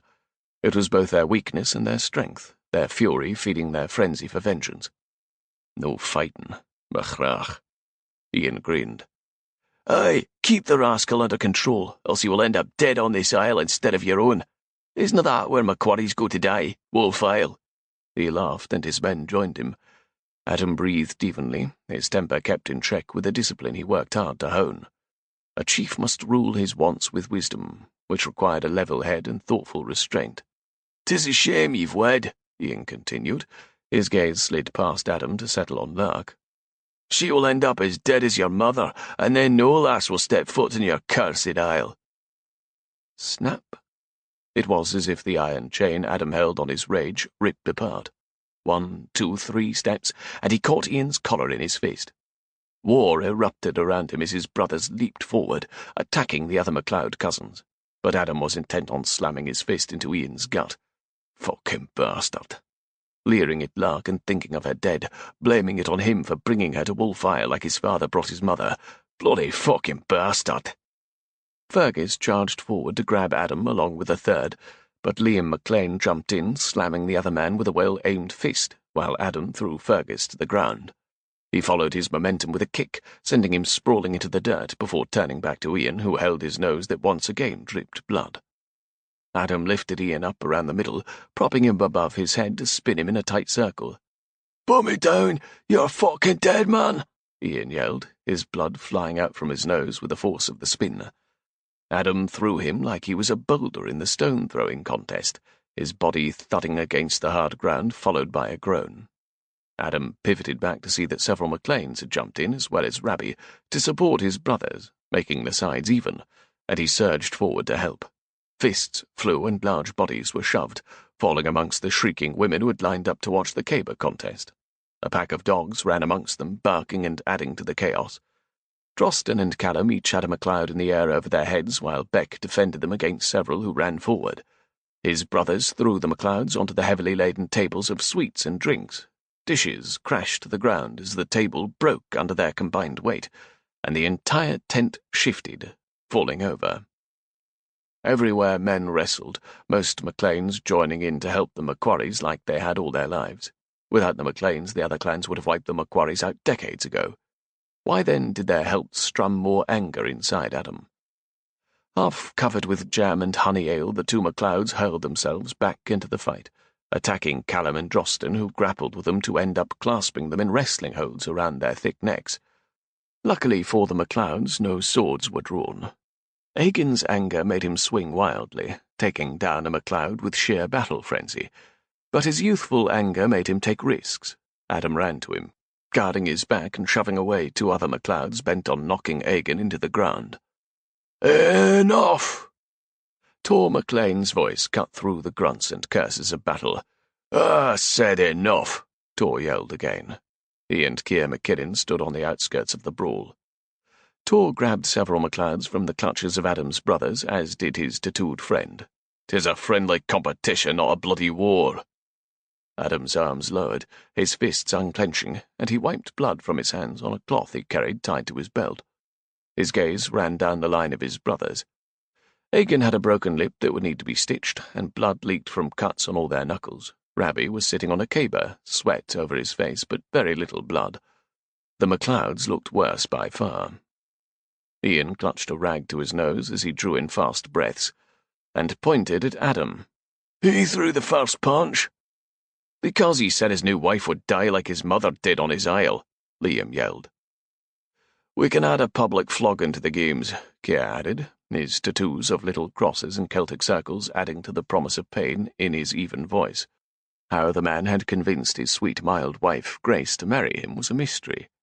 "As much as he'd like to, Keir," Tor said. "I wouldn't taint Julia's wedding with screams and more blood." Liam wiped his lip with a swipe of his finger.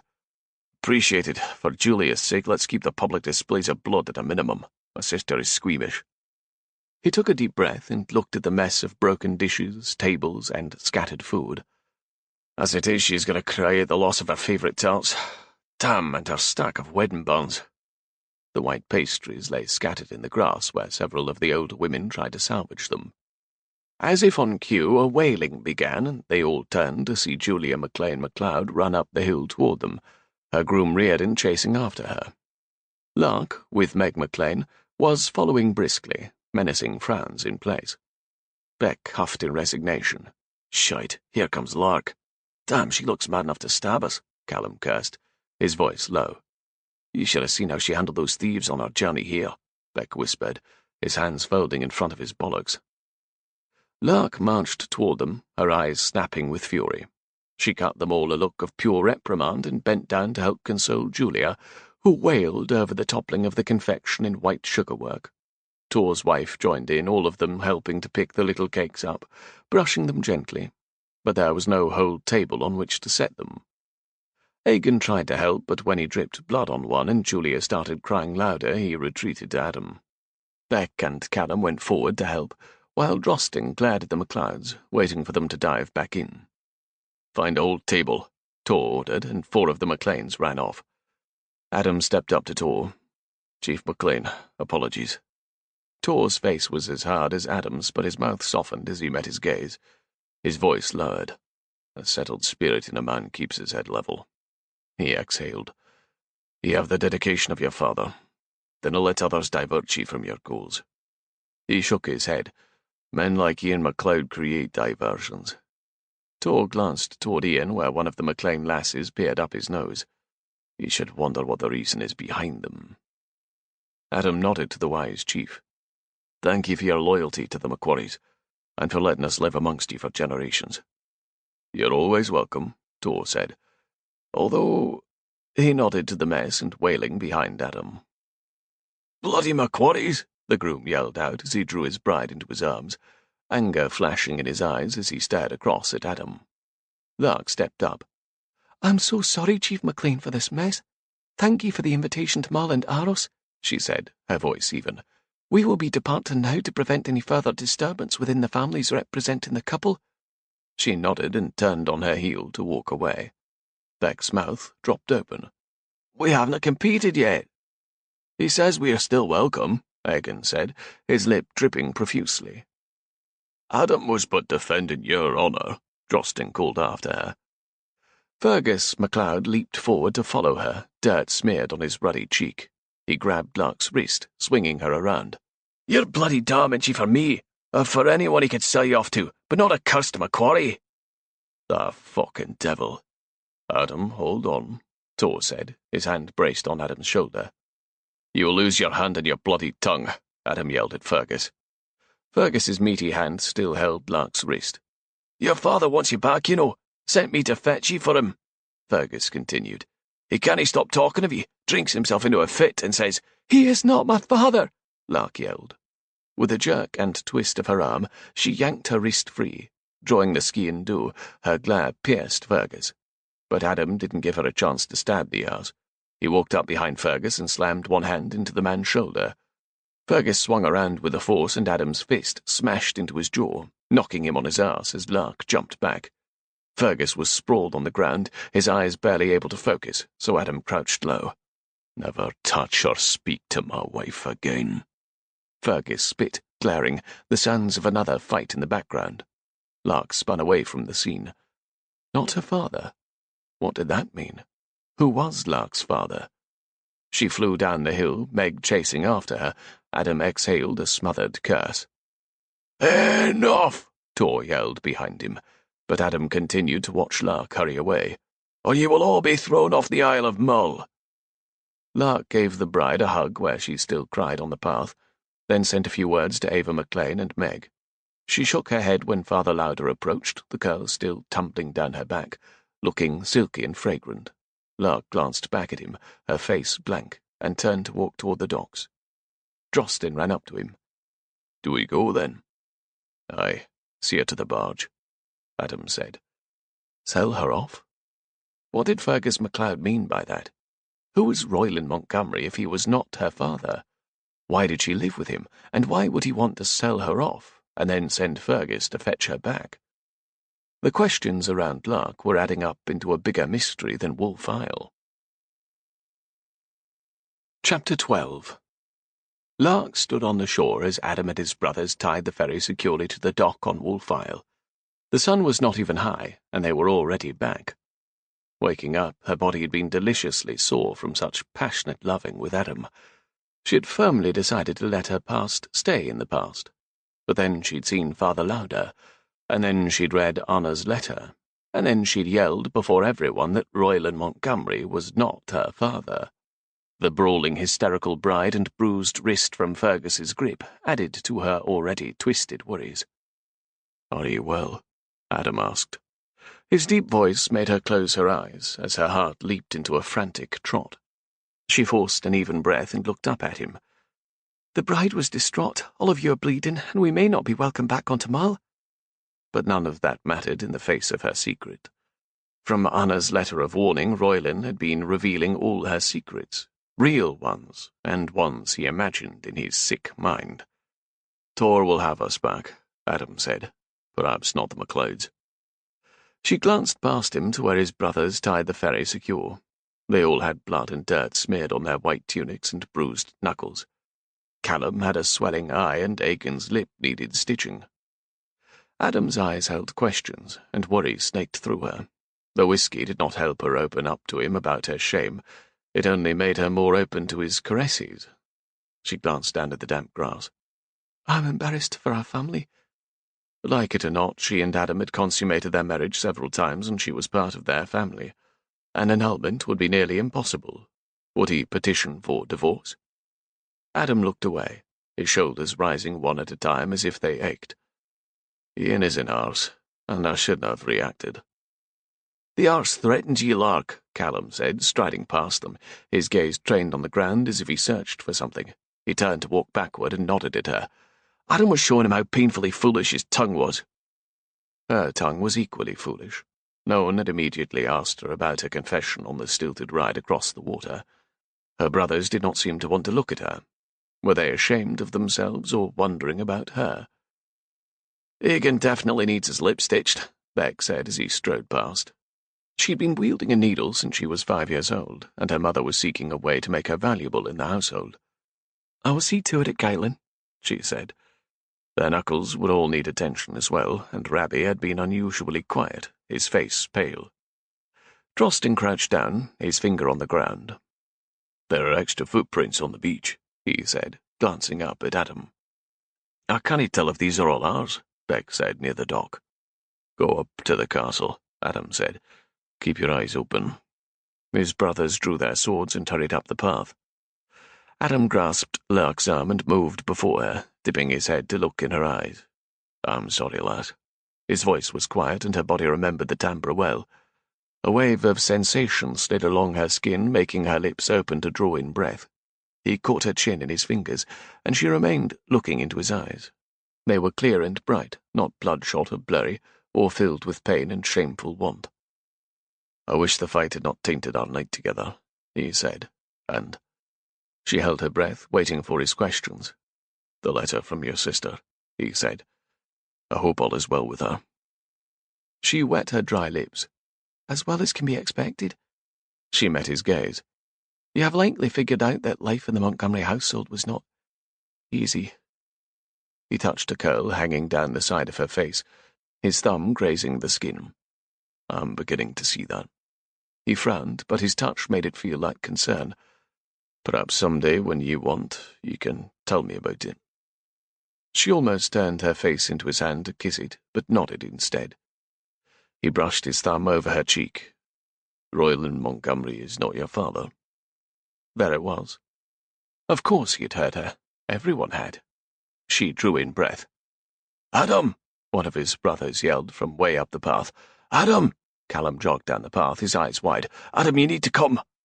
What's happened? Adam asked, turning, and Lark released her breath. Callum glanced at Lark and then Adam, shaking his head. You just need to come. Adam grabbed her hand and they hurried after his brother through the trees, racing toward the castle. Had someone attacked while they were away? What mischief could have been done over the course of one day? As they rounded the curve in the path, they slowed as the other 3 brothers and Rabbie stood before the gate. Adam and Lark hurried forward, and the men stepped back. There in the centre of them stood a woman, her stomach protruding in the late stages of pregnancy. She had straight blonde hair and bright blue eyes, her gaze going straight to Adam. She glanced at Lark and then gave him a scalding look that made Lark's insides toss.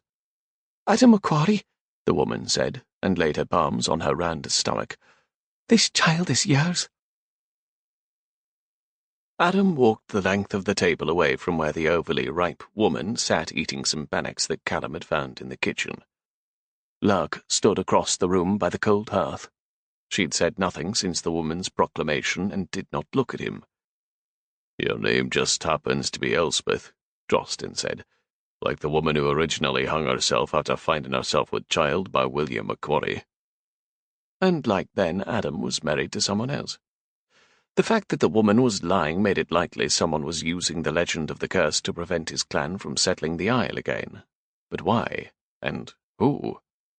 The woman could not be working alone. He studied her. She looked vaguely familiar, but he did not remember ever talking with her, let alone tapping her. You will be cursed if you dinna do right by me and this child, Elspeth said, hugging her protruding belly.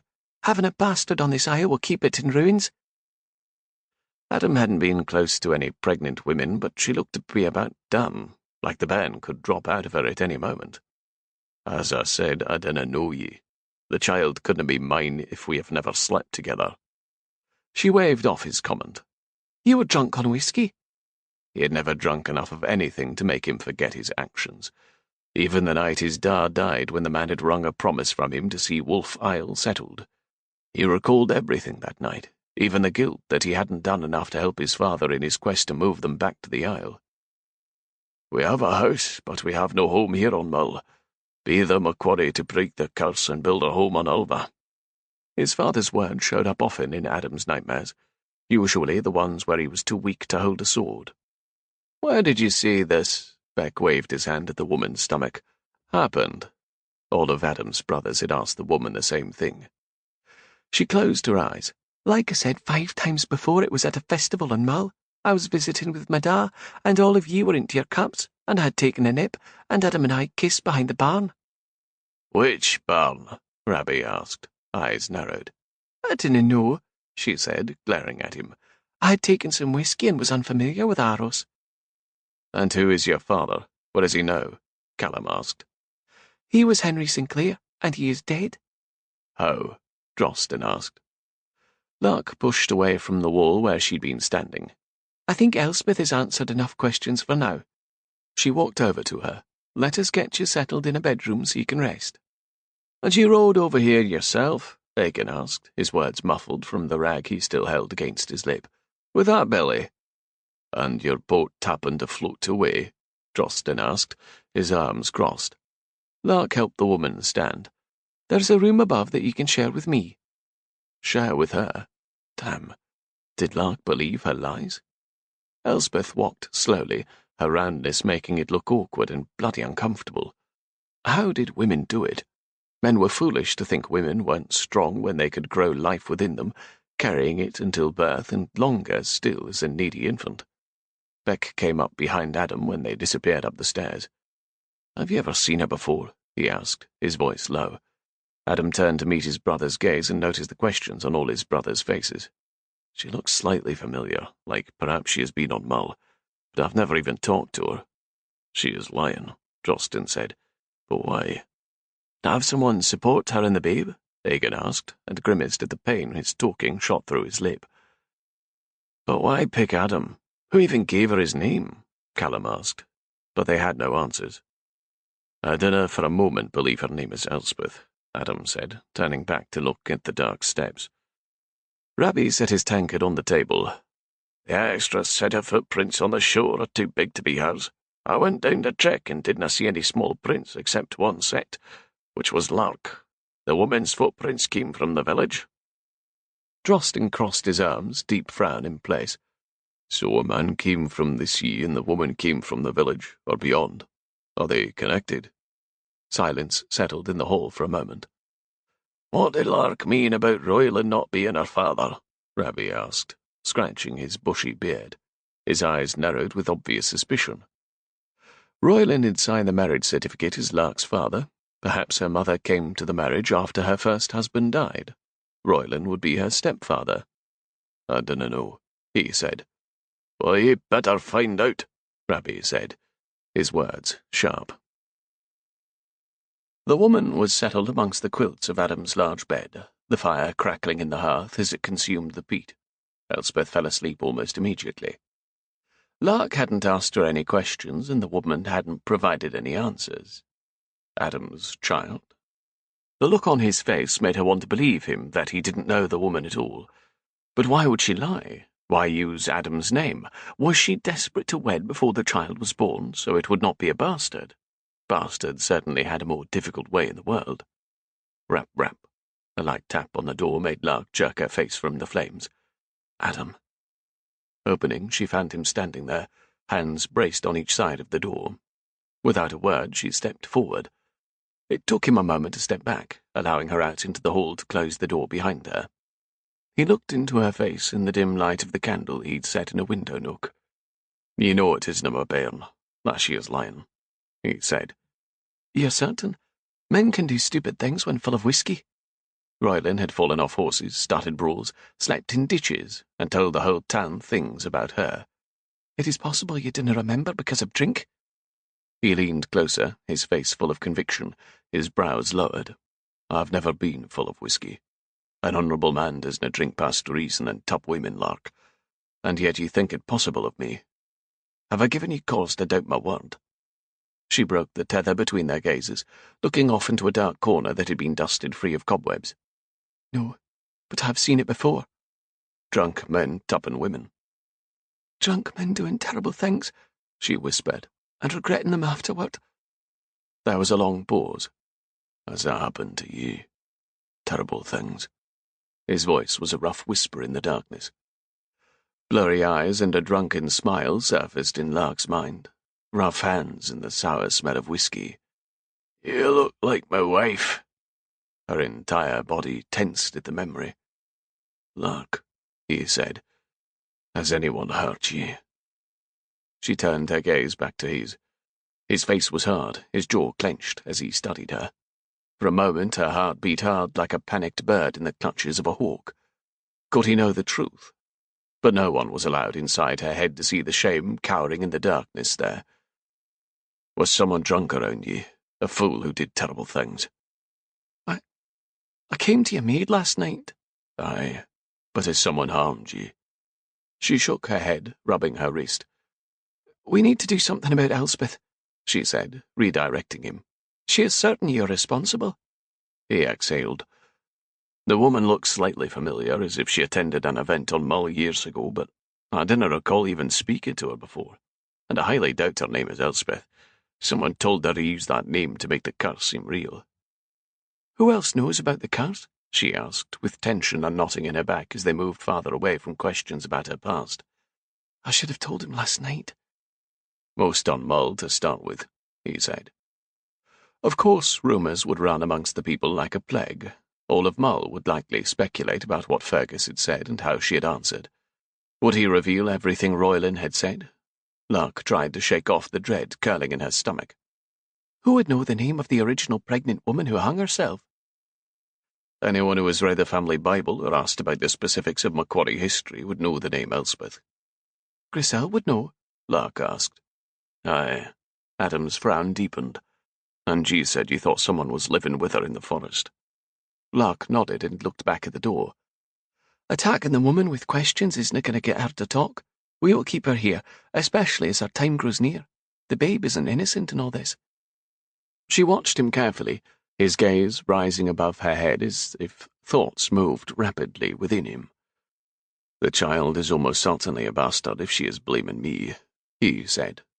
The word bastard sank inside Lark, like a lead ball thrown into a frothy loch. "You keep saying that you didn't believe in curses, and yet I see you do." "The curse is real for some," he said, looking back at her. "Rabbi, my brothers, they have been taught all their lives that darkness will envelop Ulva if we bring a bastard to it." She shook her head, swallowing hard. "From what Ida told me, the curse just says that Macquarie's canna father a bastard. It has nothing to do with one visit in the Isle. If Elspeth doesn't have a husband, but her bairn was fathered by someone other than a Macquarie, the curse doesn't apply." Anger welled up inside her. "Bastards are not lepers or demons, Adam. They are babes who are innocent of the sins of their parents." When he glanced down at his arm, she realized that she grabbed hold of it, her fingers curling into the tunic. She slowly released him. "Aye," he said, his eyes narrowing to study her in the low light. "'Tis wrong to think a bastard is any different than a bairn coming forth from a strong marriage." He rubbed a hand through his hair, still studying her. "My father beat it into our heads that we were never to father a bairn outside the sanctity of marriage, because of the curse, which he believed with all his heart. Despite what the family Bible says, he told us time and again that no bastard should even set foot on the Isle." Lark dropped her hand and stepped back until the wall held her up. "What would happen if you did father a babe out of marriage? Would the curse want you to kill it?" "Nay," he answered quickly, his brows pinching low. "You think I could murder a child?" Lark breathed past the thumping in her chest as they stared at one another in the cold shadows. She shook her head. How could she think something so terrible of him? "No." She shook her head again. "I didn't think that." She let her breath come out in a small gust. "We should ask a midwife to come from Mull to see the woman," she said. "I attended a few births with my mother and can help, but we will need her services." Adam rubbed a hand down his face. "Of course. And to stop Rabbie from harassing her, we should move her to Mull, so she gives birth off Ulva. It shouldn't matter if the child isn't yours, she said, her words a hoarse whisper. We need to read the family Bible again just to make certain. It will keep my brothers and Rabbie satisfied. He watched her closely, and she could almost hear the tangle of questions swirling in his mind. Lark, ye said that Royal in Montgomery isn't your father. Lark swallowed and breathed deeply, unlocking part of her confession that she should have confided to him before they came together last night. My father died before I was born. He was an English soldier. My mother and he fell in love. She looked past his shoulder, not wanting to watch his face, her words soft. They didn't marry before he was killed. She came to a marriage with Royal in Montgomery with me. She swallowed. A bastard. She breathed deeply and bravely met his gaze. Ye have created no bastards, Adam. But she married one. Adam's face remained pinched. The lines in his forehead deepened from the slant of the shadows in the corridor. You did not tell me. The heavy, teetering yoke that Lark always felt balanced on her shoulders shifted as if it would crush her. I meant to last night, before... Her words broke off as she ran out of breath. Standing against the wall in the curved tower, she felt a cold fall over her, and wrapped her arms around herself. She waited. I will have Beck fetch the family Bible from Aunt Ida when he talks to Lady McLean about helping with the bath. Her heart pounded. What if what is written is exactly what your father said? Silence. The silence stretched. You said you didn't believe in curses, she reminded him. And ye said that trust was the important thing to ye in a marriage. She opened her mouth and closed it twice.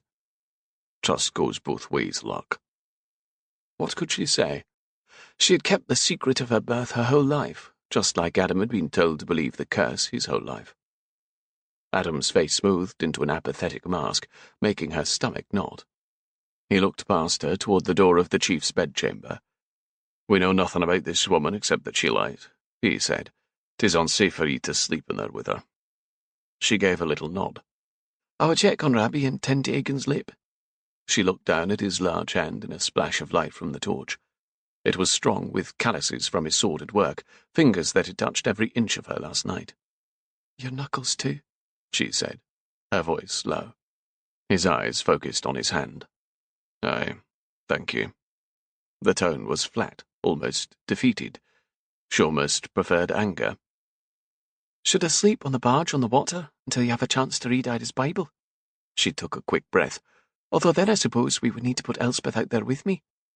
Nay, Lark, he said, his tone crisp. You will sleep with me, here on the isle. Rabbie and your brothers may have a problem with that. Aye, Adam said, his voice heavy. They will. Her fingers slid against the rough wall from granite stone to granite stone as they descended.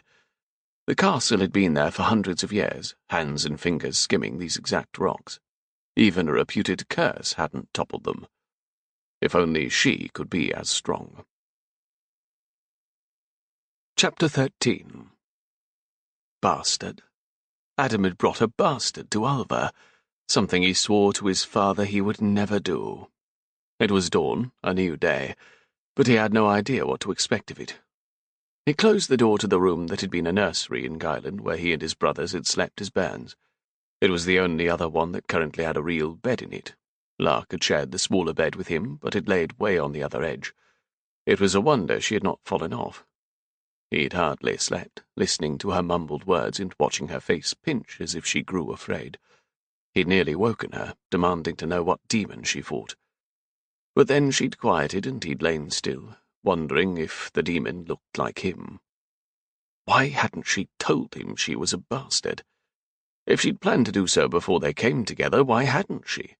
Did she really think he would try to get rid of her because of her inauspicious beginning? Would I? Nay, he murmured as he reached the bottom of the tower stairs. How would the Isle or Grisel even know that Lark's parents had not wed? They may have wed under God's law anyway. Lark said they fell in love. There was no one in the great hall. Good. His orders to his brothers the night before were to start early. He wanted answers, and that Bible as soon as possible. Last night, with his sour disposition and Lark being present, they had not asked him about her revelation on Mull. Adam stepped out into the bailey. Beck glared at him as he stuffed a flask into the satchel he was taking. Was it just the morning that made him look full of fury, or had they been talking about Lark after they left them last night? Beck coughed and tugged on the strap to close it. "The Bible, fabric, a midwife, anything else I should retrieve from Mull?" he asked. "Brides for all my brothers, perhaps, and a priest to marry us?" The wind blew the thin, whip-like limbs of the dead willow tree in a dance. A long tendril snapped close to Adam. "I dunno believe in curses." "Adam," Beck said, raising his voice. "What?" His voice cracked like the leafless ends. "I said should I also bring back brides and a priest." "Just get the damn Bible." He looked up at some clouds blowing in from the ocean to the west. "And take a tarp. It will rain." Beck snorted and grabbed his satchel. "Walk with me," he said. Adam glanced back at Guylan, but no one else was outside. Hopefully Lark was armed if she went to check on the pregnant woman. They stepped out the small door of the wall and headed down the path toward the dock. "You should know that Rabbie was talking last night about what Lark said." Adam didn't respond as he walked along, trying to keep his anger contained. Beck was Adam's brother, best friend, and second in command of their clan. He did not deserve Adam's ire. Beck continued. "He wanted to know who Lark's father is if the man at the festival who signed a marriage license isna. Do you know?" "He died before Lark's mother wed Royal Montgomery. He was in the English army and was killed." "English? Bloody hell! That's akin to marrying Lucifer himself," Beck said, but a slight grin on his face showed that he jested. Adam could weave a tale of Lark's parents being married, but look where deceit had led them so far. He kicked a rock to fly forward along the trail. "They weren't wed." He took 2 steps before he noticed that Beck had stopped in the path and turned to him. Beck's mouth was open, his face impassive. He swallowed. "They weren't wed? At all?" Could one be partially wed? Adam shook his head and continued walking. He heard the crunch of Beck's boots as he caught up. "Well, damn," Beck cursed under his breath. Adam stepped up to their rowboat and untied the thick rope from the stake in the ground. "What are you going to do?" Beck asked, staring at him wide-eyed. Adam continued to coil and finally raised his head. "I'm na divorcing Lark, or having the union annulled." "The priest who did it is at Aros," Beck reminded him of the well-muscled cleric with a lewd smile. "I do not trust him." He met Beck's gaze. "And I said I'm not having the marriage annulled. For all I know, Lark is with child already." "From one night together?" Beck asked, but stopped talking when Adam glared at him. "Pretty damn powerful of you, if she is," he murmured under his breath and stepped aboard the boat. Adam walked over to a wooden chest and drew out a tarp to throw at him. "Keep this between us," Adam said. Beck picked up the oars. "Rabbie will ask you as soon as he sees you. Aunt Ida told Lark that the curse revolves around us fathering bastards. It matters not who we wed." "I certainly hope that is what it says," Beck said, his brows pinched. Adam turned away to stride back up the hill. What would his brothers think when they found out? Would they react like Beck? He was the most accepting of people, the least superstitious of the lot. Rabbie would likely demand he throw Lark off the isle with Elspeth that very day, if he knew. Adam rubbed his clenched fist against the throbbing at the back of his head. Adam walked up to the gates, but did not go inside. His other brothers were already working to finish the roof on the last room, but Adam wanted to follow the woman's footprints that Rabbie had seen in the village. If they came from the south side, she'd probably walked from Grisel's cottage. He turned at the sound of the door in the wall opening.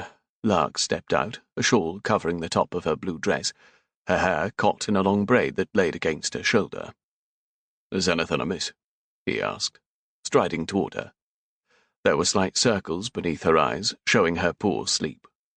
"No," she said, a hand to her chest, as if she'd gasped at his voice. "Elspeth is still in your bedchamber. I've eaten and thought I would look for her footprints." "If they came from the south, she is probably the one living with Grisel," he said.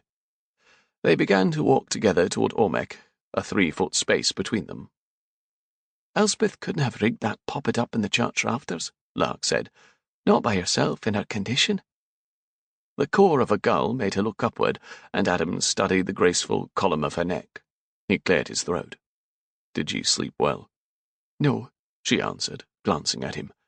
And ye? Nay. He and Lark followed the pebbled path toward the village. You were talking in your sleep, he said, and she caught the toe of her boot on a buried rock. What did I say? I couldn't tell, but she sounded frightened. Do you remember a dream or nightmare? She shook her head.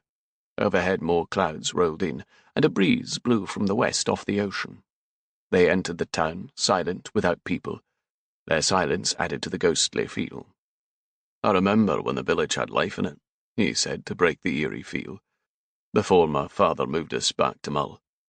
They stopped beside the first building. It was sparsely populated.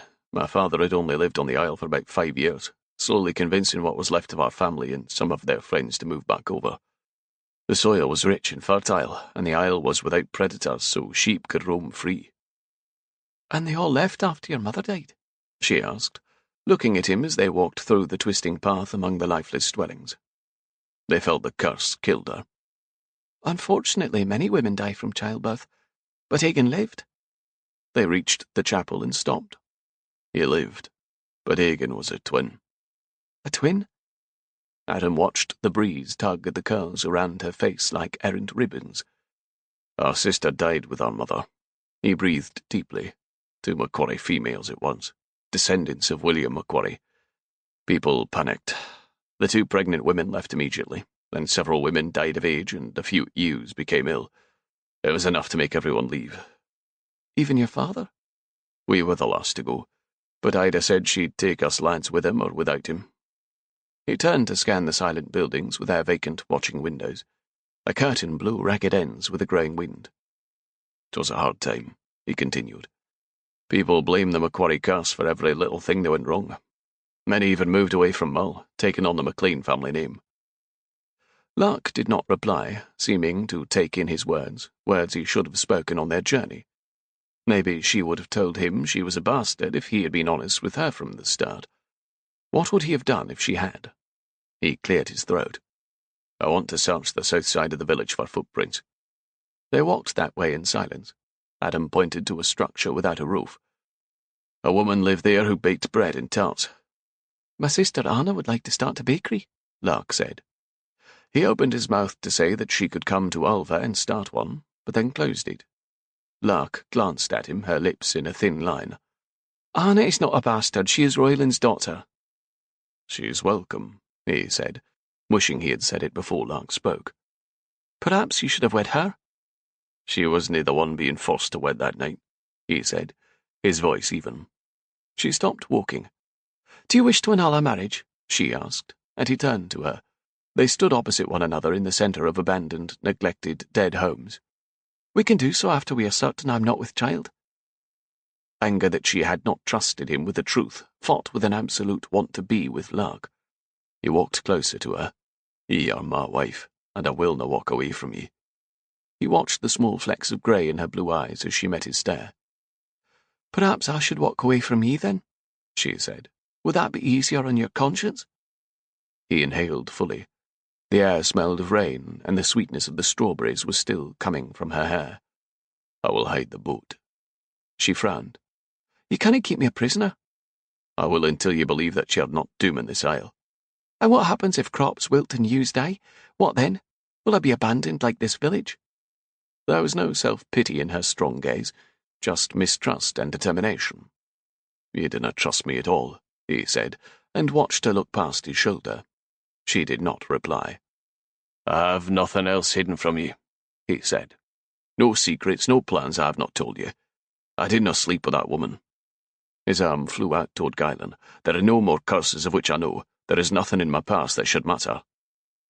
He rolled up her sleeve and pointed to a scar, trying not to recall how she'd kissed it 2 nights ago before the fire at Aros. I got this from Ian MacLeod when he raided Alva several months ago. He lifted the edge of his kilt. This one was when Liam and I were boys and training like fools with real swords. He touched his jaw. From the sword of an Englishman who tried to attack Aros a few years back. He yanked his tunic up over his head and off, turning his back. And this scar, he said, showing the long one that nearly cost him his life, was from the same battle. He turned back to her, letting his hands out to the sides. There is nothing else about me to keep hidden. I have no secrets. He watched her swallow hard. Her beautiful eyes blinked as if she held back tears. Lark. He waited. Lark, he said again, and reached out to touch her chin, guiding her to meet his gaze. I know trust has to grow between two people, but I'm asking you to trust that I will not abandon ye.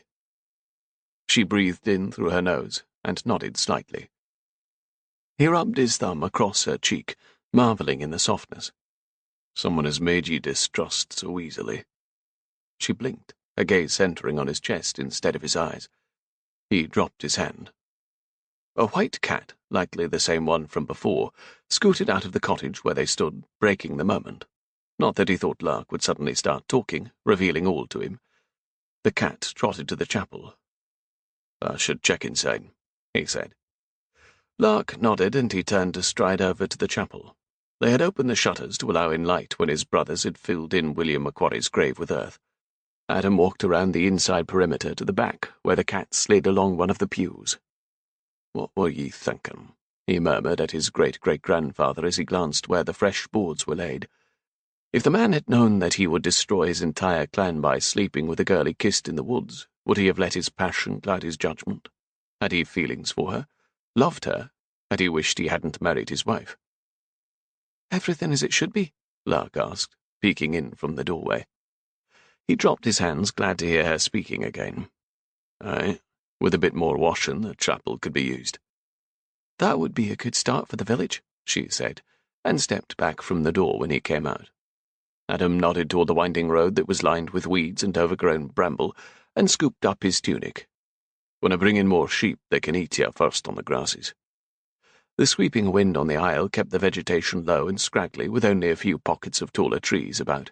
Somehow, talking about the future of the village gave him hope that he and Lark might have one together. Adam looked to one of the buildings that still had a roof. We can salvage those with roofs, cleaning them and making them safe from the weather. I will get wood and glass panes from Mull or the mainland. A few fat drops of rain hit the road, making him look up at the brooding sky. Maybe we should return to the castle, Lark said, but before she could finish the sentence, the sky opened like a filled bucket that had been sliced with a claymore. She gasped, her voice higher-pitched, and he grasped her hand as the rain plummeted.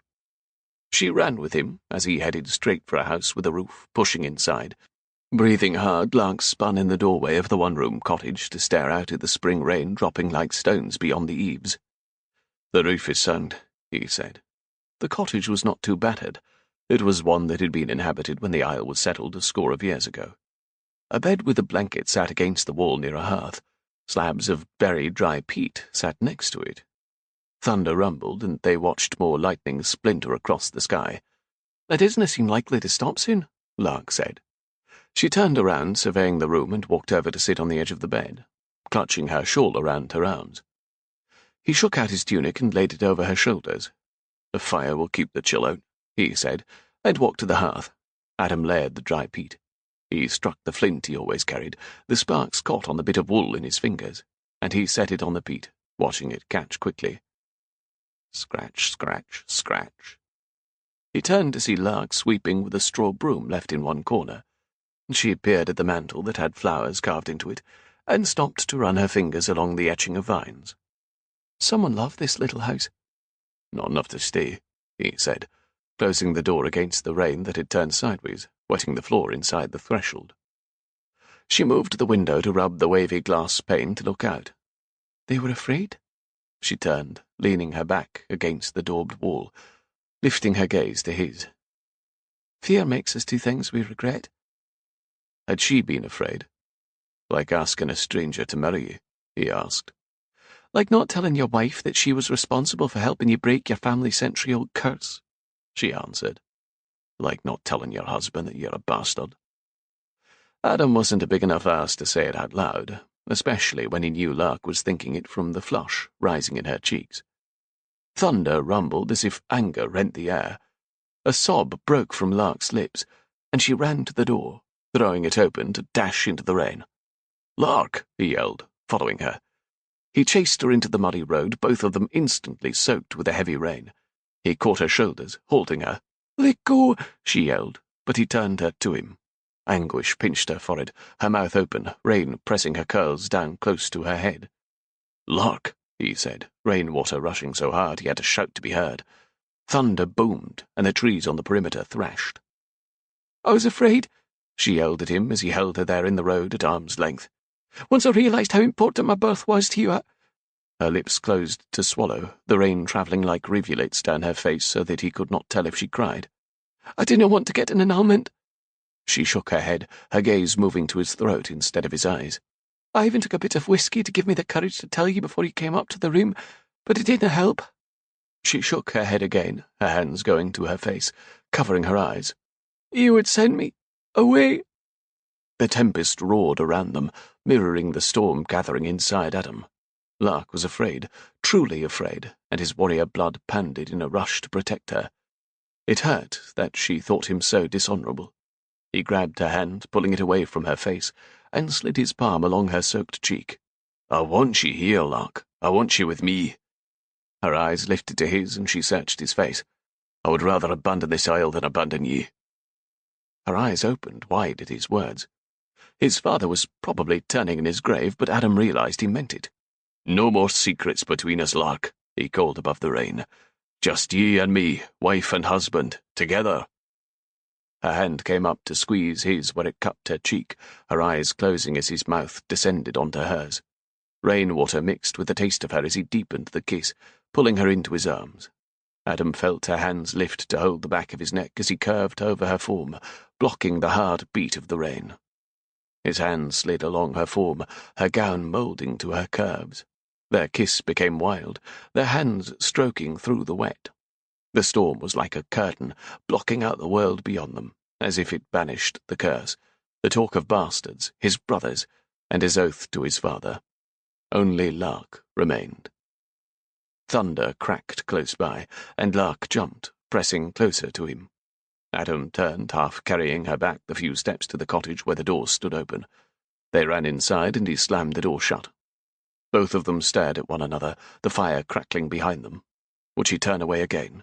He would not let her, not now that he knew she wanted him. Adam took a step toward her, but she was already moving toward him.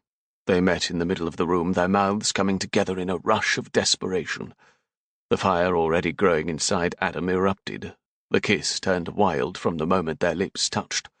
His hands caught her head as she ran hers down his bare shoulders, holding him as if she were afraid he would slip away. But he was not going anywhere. The rain pounded on the roof as the storm thrashed around them, hands touching, exploring, bodies pressed together. Adam felt Lark tremble. She must be chilled. He backed them up toward the fire, and his fingers moved between them, plucking at the laces of her bodice. "You're soaked," he said against her lips. In answer, she shrugged her shoulders to release the bodice. It hit the wooden floor with the weight of the water, followed by the pooling of her soaked skirt. She bent to unlace her boots, bringing her mouth close to his jack, making it twitch. Rising, she balanced with her hands on his shoulders as she towed off the boots and leaned in to kiss him. "I'm lost in the taste of you," he murmured against her lips, his arms around her, pulling her cold body against his hot skin. Lark yanked the lacing tie on her stays, and they followed, leaving her in a wet, white smock. He looked down at her. "You're lovely, lass," he said, taking in how the wet linen clung to her peaked breast. "I want you," she said, untying the top of her smock. "And this is cold." He helped her find the edge, pulling it over her head. Adam's breath caught as his gaze fell upon her.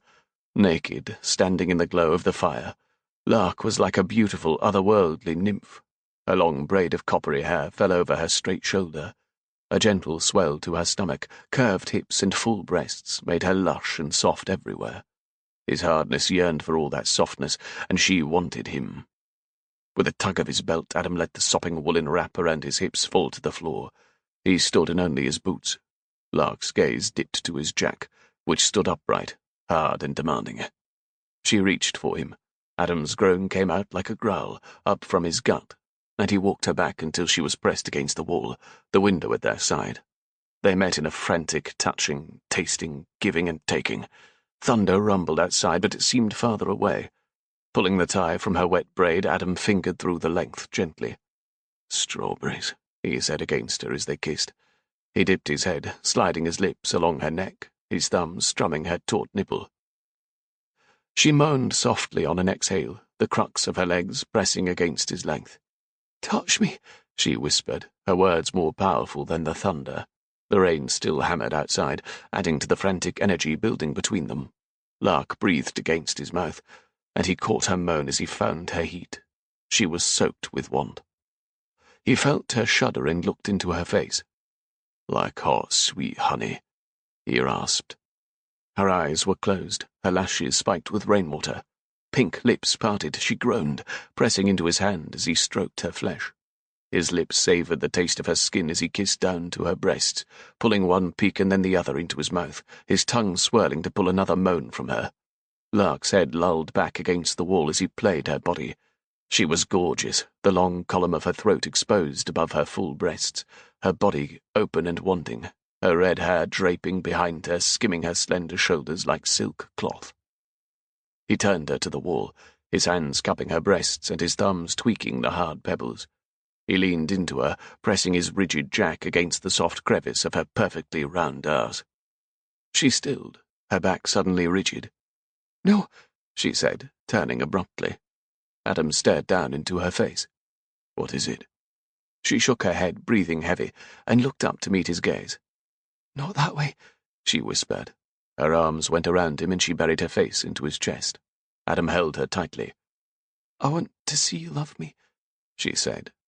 He slid a hand into her hair and pressed warm, deep kisses on her lips, and she reached onto her toes to wrap her arms over his shoulders. They clung to each other as he walked them to the bed. Their breaths mingled, and she pulled him with her down onto the low bed, the old frame creaking as he followed. Damp hair spread across the hay-filled tick, her hands lifted under her breast, and her knees fell open. Lark was the most sensual creature he had ever touched, tasted, or even seen. She was glorious, and she was his. He swooped down to kiss her. He would hold on to her forever. No more talk of annulment, no talk of being a bastard and what that might do to his plans, no holding back from this incredible creature moaning under his kisses. Her hand grasped him, guiding him to her heat, and he pressed forward, thrusting deep. Her lips fell open on a moan, and she pressed up, her body seeming to pull him farther inside. Meeting his thrusts, a deep and frantic rhythm built between them. The bed cracked and creaked with each meeting of their bodies as they climbed higher and higher. His hands caught her face, and he looked into her eyes. "We are one, now and forever," he said, the words like an oath as every muscle in his body coiled tightly. "Yes," came out on her breathless exhale. The pale skin of her neck was flushed, her lips parted, but she kept her eyes open, staring at him as he watched the peak of her passion tear through her. "Adam!" she yelled. Thrusting wildly, Adam roared as he exploded, Lark grabbing hold of him to ride their carnal tempest out together. Straining, clasped together, the bed under them moved. With a cracking sound, the warped legs gave way, but Adam barely noticed as they clung together, the bed dropping soundly onto the floor beneath them. Chapter 14. Rap, rap, rap.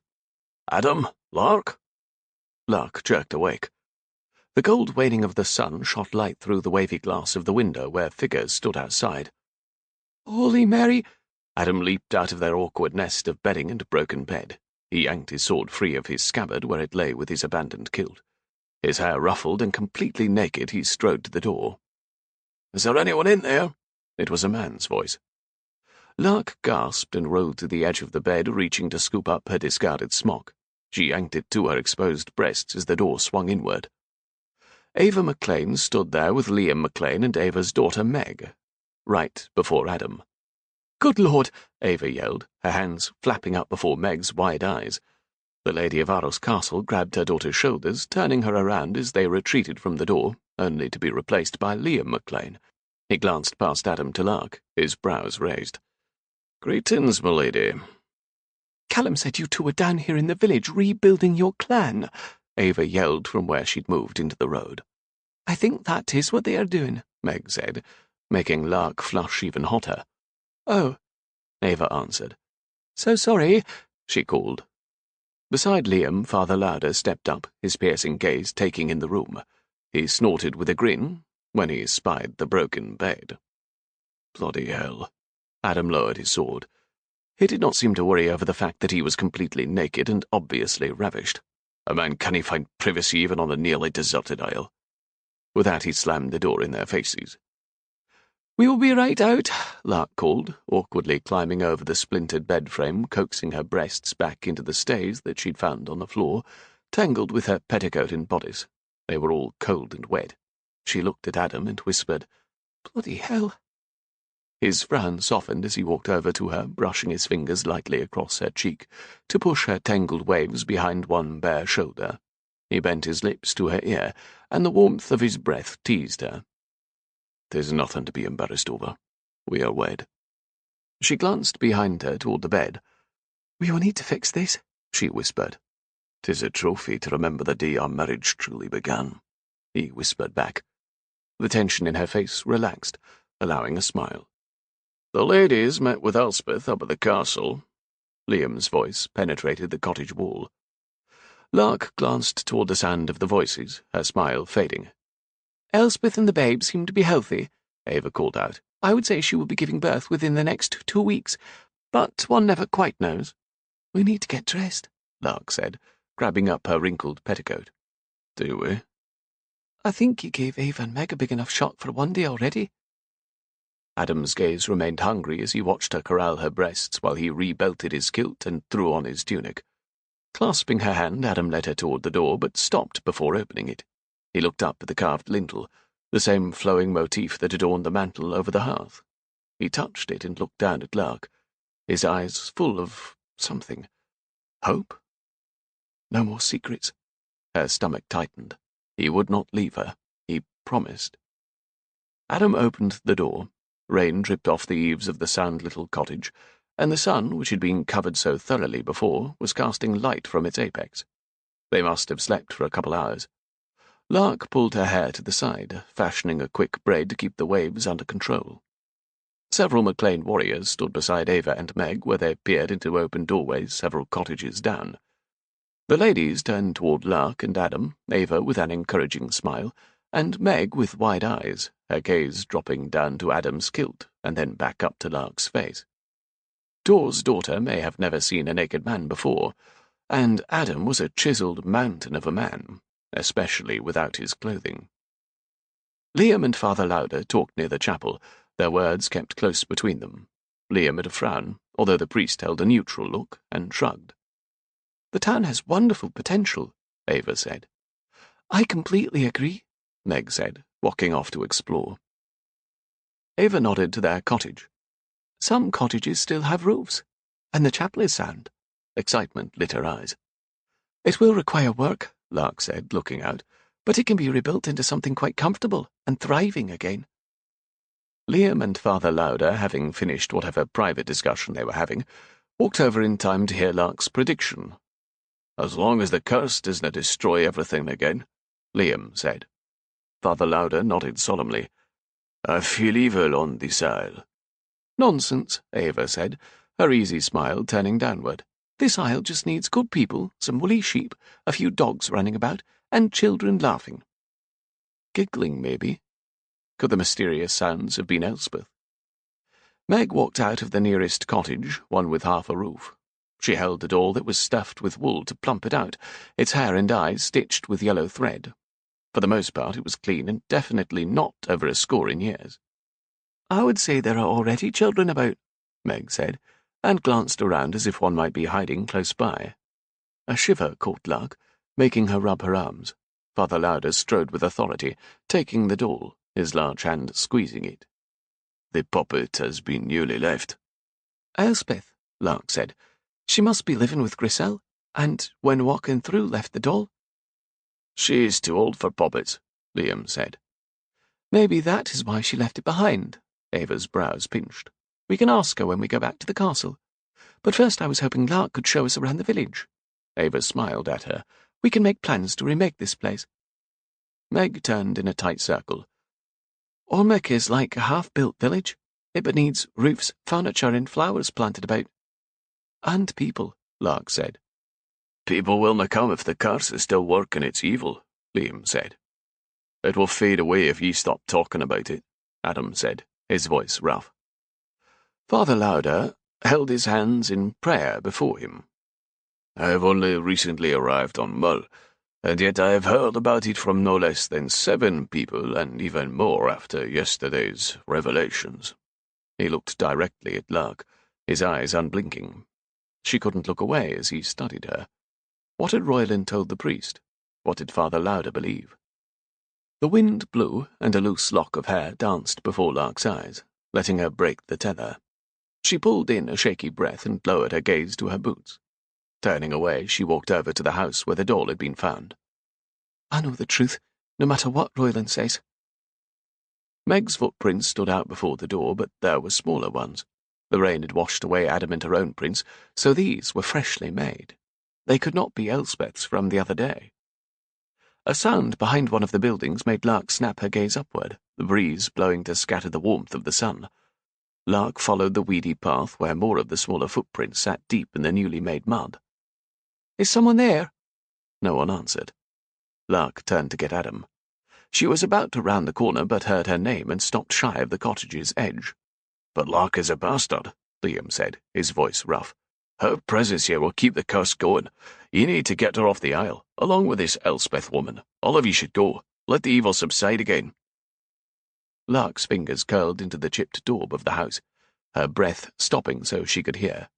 Did Adam tell them she was a bastard? Her gaze slid to the priest. Royland had told Father Lauder. The 2 of ye can live on Mull, Liam continued. Adam, let your son settle Alva. Or you can send the 2 women with me to Iona Isle, Father Lauder said, to the abbey there to be cleansed of their sins. Nay, Adam replied abruptly. Nay, Liam added, just a Mull. The holiness of Iona will cleanse their hearts and bodies, Lauder said, his face hard. Lark Montgomery's taint could reach across from Mull. Taint, Adam said. What the bloody hell are ye talking about? She had no choice in the matter of her parents' union. Any sin is upon them, not her. Lark peeked around the corner to see them in the same circle she had left them in. Even the MacLean warriors stood listening. Royland Montgomery was a drunk, the priest said. She held her breath, straining to hear his horrible words, her stomach tight. After you left the festival, Lauder said, he drank whiskey for days, wailing about how he wanted Lark back, that she was the image of his dead wife, and that he would wed her himself. Lark pressed against the wall, letting it support her. No, no, no. The cleric continued. It is common knowledge amongst those who know Royland that the man visited her bed after her mother died, more than once. Her legs would not hold her, and she slowly slid down the wall to crouch. Only the rugged grip of Adam's mother's boots kept her from falling backward into the mud. Get the fuck off my isle. Adam's voice was like the thunder that had boomed overhead earlier. Lauder continued. Her shame for sleeping with her father. He is not her father, Ava said. And she was a virgin in my bed, not that it is any of your damn business, Adam said. Lark couldn't bring herself to look around the cottage, or even stand. She could have fooled you. Women have been known to. The rest of the cleric's statement was cut off, and Lark buried her face into her hands.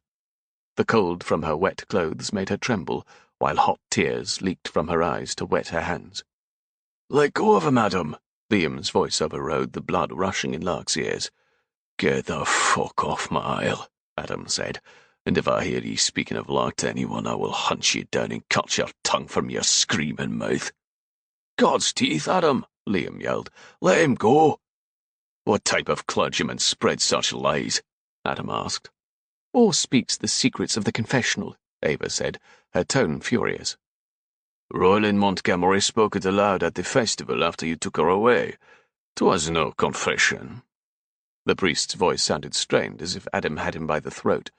Anna's letter to warn Lark of Royland's rantings gave proof to all the priest said. Get off now, before I add killing a priest to my sins, Adam yelled. Lark heard his sword slide from his scabbard, but she could not do anything but squeeze her eyes shut. Her stomach clenched as memories of Royland rubbing against her from behind came unbidden, as if the priest's words had unlocked them. All her ignoring and pushing the nightmares down had not diminished the pain and shame. It all roared back into her mind until she felt like she would vomit. breath, hot and thick with sour whiskey, whispering in her ear. "You aren't my daughter, but you live in my house and care for my girls. You look like Hannah." He had pressed against her, his arousal obvious and sickening. Even if he'd treated her as a servant growing up, he had been the only father figure that Lark had. His drunken words and pawing were sickening, making her feel such shame. She began practicing how to throw a ski and do with accuracy, but could she kill him? Whispers and stares had followed her throughout town until it had become unbearable.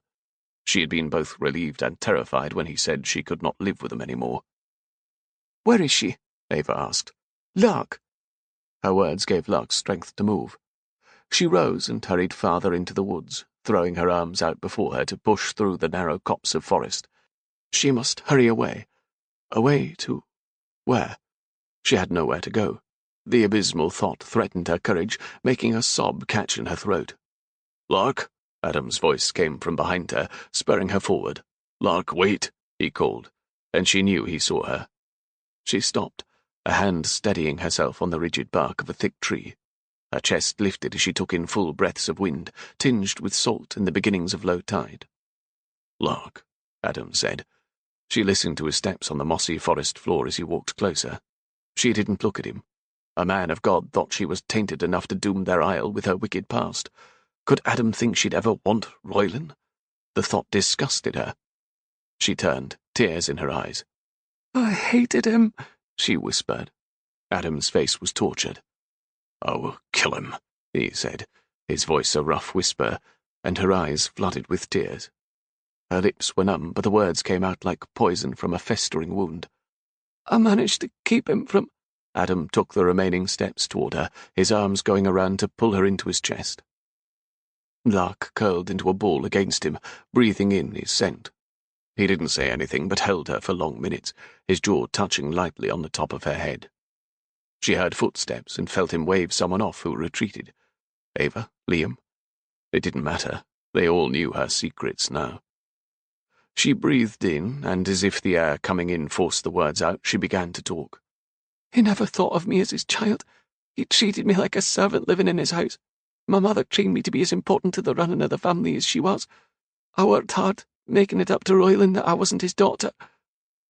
Adam remained unmoving, holding her there as the words tumbled free, words she had kept buried. "When she died, I noticed him watching me as I continued to do all my chores, taking up what my mother had left, caring for my sisters. He drank so much whiskey." She swallowed, growing silent. Adam continued his strong grip around her. The wind blew off the shoreline beyond, rustling the leaves overhead, and Lark whispered, "For the past few months he's grown worse. I would wake next to Anna to find him staring at me in the night. Several times he came up behind me, pressing his hands pawing at me. I pushed him away, and he would yell it wasn't fair to be stuck with me looking so much like my mother, and yet he couldn't touch me, as if it was my fault." Adam squeezed her gently. "I kicked him right before we left for the Beltane Festival, like I did to that thief in the woods. Roylan said he would marry or sell me off so I could torment someone else." She swallowed. "And then he came to the Beltane weddings." Lark lifted her eyes from Adam's chest, her chin sliding up his tunic to look at his hard face. It seemed wrought from granite as he stared out, over her head, but he looked down to meet her gaze, and his narrowed eyes softened. "I'm sorry, Adam, to bring taint and shame to your isle." She closed her eyes, not brave enough to face censure in his gaze. "And now you know all my secrets." Adam's hand came up to cup her cheek. "You have no shame in this, Lark." "Roylan." He paused as if the name brought bitterness to his tongue. "That drunkard takes all the shame." His face hardened. "I will kill him if he comes anywhere near you. Did Anna's letter say you would follow you?" She shook her head. "Just the terrible things he is saying." Adam's nostrils flared like he was about to charge, slicing through her demons, and she grasped his thick arm. "His lust can't hurt me here." Her voice dropped to a whisper. "But I could hurt your clan, if I'm taint." "That priest is wrong." "What if he is right? What if he tells people in Mull about me?" "I will cut out his tongue." "The others?" "The crimes done to ye are not yours, Lark, even if others find out." He bent to look hard into her eyes. We build forward. Lark felt wrung out, her heart laid bare. She took a full breath, letting the cool summer air cleanse her. She stared into Adam's eyes, her fingers curling into the folds of his sleeves as if they were a lifeline. There had been no words of love, but there were definitely feelings between them. He'd said that he wanted to stay married, even knowing her secrets. I must trust him. Lark nodded slowly. Building forward, then. Chapter 15. Adam turned at the sound of pebbles crunching outside the gate. Liam and Beck walked up to Highlander Castle from the shore. Damn, Adam, Beck said, his face hard as stone. Liam told me what Lauder said. Oh, we headed down to find that arse and cut his tongue out. Which one, Lauder or Montgomery? Adam asked, crossing his arms. His gaze slid to the castle where Lark, Ava, and Meg had retreated. His respect for the Lady of Aros Castle had increased tenfold when she'd hugged Lark, whispering to her until Lark's shoulders relaxed. What she said was between them, but he was grateful for whatever it was. He knew Ava had endured a difficult past in England. Some even whispered that she was born out of wedlock. Montgomery, Liam answered. Father Lauder will keep his words to himself. He rode off on the second dinghy we used to cross over from Mull. Beck pointed at the mist swirling in, leaving a hazy look to the trees. He may have to pray his way across. I don't think it's safe for Ava, Meg, and their men to row back tonight. But Adam, Liam said, coming closer, in the morning, I think you need to come off Wolfile, at least for Lark's sake. She will feel worse if things go poorly here. You said yourself that you never truly supported the clan's return here. That was before I swore to see it done, Adam murmured. I will see my clan strong again. He looked to Liam. Here, on Wolfile.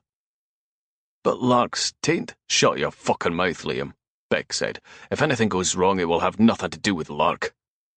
Liam swore beneath his breath, jerking on his short beard, and strode off, passing Ava McLean as she walked out of the keep.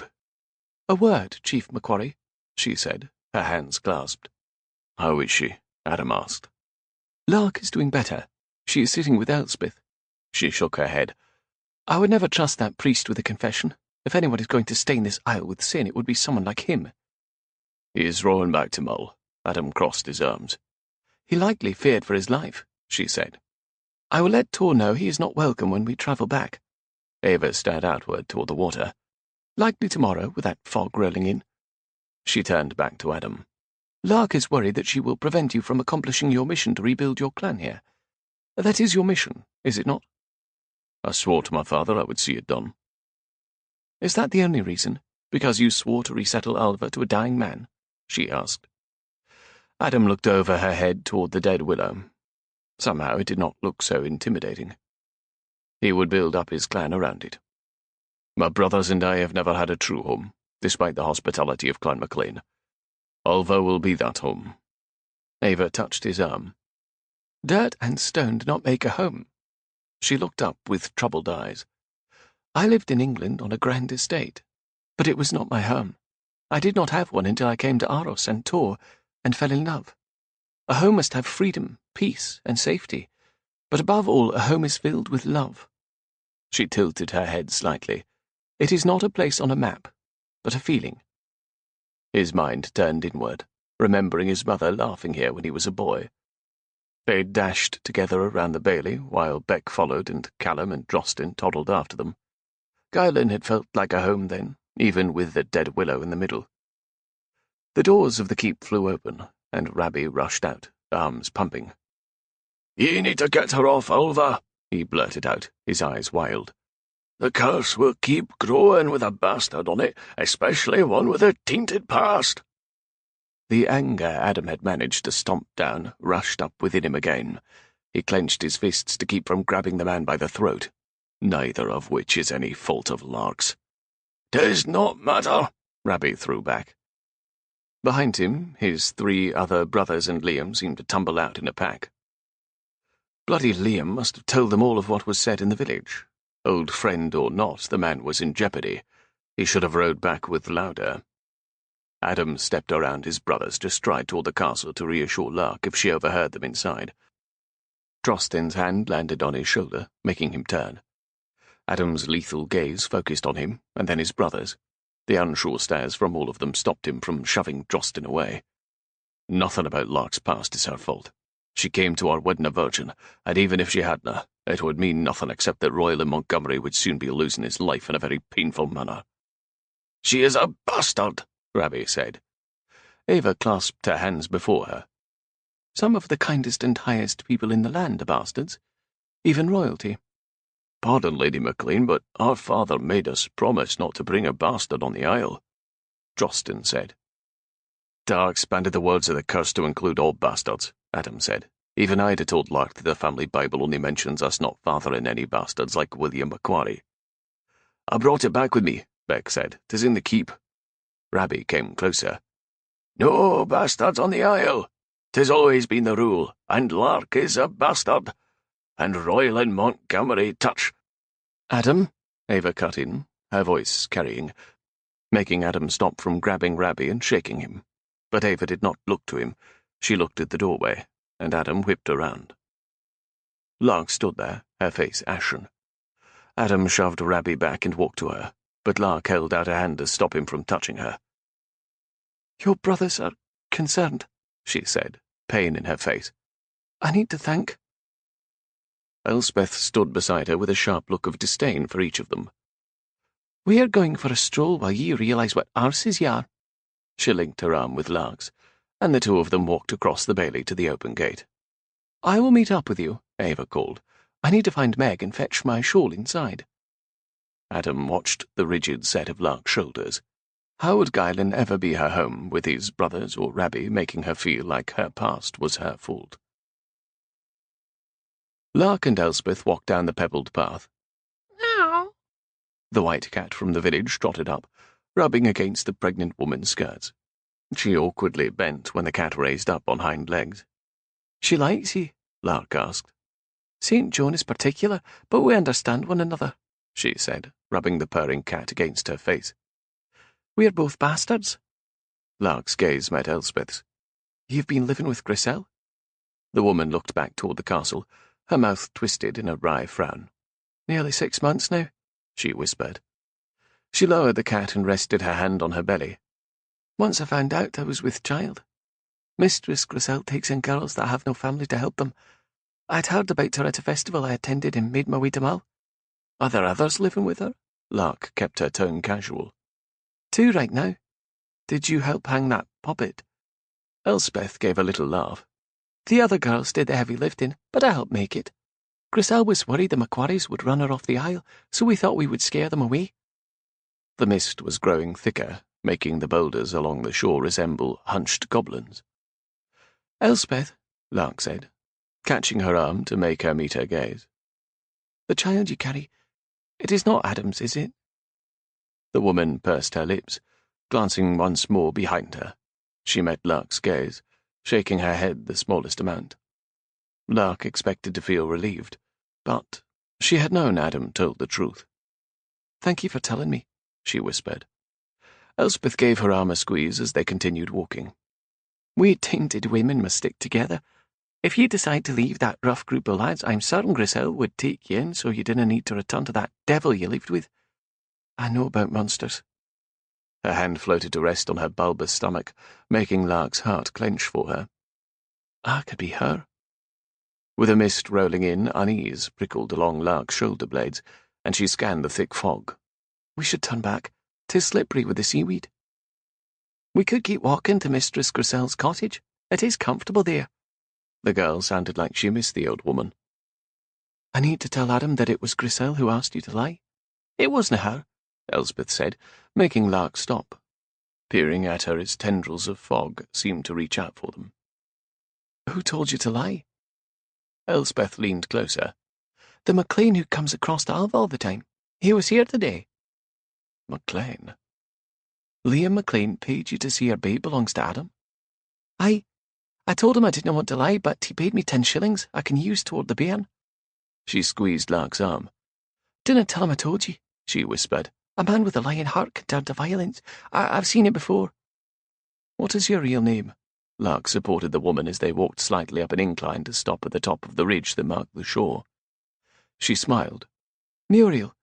I hail from the Gunn family, to the east, but came this way when I was able. 'Tis nice to meet you, Muriel, she said, her mind churning through details. She needed to tell Adam about Liam. He'd said his friends didn't support them returning to the Isle, but paying a girl to lie was more than that. And why wouldn't he support Adam and his brothers in building up their clan and Isle once more? Halting them to return, Lark helped Muriel turn around on the slippery rocks. A movement in the mist stopped her. Ava? Meg? There was no answer, but the figure continued to approach like a shadow, growing into something real. It was a man, closing in with powerful strides across the sand and stones. Adam? A shiver slid up her nape at his silence. Muriel held tightly to her arm. Lord help us, she whispered. Who is it? Answer me. Lark held the woman's arm. She could not run, abandoning Muriel. Glancing back the way they had been walking, Lark's chest squeezed, and her heart raced. 2 more figures approached. Muriel gasped, clinging to Lark. The 2 men came close enough for Lark to see 2 blackened eyes on one of them. Ian MacLeod? Lark, Muriel whispered, her breath coming fast. She whipped around, and her inhale caught, her throat tight, as she recognized the deep-set, ever-watchful eyes that had condemned her mere hours ago. But he wasn't dressed like a priest, his long brown robes exchanged for boots, breeches, and a tunic. Father Lauder? Lark asked, her voice pinched with growing panic. Muriel gasped. Let go of me, ye pot son of a whore! Muriel yelled as Ian grabbed her arms, dragging her away from Lark's side despite her obvious condition. The priest's lips turned up in a broad smile that did not reach his hard eyes. You may call me Captain Jandot. The name struck like lightning through Lark. The bandits in the woods had been working for Jandot, and they said he would have her first. The thought was like poison shooting nausea through her stomach. Before she could reply, he yelled something in French to the man with Ian. The man ran past him, his boots splashing in the water, and Lark saw a dinghy in the mist behind Jandot. Even though Muriel struggled, Ian was much stronger than her and forced her toward it. Jandot kept his gaze centered on Lark, a dark smile on his hard face. He had looked wrong as a priest, but his bulk and subtle leer clearly marked him as a pirate. Without glancing toward Muriel, Lark turned, grabbing her skirts to run. If she could get to Adam, they could gather a force to retrieve Muriel. Dark laughter filled her ears as Jandot leaped forward, catching her in 2 strides. His arms went around her waist, just under her breasts, and his mouth came to her ear. Hot breath rasped against her stretched neck. Mon chéri, do not struggle so. 'Tis futile. I saw the Macquarie chief of the Beltane festival, but once I saw you. He inhaled along her skin. I knew you were a treasure worth following. Her gaze tried to penetrate the mist before her. Where were Ava and Meg? Between the 4 of them, could they overpower the pirates and Ian? If only she could grab a hold of the blade secreted in the seam of her long sleeve. What do you want with Adam? She asked, her boots churning in the sand and pebbles as he dragged her backward toward the boat. I wanted his isle. With only 5 Macquaries, it should have been easy to kill them off. She pushed against his arm, but it seemed made of steel. Why, Alva? She yelled. Could anyone hear her? 'Tis the perfect place for France to land, ma petite. That heathen Henry will not expect French coming from the west. And he paused as they reached the boat. The isle is cursed. He swept her around to face the boat where Muriel sat held by the pirate. I've heard you're a bastard, Ian said, glaring at her, holding the oars. Adam will want you off his isle anyway. Help! Help, Adam! Lark screamed as Jandot tried to lift her into the boat. Her boot caught onto a half-submerged rock for leverage, but he was too strong. With another push, her boot came loose, sliding off her heel. Lark wiggled her toes until the boot slipped off. As Jandot lifted her into the dinghy, she kicked the boot behind her up onto the beach. The boat teetered as Gendot threw her to the floor of the vessel. "Row," he ordered, and Ian began in earnest. Gendot stared out into the mist as if fixed on a point that grew into the massive bulk of a ship, shrouded in the fog. Chapter 16. Meg thought she heard a woman yell, Ava said to Adam as she followed him back down the path to the beach. The fog was so thick he could not see the water. "You stay at the castle with Meg and Rabbie," he said. Ava stopped, and Adam led the small group of McLean warriors, including Liam and his brothers, along the shore. The tide was receding, making Lark's and Elspeth's tracks easy to follow. They could easily be lost in the fog, but surely Lark would just follow the shore or their own tracks back. Unless she's decided to leave. The thought threaded through his mind like poison, making his jaw ache. Did the pregnant woman have a way off the isle? Only the crunch of pebbles answered him as they jogged along the shoreline. The men were quiet, listening. Liam came up to stride even with him. "I still think it would be a good idea to get her and Lark off."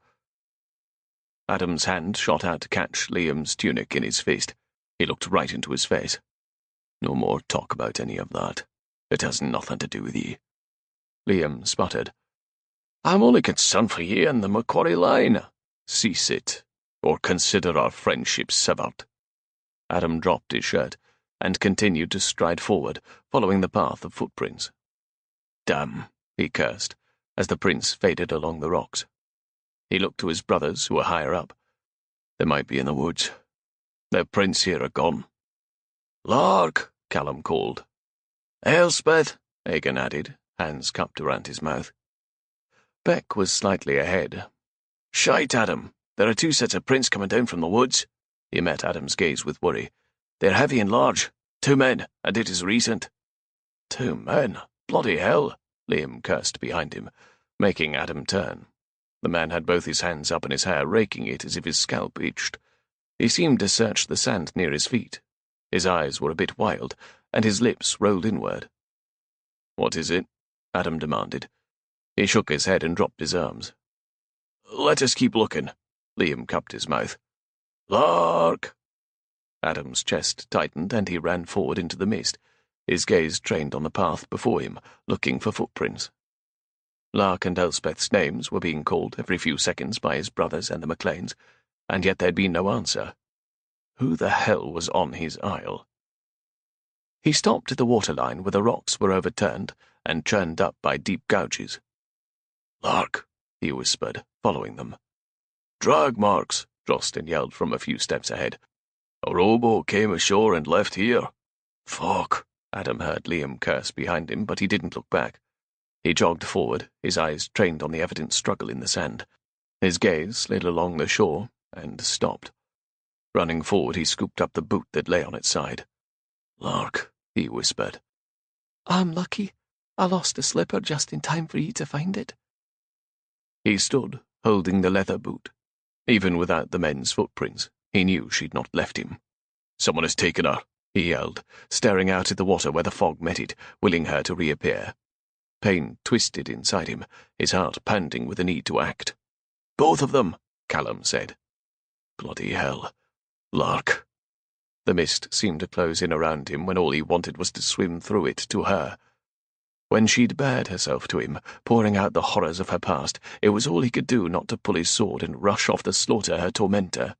The need to protect her had overwhelmed him then, and the thought of losing her now gripped his chest so hard he almost doubled over. "Beck, Egan, get the rowboat," he said, trying to keep his voice calm. "We can't even see in front of us," Egan said. "We will be lost in the fog without a direction." "I will go alone," Adam yelled. "Straight out from here."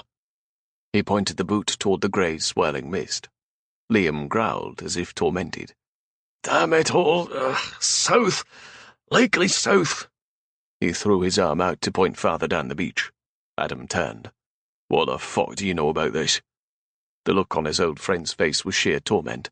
Adam charged across the beach, grabbing him by the throat. "Where is Lark?" "I just needed ye to get off the isle," Liam said, his lips pinched. "But nay, ye had to settle Wolf Isle right when I'd nearly finished negotiating with the French." "What the bloody hell are you talking about?" Drosten yelled. all of his brothers and the small band of McLeans forming a circle around them. "The French?" Callum asked. "What do they have to do with Lark?" Adam shoved Liam, letting go of him so that he fell back into the churned-up sand. "Lauder is French, isn't he?" Adam asked. "The accent was odd. I couldn't place it." Liam pushed backward as Adam loomed over him. "Why would he take Lark?" "I told him not to," Liam yelled back, "but when you refused to leave the Isle, he followed you to the Beltane Festival. And he saw her." He shook his head. "Became obsessed with her. He was going to take her away from Roylin. But then she wed ye." "Followed us?" Beck asked. "To kill us?" Liam looked down at the sand as if shame weighed heavy on him. "I didn't think he would be successful." "Where would he take her?" Adam demanded. Liam shook his head. "I swear I thought I'd convinced him to leave her be. He was looking for the gold crosses that the monks on Iona were said to hide on the Isle to keep it from King Henry." "The whores dug about the village," Callum said, spitting, "and I bet she were going to take a portion." Liam didn't deny it. "I was protecting Alva and Mull from the English," he said. "You were setting up an outpost for the French here?" Adam asked, remembering the ship that Cullen and Tor had seen. "Alva is apart from Mull and has been abandoned for a century. It's the perfect port for his men," Liam said quickly. "Chief McLean will flog the skin from your back," one of the McLean men said. This was taking too long. Adam grabbed Liam by the collar, lifting him to shake. "I do not give a fuck about your deals with the French. Where is he taking Lark?" Liam's eyes bulged in his face over Adam's brutal grasp. "The captain must be taking her to sail away on his ship." "Captain?" Callum roared. "What is his name?" Beck asked. But Adam already knew. Liam swallowed, meeting Adam's gaze. "Jandot. Captain Claude Jandot." The rough cording of the twisted rope cut into Lark's wrists where she sat on the deck of Jandot's large ship, the fog still swirling around the sails as twilight ebbed to night. Muriel and two younger girls huddled next to her. Ian MacLeod paced near the captain. "The rocks around this cursed isle make it dangerous to pull anchor with this fog blocking the stars," he told Jandot. The fraudulent priest looked much more at ease in sea clothes, a brimmed felt hat on his head and a long seaman's coat over his broad shoulders. How could they have possibly mistaken him for a humble servant of God? His face was hard, his eyes sharp, and scars ran around his neck as if he'd survived a hanging. Jandot's hooded gaze slid to Lark. "As soon as the fog thins, we depart." Ian MacLeod stopped before him. "Two of my men are still out digging in that new spot outside the village. King Henry is stealing everything from the abbeys and monasteries. The old woman swore the Iona monks had buried their golden relics on Alva." "She lies," Jandot said, the cruel twist of his mouth making cold tingles run along Lark's skin. He turned to face Ian. "She has been lying all along. When your men took her girls after the storm, she swore on her mother's soul that the monks' golden crosses were buried farther to the west," Ian said. Jandot walked over to Lark, his gaze assessing them all. He caught a lock of Lark's hair between his fingers to rub. "There is no gold on Alva, MacLeod. At least not the type of gold the French army needs to pay their troops. But fresh mademoiselles will fetch a high price when we head back to the southern islands. King Francis will need to find a different outpost." Lark yanked her head away from his fingers, her teeth gritted. "Adam will hunt you down." Jandot's mouth relaxed into a wry smile, his hand still hovering in the air near her head. "In his little rowboat, or maybe on his barge with one long pole." He grabbed her chin in a tight pinch, his other hand going behind her head as he leaned in to stare hard into her eyes. "I understand you are responsible for the death of one of my men when he tried to retrieve you in the woods." Lark braced her tied hands before her, trying to relax, even though Jandot held her in a way where he could easily break her neck. He leaned in toward her ear, inhaling, his lips brushing the lobe. "You will pay dearly for that, Lark," he said, drawing out her name. "I can be a generous lover, but when one deserves punishment, your screams will mix with your moans." Lark couldn't even breathe. Rape, her worst nightmare. She had managed to evade it with Royalin only to find herself faced with it again. Not if I jump to my death. The thought flickered into her mind, rooting there, giving her an escape that allowed her to inhale. Jandot leaned in, settling a gentle kiss on Lark's mouth, as if they were lovers. Somehow the softness made it even more terrifying than a bruising kiss.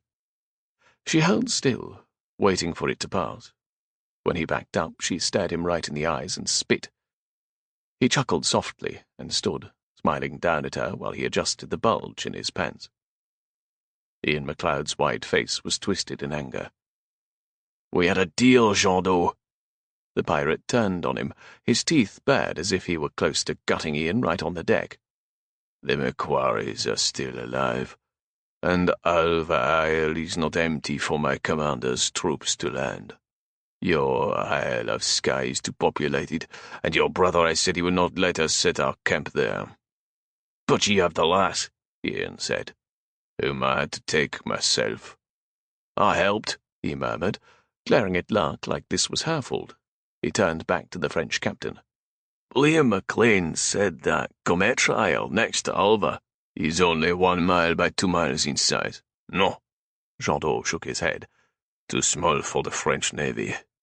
The angrier he became, the more his accent slid to French.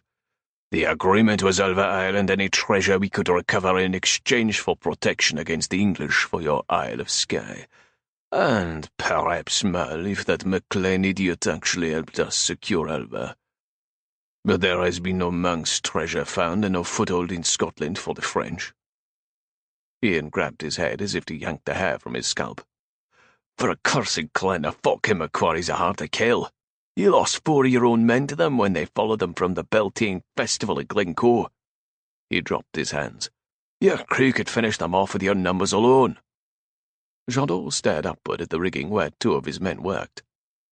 "Tom McLean made it clear that he and his warriors support the Macquaries and will come to their aid. I will not waste any more months on this cursed isle." His eyes dropped to Lark. "I have what I want and will make a nice profit of the others." He waved his hand toward the dark bulk of Alva, still covered by fog. "Take a leap and swim back to shore with your life, little Scotsman." He shrugged. The pirate that Adam had left alive in the clearing came close to Lark, squatting down before her. He yanked his sleeve to show the poorly healed wound on his arm. "We meet again," he said, his tongue snaking out to slide along his bottom lip.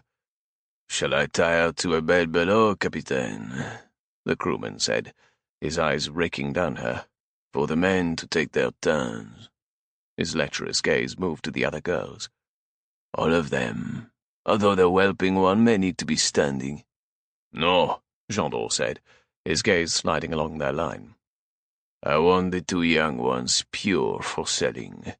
He pointed at Muriel. "And I do not want Le Bébé to be harmed. It will fetch a good price on the market." He stared hard at Lark. "And la Mademoiselle Lark is mine. At least for now." "Oui, Capitaine," the crewman said, disappointment in the pinch of his frown.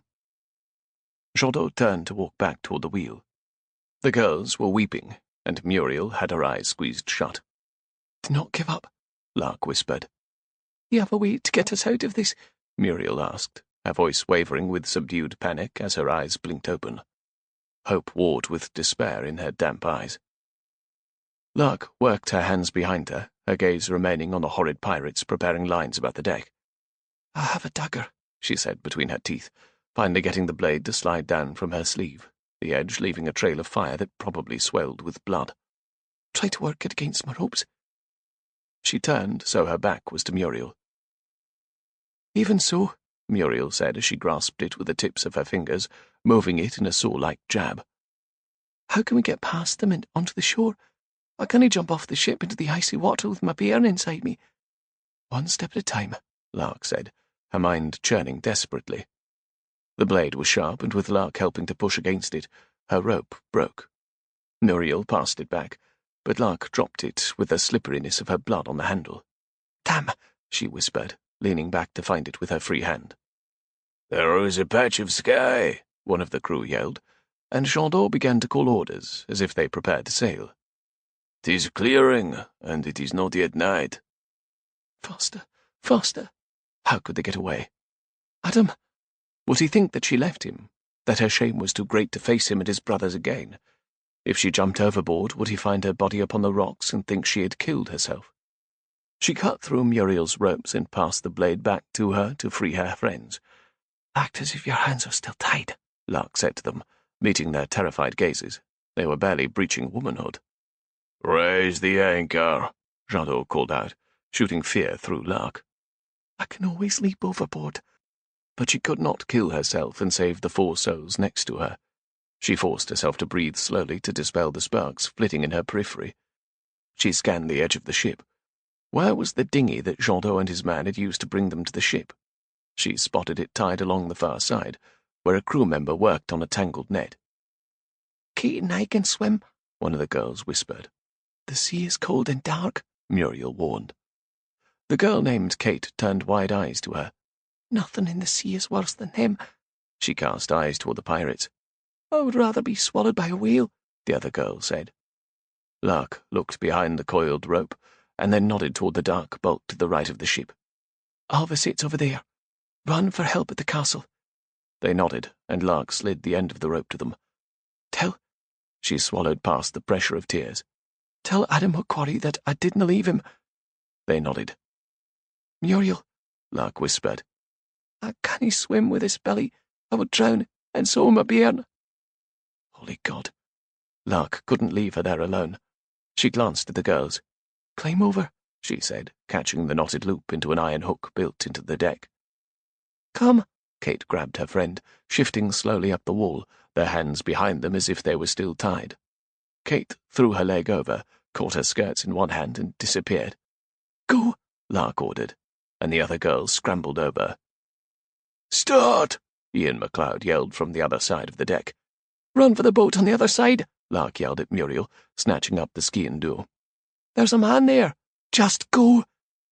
Blood had dried over Lark's hands from the slice down her arm, but seeing it didn't slow her down. Ian tripped on another coil, giving Lark time to aim as Muriel ran toward the side. Instead of aiming at Ian, Lark threw her dagger at the man by the boat. The blade sliced into the side of his neck, and he doubled over, clutching it. Muriel reached him, struggling to lift the coiled rope, and Lark ran toward her. "Ye whoring bastard!" Ian yelled, grabbing Lark's hair from behind. She fell to her knees near the dead man, her fingers inching forward until she reached him. Desperate to hold onto the heavy body, drawing it closer, she grasped the dagger's handle, yanking it from his blood-soaked neck. She rolled, slashing at Ian. "Damn you to hell!" she screamed, swiping a cut along his surprised face.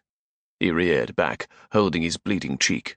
2 more crewmen ran forward, but Lark turned, helping Muriel throw the heavy rope over the side. "Get in the boat," Lark yelled. "Lower yourself." She turned back in time to meet the men, her arms slashing through the air with wild strokes. "Get back!" She needed to give Muriel time to save herself and her babe. "I curse you all!" But they did not back away. Either they were not superstitious or they did not speak English. Jondot's French words boomed out over the chaos and the squeak of the rope in the wheel overhead. Lark held the ski-and do and used her other hand to grab onto the rope that was sliding steadily through the wheel. She lifted herself onto the rail with every bit of strength she could muster. Her skirts blew in the sea breeze, threatening to topple her over. But if she fell there, she could hit Muriel, in the boat, on the way down. "You wish to die, mademoiselle?" Jondot asked, striding toward her. "'Tis better than being tied to a bed and raped over and over," she sneered. If she kept him talking and his men away from the rope, Muriel would get away. Then she could jump, although the impact might stun her unconscious. Dying, blissfully asleep in the cold ocean, was far better than anything else presenting itself. Brandishing the ski-and do at 2 more crew members and Ian, she prepared to jump.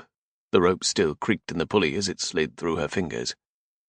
"Come now, mademoiselle," Jondot said, stalking closer, his men clearing a path for him.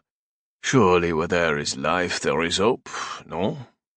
She held the ski-and do in her bloody hand, and yet he continued forward. He didn't know that she'd practiced every evening behind her house when Roylin would saunter away to the tavern.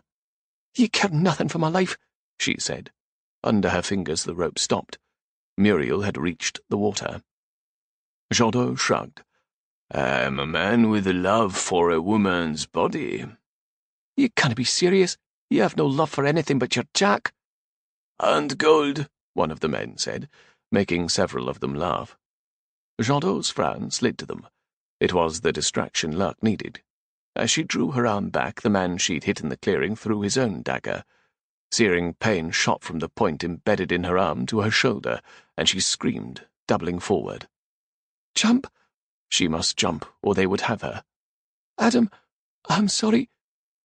As if in slow motion, Lark let go of the rope and turned, crumpling to meet her death in the dark, cold water below. But instead of dark nothingness, Lark looked into a face. Adam? She whispered, not sure if the pain had robbed her of sense. His arms reached out to her, pulling her over the rail. Had God gifted her with an easy death? Falling into Adam's arms, into the ocean? I'm sorry, she whispered, and black fog engulfed her. Chapter 17. Damn it, nay, Adam swore as he saw the blade in Lark's arm. She whimpered, her eyes closed as she slumped into his chest over the side of the ship. Wash the blade, but get her down, he called below him as he lowered her into Beck's arms. Adam, Beck, and Callum held themselves, their boots caught in loops that they'd quickly fashioned along the sturdy rope that had been lowering the small boat. Keep them busy, Beck yelled up to him, and Adam drew his sword, slashing out at the line of ugly faces leaning over. The crew spread out along the rail, their knives out to throw. Ye bloody fucking pirate, Adam yelled up at Jondot as he directed a man with a musket. Some call me patriot, Jondot called back, but Adam was distracted by the snarling, bloodied face of Ian MacLeod. Shoot him, Ian yelled. Shoot them all, and ye can have the isle. Adam slashed his sword across the line of faces, catching both Ian and Jondot before they pulled back. Bang! One of the pirates fired a musket, the bull splashing the water. Bloody hell! One of his brothers cursed. Bang! A second gun fired, water sprayed up. Get her out of here! Adam yelled as he continued to slash away with every bit of strength he had in his right arm. He glanced down when the rope slackened to see Lark in their rowboat. His brothers diving into the water as Drosten and Aegon rowed. Elspeth helped two other girls climb over the sides of the boat in which she had escaped. With the rope caught by the end knot in the pulley above, Adam released his foothold, using one arm to pull himself over the lines, while he kicked to propel himself sideways. He couldn't climb aboard and do much except die, but he could continue to slash away to give his brothers cover to get Lark farther out of range. And if he could kill Ian MacLeod, it might be worth dying. Fingers curled around the rope lines. Adam swung the razor-sharp Macquarie sword at anything that came over the rail. Metal on metal as he hit musket barrels and daggers, French curses as he caught a face or hand. "Ye will die tonight, Macquarie," Ian called. "Come do it yourself, you coward," Adam gritted out. As Ian's face disappeared, Adam slid between the side of the ship and the lines, climbing quickly so that he was under the rail, several feet from where he'd been. He looked out to see the rowboat with Lark enveloped by the growing darkness and wisps of fog. Let her be safe. The barrel of a musket came over the rail, pointed straight down where he had stood. Ian thought to shoot his head off. Catching his feet solidly into the netting, Adam used both hands to raise his sword and threw himself forward toward Ian MacLeod's unprotected neck. Adam's shoulder slammed against the hull, and his blade slid through, the musket leaving Ian's hands as his head toppled. Over the rail it fell with Adam's sword, Adam following it to splash into the dark sea. "Here," Beck said, handing Adam the sword they had taken from above the hearth in his bedchamber. William Macquarie's sword had been sharpened and cleaned until it reflected the firelight in the great hall's hearth. "To replace the one that took Ian's head. It is yours anyway, as the chief." Without barely a glance, Adam slid it into his scabbard. "Damn it," he swore as he paced to the stairs that led above. "I need to see her." "Let Ava and Meg tender," Beck said. "Ye will get in their way." "But what if she will not die. The lass has survived too much to pass from a knife wound," Beck said. Tor McLean strode in through the doorway, Keir next to him. "Cullen MacDonald has 2 ships out of port, one headed west and one headed north to hunt Jondot down. though it will be hard to catch sight in the dark. We need a ship, Beck said, his face firm. I've been learning how to sail from Cullen for years, but we live on an isle. We need our own bloody ship. I want Shanto dead, Adam said, ignoring his brother. Behind Tor and Kier walked the priest from Mull, a pale, small man with a shaved head. Why did you bring a priest? Adam asked. Egan had also been hit, but Ava had worked the shot out and he was sleeping. And Lark. No one needs your last rites, father. The man stopped, his eyes going wide. He isna here for that, Rabbi said. He pointed above. Ye need to wed Lark. Adam's mouth dropped open. Rabbi flapped his hands toward the door. There is no father louder, so ye two are not properly wed. Ye must marry Lark with a real priest. Beck ran both hands down his face. Rabbi, if ye dinna shut your mouth, the priest will be giving ye last rites. The lass isna dying, Rabbi said, his face stern. Beck exhaled in frustration, but Rabbi continued. We would have Lark on our isle, he said, so wed her right. Even if she is a bastard? Adam asked, his voice low and lethal. Rabbi sucked on his yellow teeth. Well, if you have gotten her with Björn, then you must. He shook his head. And Beck read me what's written in the Bible. Adam's fist clenched next to his legs. Beck put his hand on Adam's shoulder. He's old and addled, he said, close to his ear. But Adam looked to Drosten, who stood frowning, same as Callum. Did his brothers think that Lark should not be on the isle? Should not be his wife, with her horrid past? Because he, bloody hell, did not care what they thought. She was his wife, and he— I love her. The realization stole his breath, a momentary quiver cutting through his gut before it firmed. Aye, he loved her, every bit of her. Tor McLean cleared his throat. The three lasses were returned to Grisel's cottage. We found the old woman tied to a chair with two white cats guarding her. Bloody devils, Keir said, wiping a hand over his claw-streaked face. The lasses had to cut her loose. Tor rubbed his chin. Seems the crone has been taking in children and lasses that have no place to go. To bring more bastards to the isle?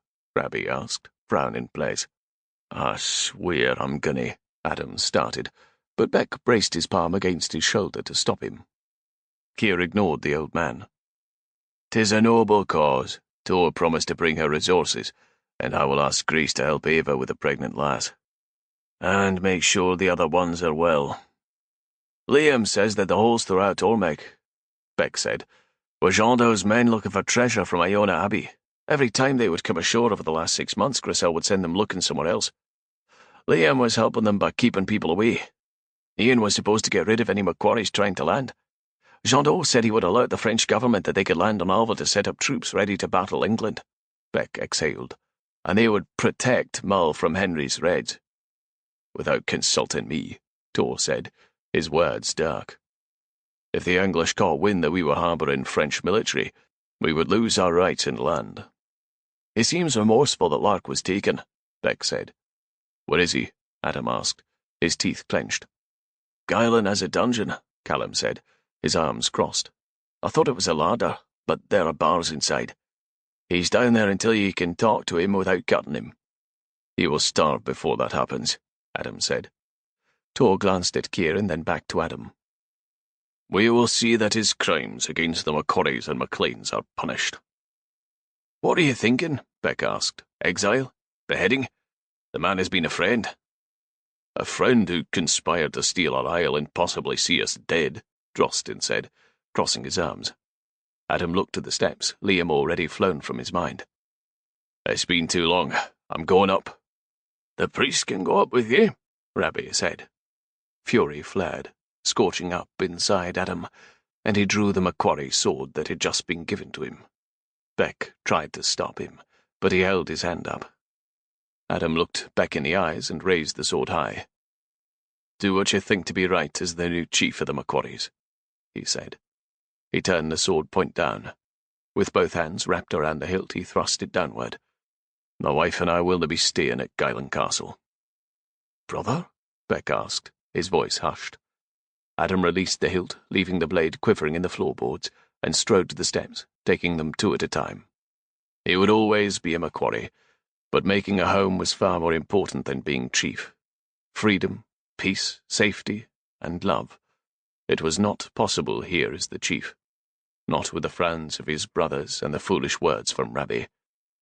Without hesitation he opened the door to the chief's room.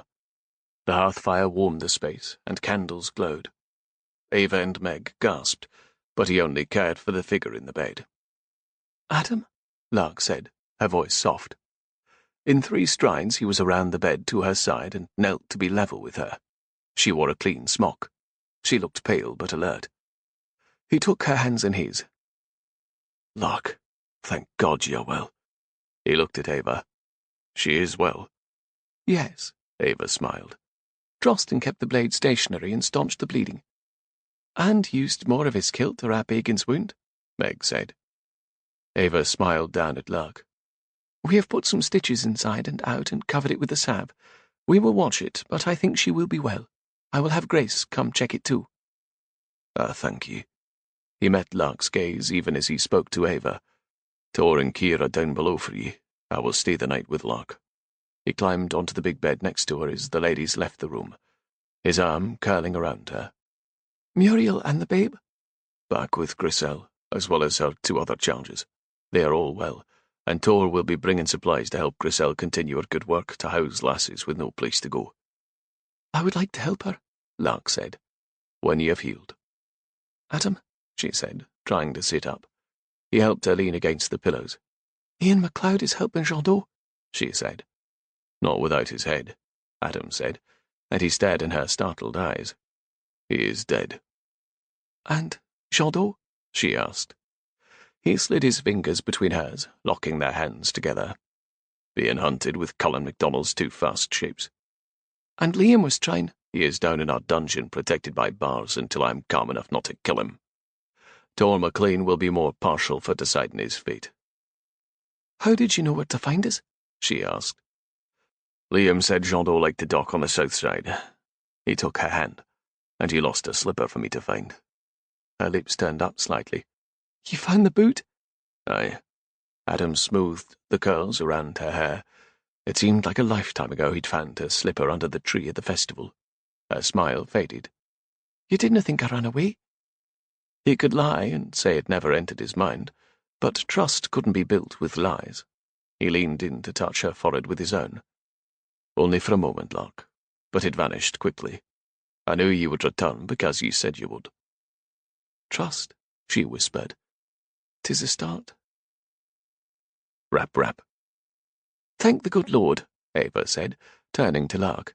"Even wounded, I do not think I could keep you in here any longer." Lark had been awake for 2 hours, with Ava helping her bathe and dress in a green gown, the one sleeve taken off to allow for her bandage. Lark opened the door and frowned at Adam. "You sleep next to me all night, and then leave me with a jailer whom I like too much to stab?" Ava laughed behind her.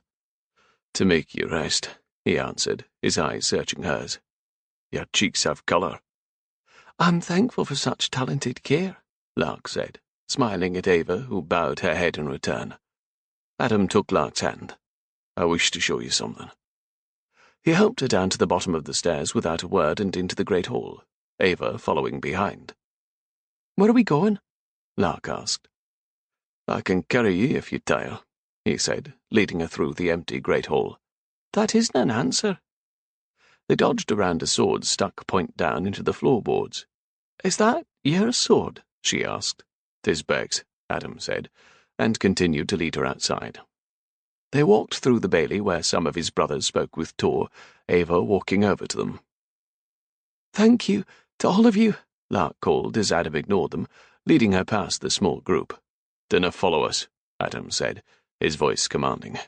They walked along in silence, the breeze full of the promise of a mild day. Even the sun was cheerful. "Was that a priest?" Lark asked as they continued slowly up the path to Ormek. He was giving her all the time she needed, and she leaned on his arm.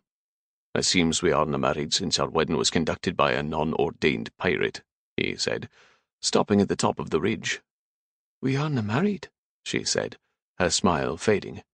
"And I am a bastard with a shameful past." "The shame is not yours, Lark," Not a bit of it. Her heart squeezed, her lips parting. Adam, He caught her cheek in his palm. Before we talk, I want you to see something. He helped her down the slope into the village. They were not married, so no annulment was needed if they went their separate ways. The tightness in her stomach returned, but she kept one foot moving in front of the other. The village was empty and quiet, but somehow not as frightening. Perhaps it was the sun, or the mystery solved of the giggling and dolls. The windows merely looked like open windows instead of watchful eyes. Adam stopped before the cottage they had shared during the rainstorm. A woven mat sat before the door, and the lintel above had been scrubbed clean to show the carved flowers. With a press of a latch he swung the door inward and led the way inside. Lark stood in the middle of the pristine room. It had been swept from rafters to floor corners. A new bed was made up with bright quilts and plump pillows. The table had a cloth on it. Wildflowers bent their heads in a clay crock in the middle, and two sets of dishes sat before sturdy chairs. A privacy screen was set up in one corner, but what caught Lark's full attention was the large soaking tub set on one side of the fire, as if waiting to be filled and enjoyed. She turned to Adam, her face open. "It is perfect in here." "Like a home?" A smile spread across her lips. "Exactly like a home." "Our home," he said, taking her hand. "When we wed at Beltane." "We did not actually," she said. He met her gaze. "Then wed me, Lark, knowing we can build a home together here, or even off Alva." "You want to leave Guyland Castle?" "Beck and my brothers can have it, and the chiefdom. I want none of it, if it means I cannae be with ye." She glanced toward the door, recalling the faces in the bailey, the sword in the floor. "What have you done?" she asked. He brought her chin back around. "If there is any question about your past, I care nothing about it. Our life is moving forward." "But she gave up." "My mission has always been to find a home. What I didn't know is that home is not a place." He ran his fingers lightly through her hair. She stared back into his deep, kind grey eyes. "Home is a feeling, Lark. Home is... ye." His face moved in closer, and his thumb slid across her cheek. "I love ye, Lark." Tears gathered in Lark's eyes as her smile grew. Joy twirled inside her stomach, making a happy sob break from her lips. "Will ye wed with me, Lark, and live in the home of our making, wherever that may be?" She slid her good hand up his muscled arm to steady herself as she leaned into him, her lips hovering before his. "Yes," she said with a small laugh as tears welled out of her eyes. He wiped her cheek and she smiled. "Because I love you too, Adam McQuarrie." She felt his shoulder relax under her hand as his lips pressed against hers. A lightness grew within her, a type of happiness and peace she had never known before. "Can you two come up to the castle?" Beck's voice came from outside the cottage. Lark pulled gently away from the kiss, and Adam exhaled long, their foreheads touching. He stepped back, his eyes still locked with hers. "I ordered no one to follow us," he called back. "As I see it," Beck replied, "I am currently the chief of the McQuarries, and I command ye to come up to the castle." Lark smiled and touched her fingers to her mouth to stop a laugh. "We will come up," she called out. The sound of Beck's retreat faded. Lark tugged Adam's arm. "We should give the priest a reason for coming across from Mull." She looked around the room, her gaze stopping on the tub. He leaned into her ear and whispered, "I would have let you keep it even if you said no to my proposal." "Oh?" "But she said yes. 'Twas an oath." "But I didn't have that piece of information," she teased.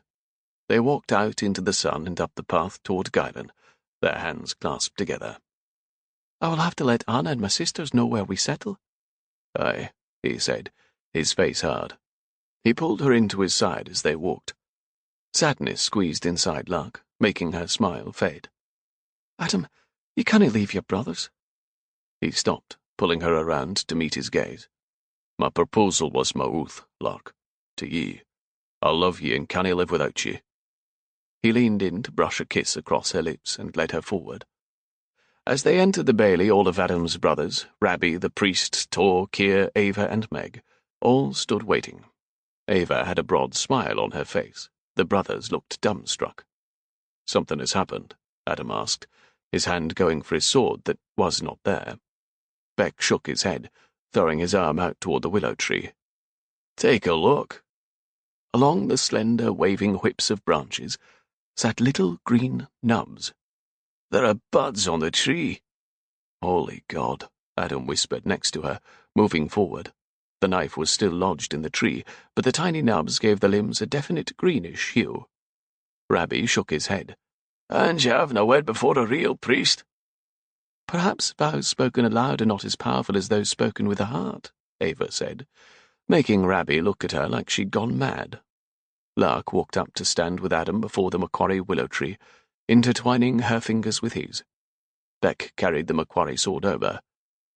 "The chiefdom is yours, brother, wherever you live." With his words, his 3 other brothers thumped their chests and bowed their heads in agreement. Lark looked out at the small gathering. It was their entire clan, plus friends. It was a start, and it was perfect. Adam pulled her into him. "Ye are my heart, my soul, and my home," he said, staring into her eyes. "I love you, Lark." Tears in her eyes made her blink. "And I love you, Adam.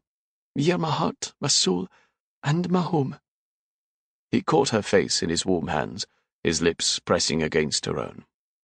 "But the priest hasna married ye yet," Rabbie said. "Those sounded like oaths to me," Beck said, laughter in his voice. "And I pronounce ye husband and wife," the priest intoned, and the small group cheered. Lark wrapped her arms around Adam's neck, melting into the kiss. For she was truly free, protected, at peace, and most importantly, loved. This concludes The Highlander's Unexpected Proposal by Heather McCollum, narrated by Timothy Campbell. Copyright 2020 by Heather McCollum. This unabridged audiobook is published by arrangement with Entangled Publishing LLC through RightsMix LLC and was produced in the year 2021 by Tantor Media Incorporated, a division of Recorded Books which holds the copyright thereto. Please visit tantor.com for more information on our growing library of unabridged audiobooks.